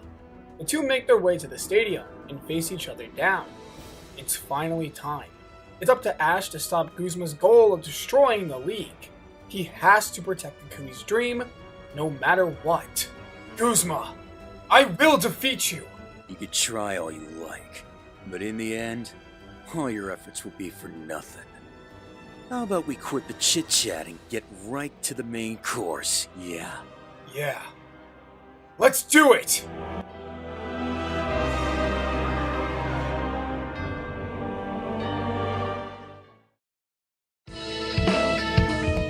The first battle is between Lycanroc and Pinsir.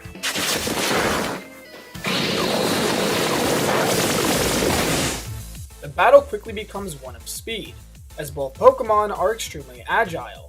However, this is ultimately futile for Pinsir, as Lycanroc probably utilizes Counter to knock the Pokemon out. Ash looks at Guzma's face, which is clearly upset, but doesn't say anything as the battle continues. Guzma's second Pokemon is Golisopod, who quickly dominates the battle with First Impression, leaving Lycanroc immobile. He then commands Golisopod to use Liquidation, which directly hits Lycanroc, knocking it out.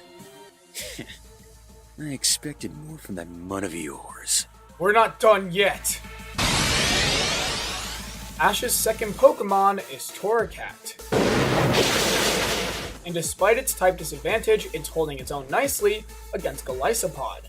The two Pokemon seem to be equally matched, but eventually, Torracat catches Golisopod off guard with Fire Blast, activating its ability Emergency Exit, sending out Scizor. The Pokemon takes a direct hit and can't do anything about it, knocking Scizor out.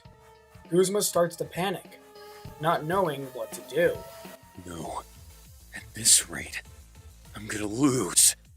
Guzma, what is wrong with you?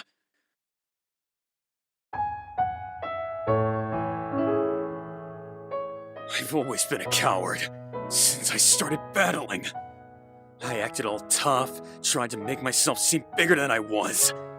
Because I always felt inferior to those around me, like a little weakling. So I started Team Skull to bring people like me together.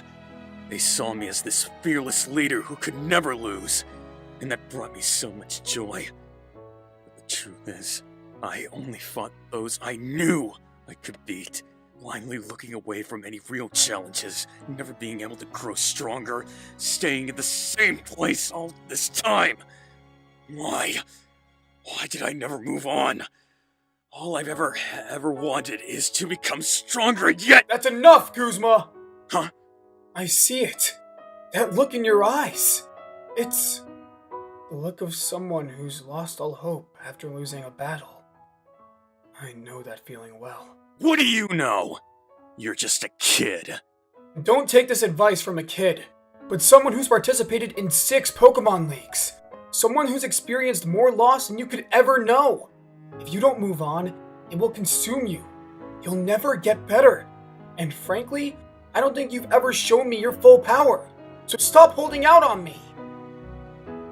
What? How can you?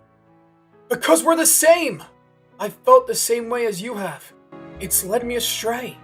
But thanks to my Pokemon and my friends, I was able to bounce back from it. But you shut everyone close to you out. You've never had those people to help you break free from this. So let me help you. And let's have a battle we can both be proud of. Ash.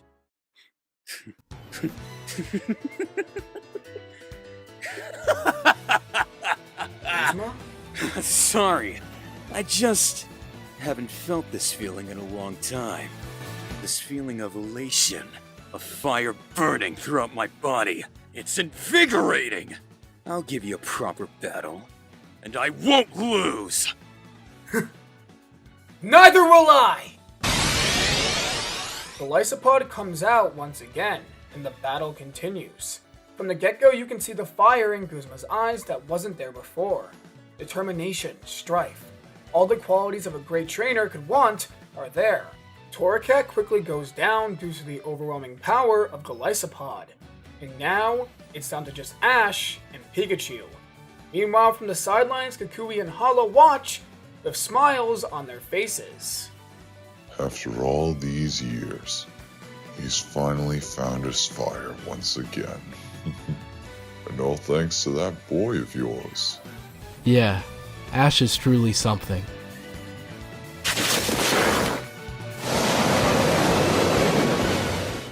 Battle comes to its explosive conclusion as Team Skull cheers for Guzma and Ash's friends cheer for him. The entire stadium erupts into cheers due to the crazy battle they are witnessing before them. Blow after blow. Both Pokemon continue to get up, and eventually it comes down to a clash between Thunderbolt and Liquidation. And Pikachu comes out on top. Advancing Ash to the finals. Guzma comes over to Ash with a smile on his face. That was a lot of fun, wasn't it? Yeah, I gotta admit it was. I lost fair and square. Thanks, kid. Guzma walks out of the stadium, and Ash is happy, knowing he helped Guzma save himself. The second battle of the semifinals is Gladion versus Kiawe, and things are pretty intense. The battle comes to a conclusion with a clash between Silvally and Tortonator. Silvally tanks Kiawe's Z-move and finishes the battle off with Tri-Attack, advancing Gladion to the finals. This gets both rivals hyped up. The battle they've been waiting for to have all this time is finally here.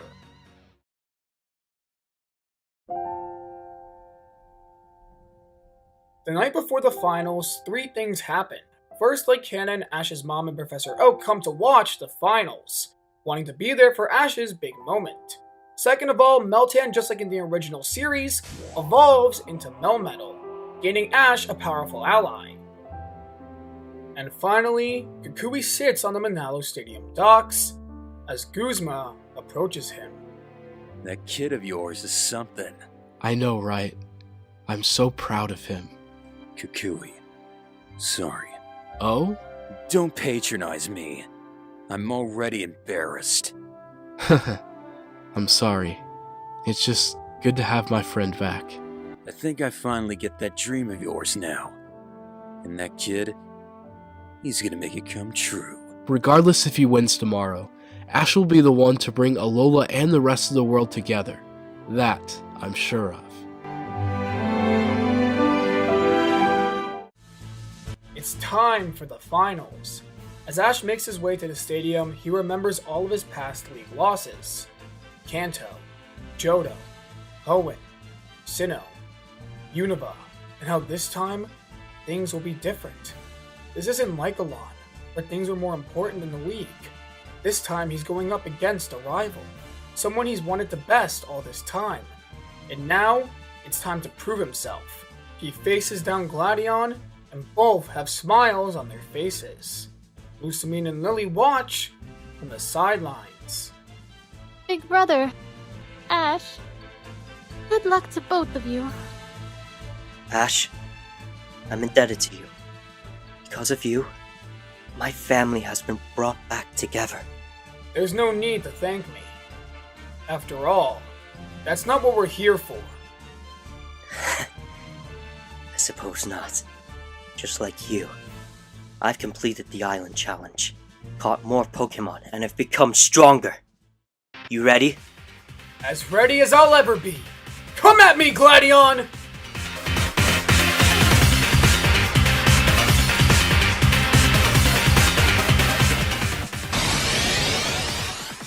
This battle is a full-on 6v6. And first up is Silvally versus Melmetal.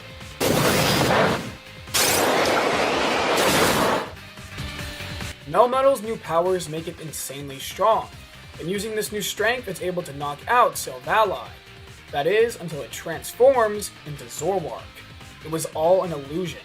Regardless, the Pokemon goes down. Next up is Gladion's Crobat, which is able to make quick work of the weakened Melmetal. Ashen sends in Rowlet.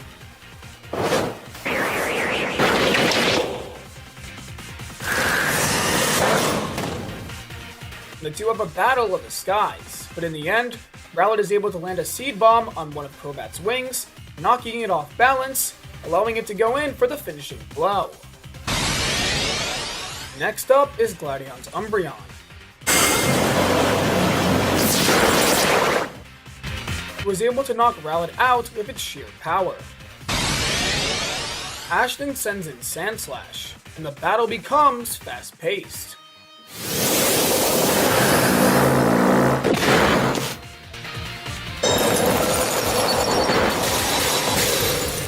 Both Pokemon seem to be equally matched, and in the end, knock each other out. Next up are Pikachu and Silvally, the real one this time. Before Ash can do anything else, Gladion places the Ground-type disc into Silvally, making it a Ground-type.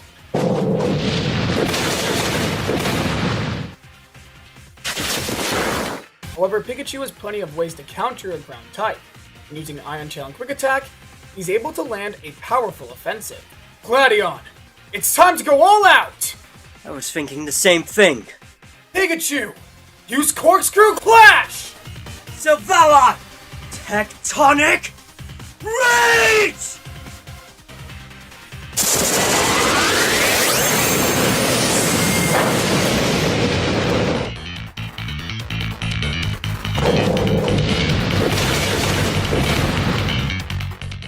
The two Z moves clash, but in the end, Pikachu has gone down, and Zavala is barely standing.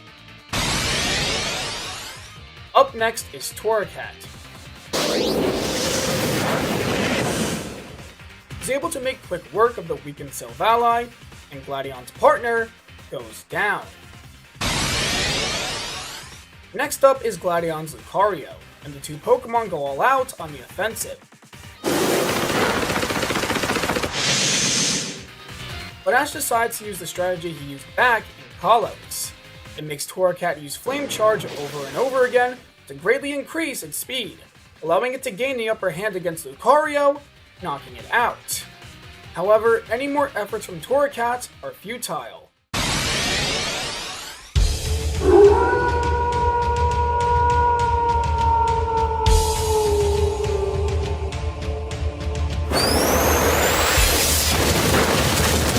As Gladion's final Pokemon, Midnight Form Lycanroc quickly takes it down, leaving Ash with his final Pokemon, his own Lycanroc. Gladion, from the moment I met you, I've admired you. Sure, we may have started off on the wrong foot, but now I consider us close friends. And I know Lycanroc wants this battle to be the best it can, so it can finally surpass you and Lycanroc. Is that so? Well, it's the same for me. At first, I just considered you an optimistic fool.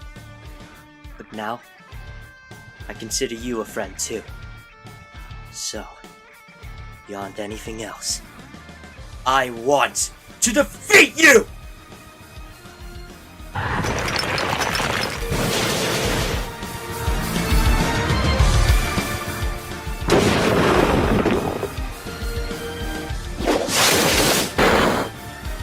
The two Lycanrocs enter one last fight, to determine which one is the strongest. The battle is intense, as the two deliver blow after blow after blow. Eventually, Lycanroc decides to use Excel Rock to finish the battle, but in that moment, Midnight Lycanroc uses Counter. But at this moment, Ash commands Lycanroc to use Counter itself, landing a critical blow, knocking Midnight Form Lycanroc out. The crowd erupts into cheers. I won? I won! Lycanroc and Ash share a hug, as Ash finally realizes he's won a Pokemon League. After all these years, he's finally done it. Kukui claps with pride, knowing that it's his time to shine. Gladion comes over to Ash. We gave it our all. It still wasn't enough. You are something else. Still, that battle was awesome. Let's battle again sometime. Okay, Gladion? Sure. Sounds good. The crowd continues to cheer as someone makes their way down to the battlefield. It's the Royal Mask, who stares down Ash. Well, it looks like the time has come for a rematch. The Royal Mask takes off the mask to reveal Kukui. The entire audience is in shock, but it looks like the championship match will be won between Alolan father and son. Who will be champion? How will all of this come to an end?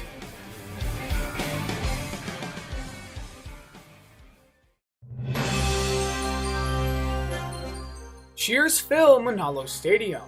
Over the past couple of days, the people of Alola have witnessed countless intense battles, all leading up to this moment. The battle against the Royal Mask? No. Professor Kukui for the title of Alola's first champion. After rising the ranks, it's come down to him and Ash. As the two make their way into the stadium, the audience booms with excitement, as all of Ash's friends in Alola, alongside his mom and Oak, are watching. We also skip to a Pokemon Center in another region, where Gary watches the match with anticipation. You got this, Ashy boy. Ash and Kukui stare each other down, ready for the final battle. Professor, before we start, I'd like to thank you. You were able to teach me so much about Alola, its people, its culture, and its Pokemon.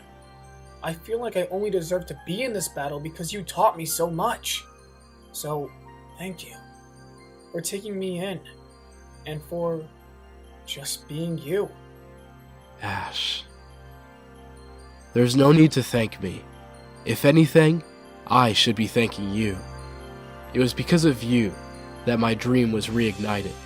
Seeing you battle, your determination, your spirit, it inspired me to finally reach for my vision. This stadium is here because of you, Ash, and so I can't think of any better opponent to face for the title of champion. I see. Well, we don't want to wait any longer, do we?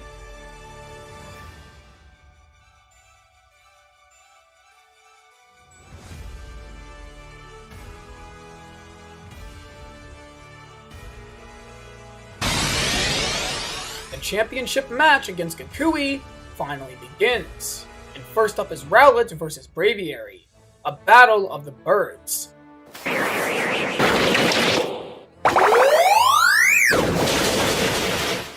Both Pokemon are strong, but Braviary seems to be holding its own better. That is until Rowlet lands a Seed Bomb on its wing, knocking it temporarily off balance. With this opportunity, Rowlet is able to launch an offensive against the Pokemon, knocking it out. Next up is Empoleon. Despite Rowlet being in the sky, Empoleon's speed is insane, and it's able to catch up to Rowlet no matter how fast it flies. Whenever it tries to attack Empoleon, it counters the attack. Empoleon then delivers a powerful counterattack, knocking Rowlet out. Ash then sends in Melmetal, and the battle becomes steel against steel.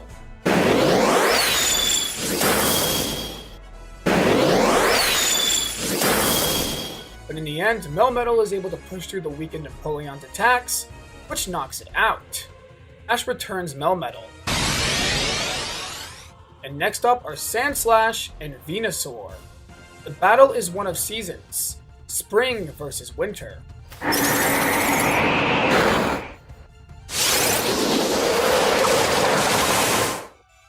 Sandslash delivers a powerful winter offensive, but using Vine Whip, Venusaur is able to disperse his attacks.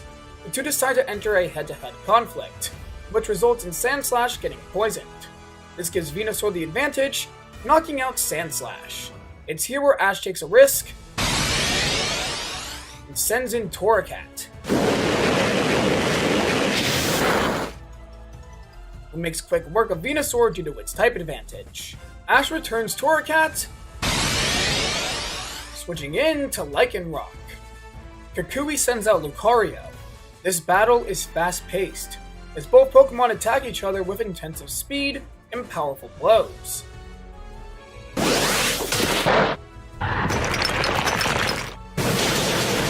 In the end, however, Lycanroc gets attacked underneath by a direct power-up punch, giving Lucario the edge it needs to take it down. Ash sends in Pikachu, and the battle resumes. As this is going on, Lillie looks on with a worried look. I never knew the professor was so strong. I hope Ash can win. Seems he hid his strength for this moment, to let it all out in an attempt to sit at the top of the Alola Pokemon League. Regardless, I believe in Ash. You? Believing? That's a first. What? It's true. He's done so much, and he's strong. He has all the qualities a champion needs to have. If anyone deserves to stand at the top, it's Ash. Yeah, I agree. Go, Ash! You got this! Bring it home! All of Ash's friends then begin to cheer him on, followed by the entire stadium. Ash's face turns to one of awe. everyone. Thank you. Looks like we have a fan favorite. Not that it changes anything. Yeah. Stop talking, more battling. Pikachu and Lucario enter a Bruisley conflict, as Lucario summons an Aura Sphere heading straight for Pikachu. It's here where Ash thinks back to his gym battle against college gym leader Karina.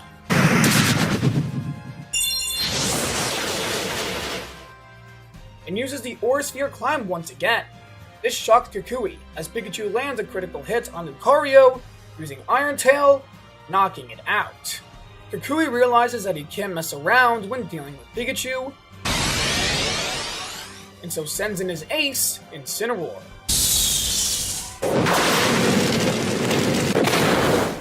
It completely overwhelms the weakened Pikachu as it lands a direct Darkest Lariat, knocking out Ash's partner Pokemon. Kukui returns Incineroar, subbing it in for Snorlax, and Ash brings out Melmetal once again.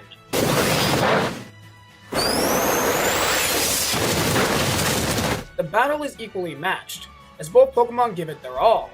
Both are absolute tanks and powerhouses, and in the end the two knock each other out, resulting in the final clash of the battle, Torracat versus Incineroar. Ash, this has been fun. Sure has! You're super strong, Professor. Well, so are you. Now how about we end this? Show the world just how strong Alola is. I couldn't agree more! Ash reflects on his time in Alola, using it as the fire that burns bright in him, a fire he and Torracat share. The battle enters its climax, as the two rivals deliver blow after blow after blow.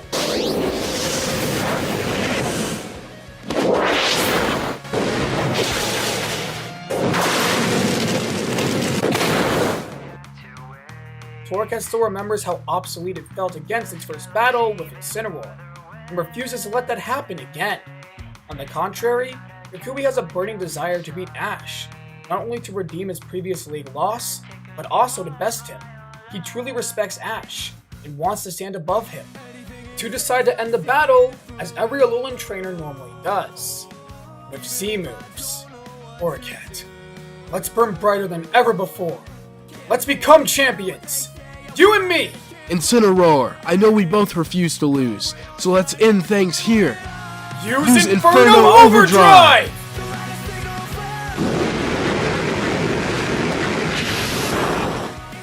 The two Inferno Overdrives collide, and once they collide, that disperses into a giant vortex of fire, which surrounds the stadium, leaving the audience in obscurity, unable to view the battle inside the flames. But inside the fire, both Torracat and Incineroar still stand.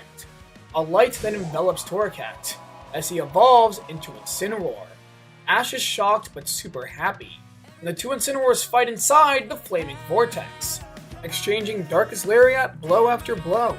The battle comes to a cross-chop and flame-charge collision,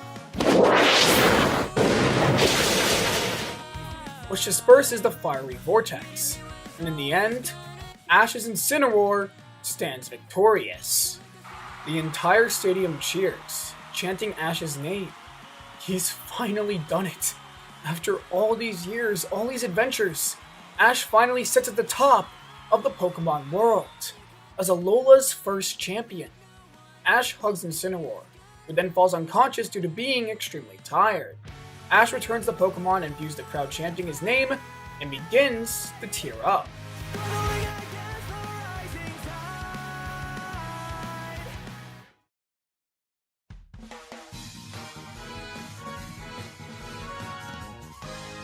Later that night, the entire stadium and league participants gather as Ash receives the Alola League trophy from Kukui, solidifying his rank as Alola's champion. Ash thinks back to his previous journeys, the friends and Pokemon that helped him along the way, and how everything led up to this moment. Congrats, champ. Thanks, Professor. The two shake hands as the audience once again bursts into cheers. From the sidelines, Guzma smiles, knowing that Kukui's dream has finally come true. However, all celebrations are stopped when a noise is heard.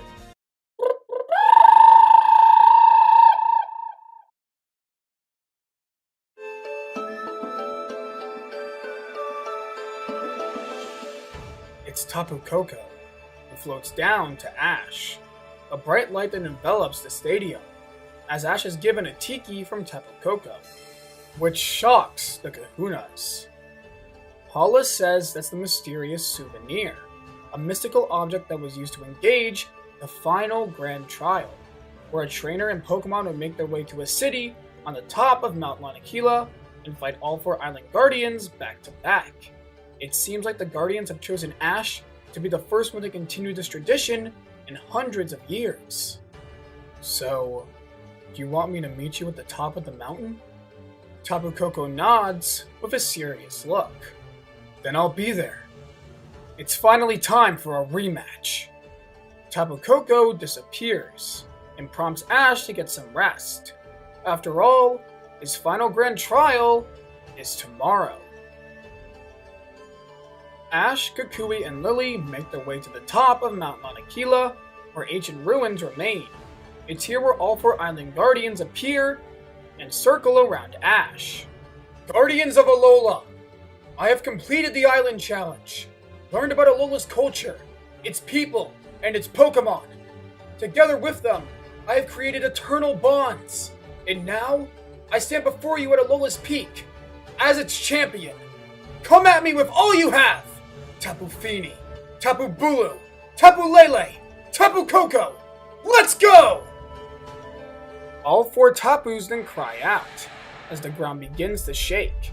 In place of the ruins stands an ancient stadium, one that was used hundreds of years ago during the last final grand trial, sealed away for this very moment. Ash preps his Pokemon.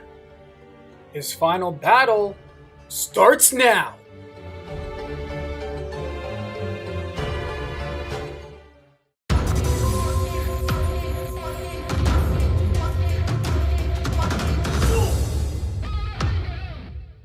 The battle between Ash and the Island Guardians finally begins.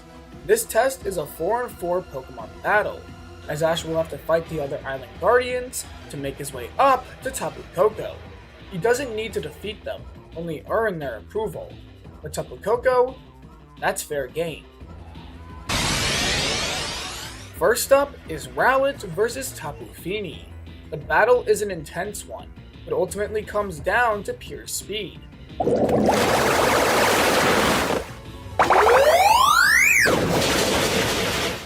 As Tapu Fini tries to distort Rowlet's senses, but Rowlet is able to dodge a multitude of Tapu Fini's attacks, going on the offensive and delivering powerful seed bombs. Rowlet is able to knock Tapu Fini down to the ground, earning the approval of Pony Island's Guardian. Next up is Lycanroc versus Tapu Bulu, student versus teacher. Lycanroc thinks back to the intensive training it had with the Guardian to best Nanu, and decides to utilize that anger during this battle. This of course heightens Lycanroc's senses, strength, and speed, making it a formidable opponent. The battle continues, and the 2 Pokemon decide to enter a head-to-head conflict.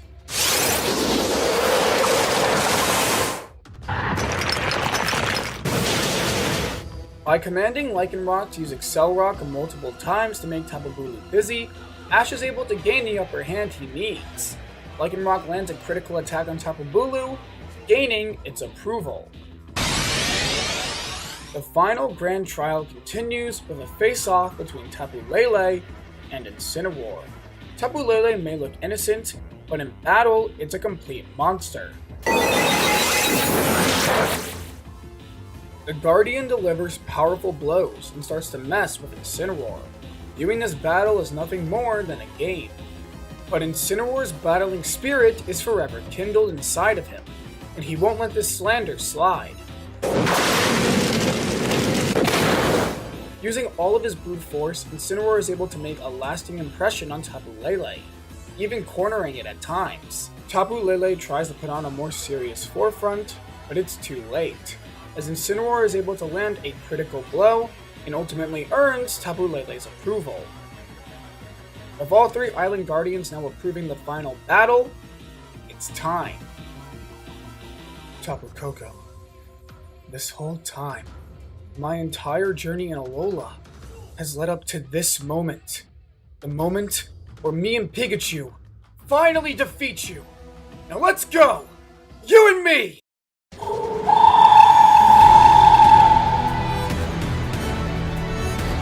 It's here.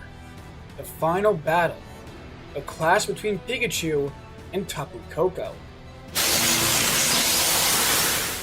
Tapu Koko activates electric terrain, making both him and Pikachu powered up. The battle immediately becomes one of speed, as both Pokemon are lightning quick and equally as powerful. Remember, Pikachu has battled countless legendaries in the past, so it's naturally grown accustomed to Tapu Koko's level. That doesn't make Tapu Koko any less than a legend though, as its immense speed, agility, and sheer power are absolutely insane.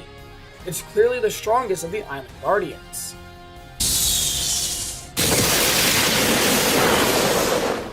The two Pokemon clash once again, this time being a clash between Thunderbolt and Discharge. The clash creates a giant explosion, and Kukui and Lillie look on from the sidelines, hoping that Ash can truly pull this off.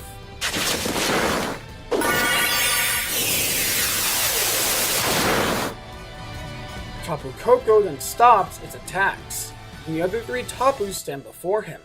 They all glow surrounded in a bright light, and come together.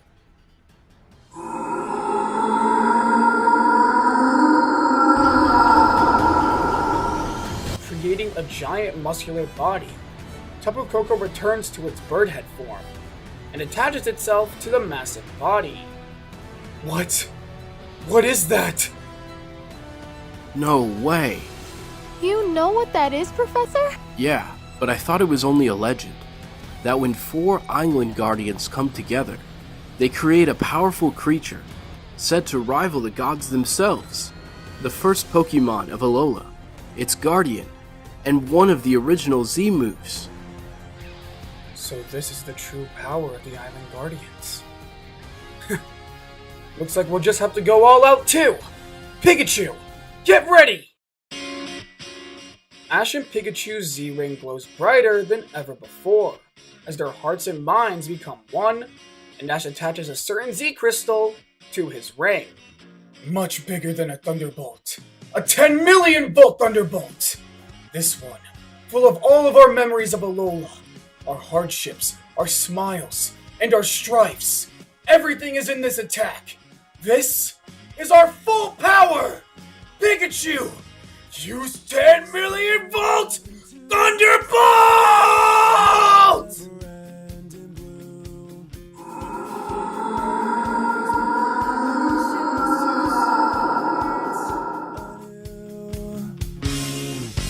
The sound of ocean's waves, a steady symphony.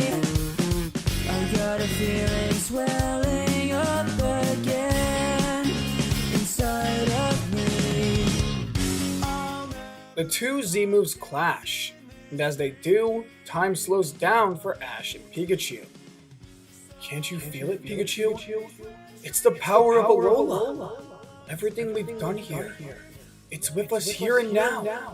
All the people we met, all the Pokemon we saw, the culture, the scenery, everything about Alola.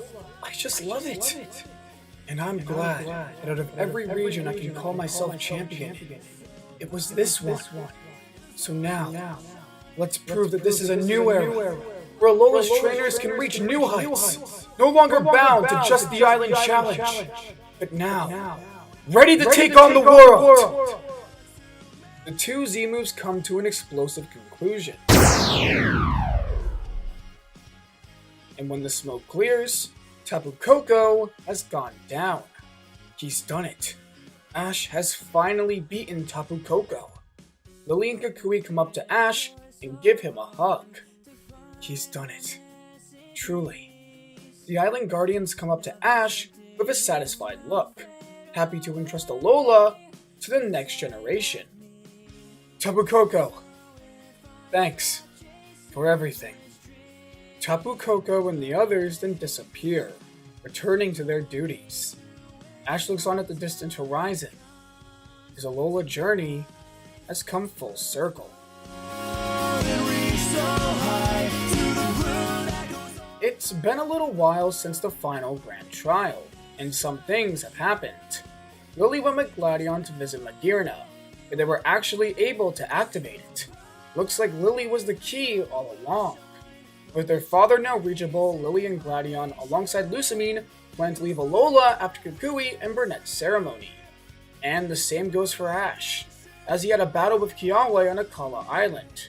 The battle made Ash realize that as much as he loves Alola, it's time for him to move on to greater things.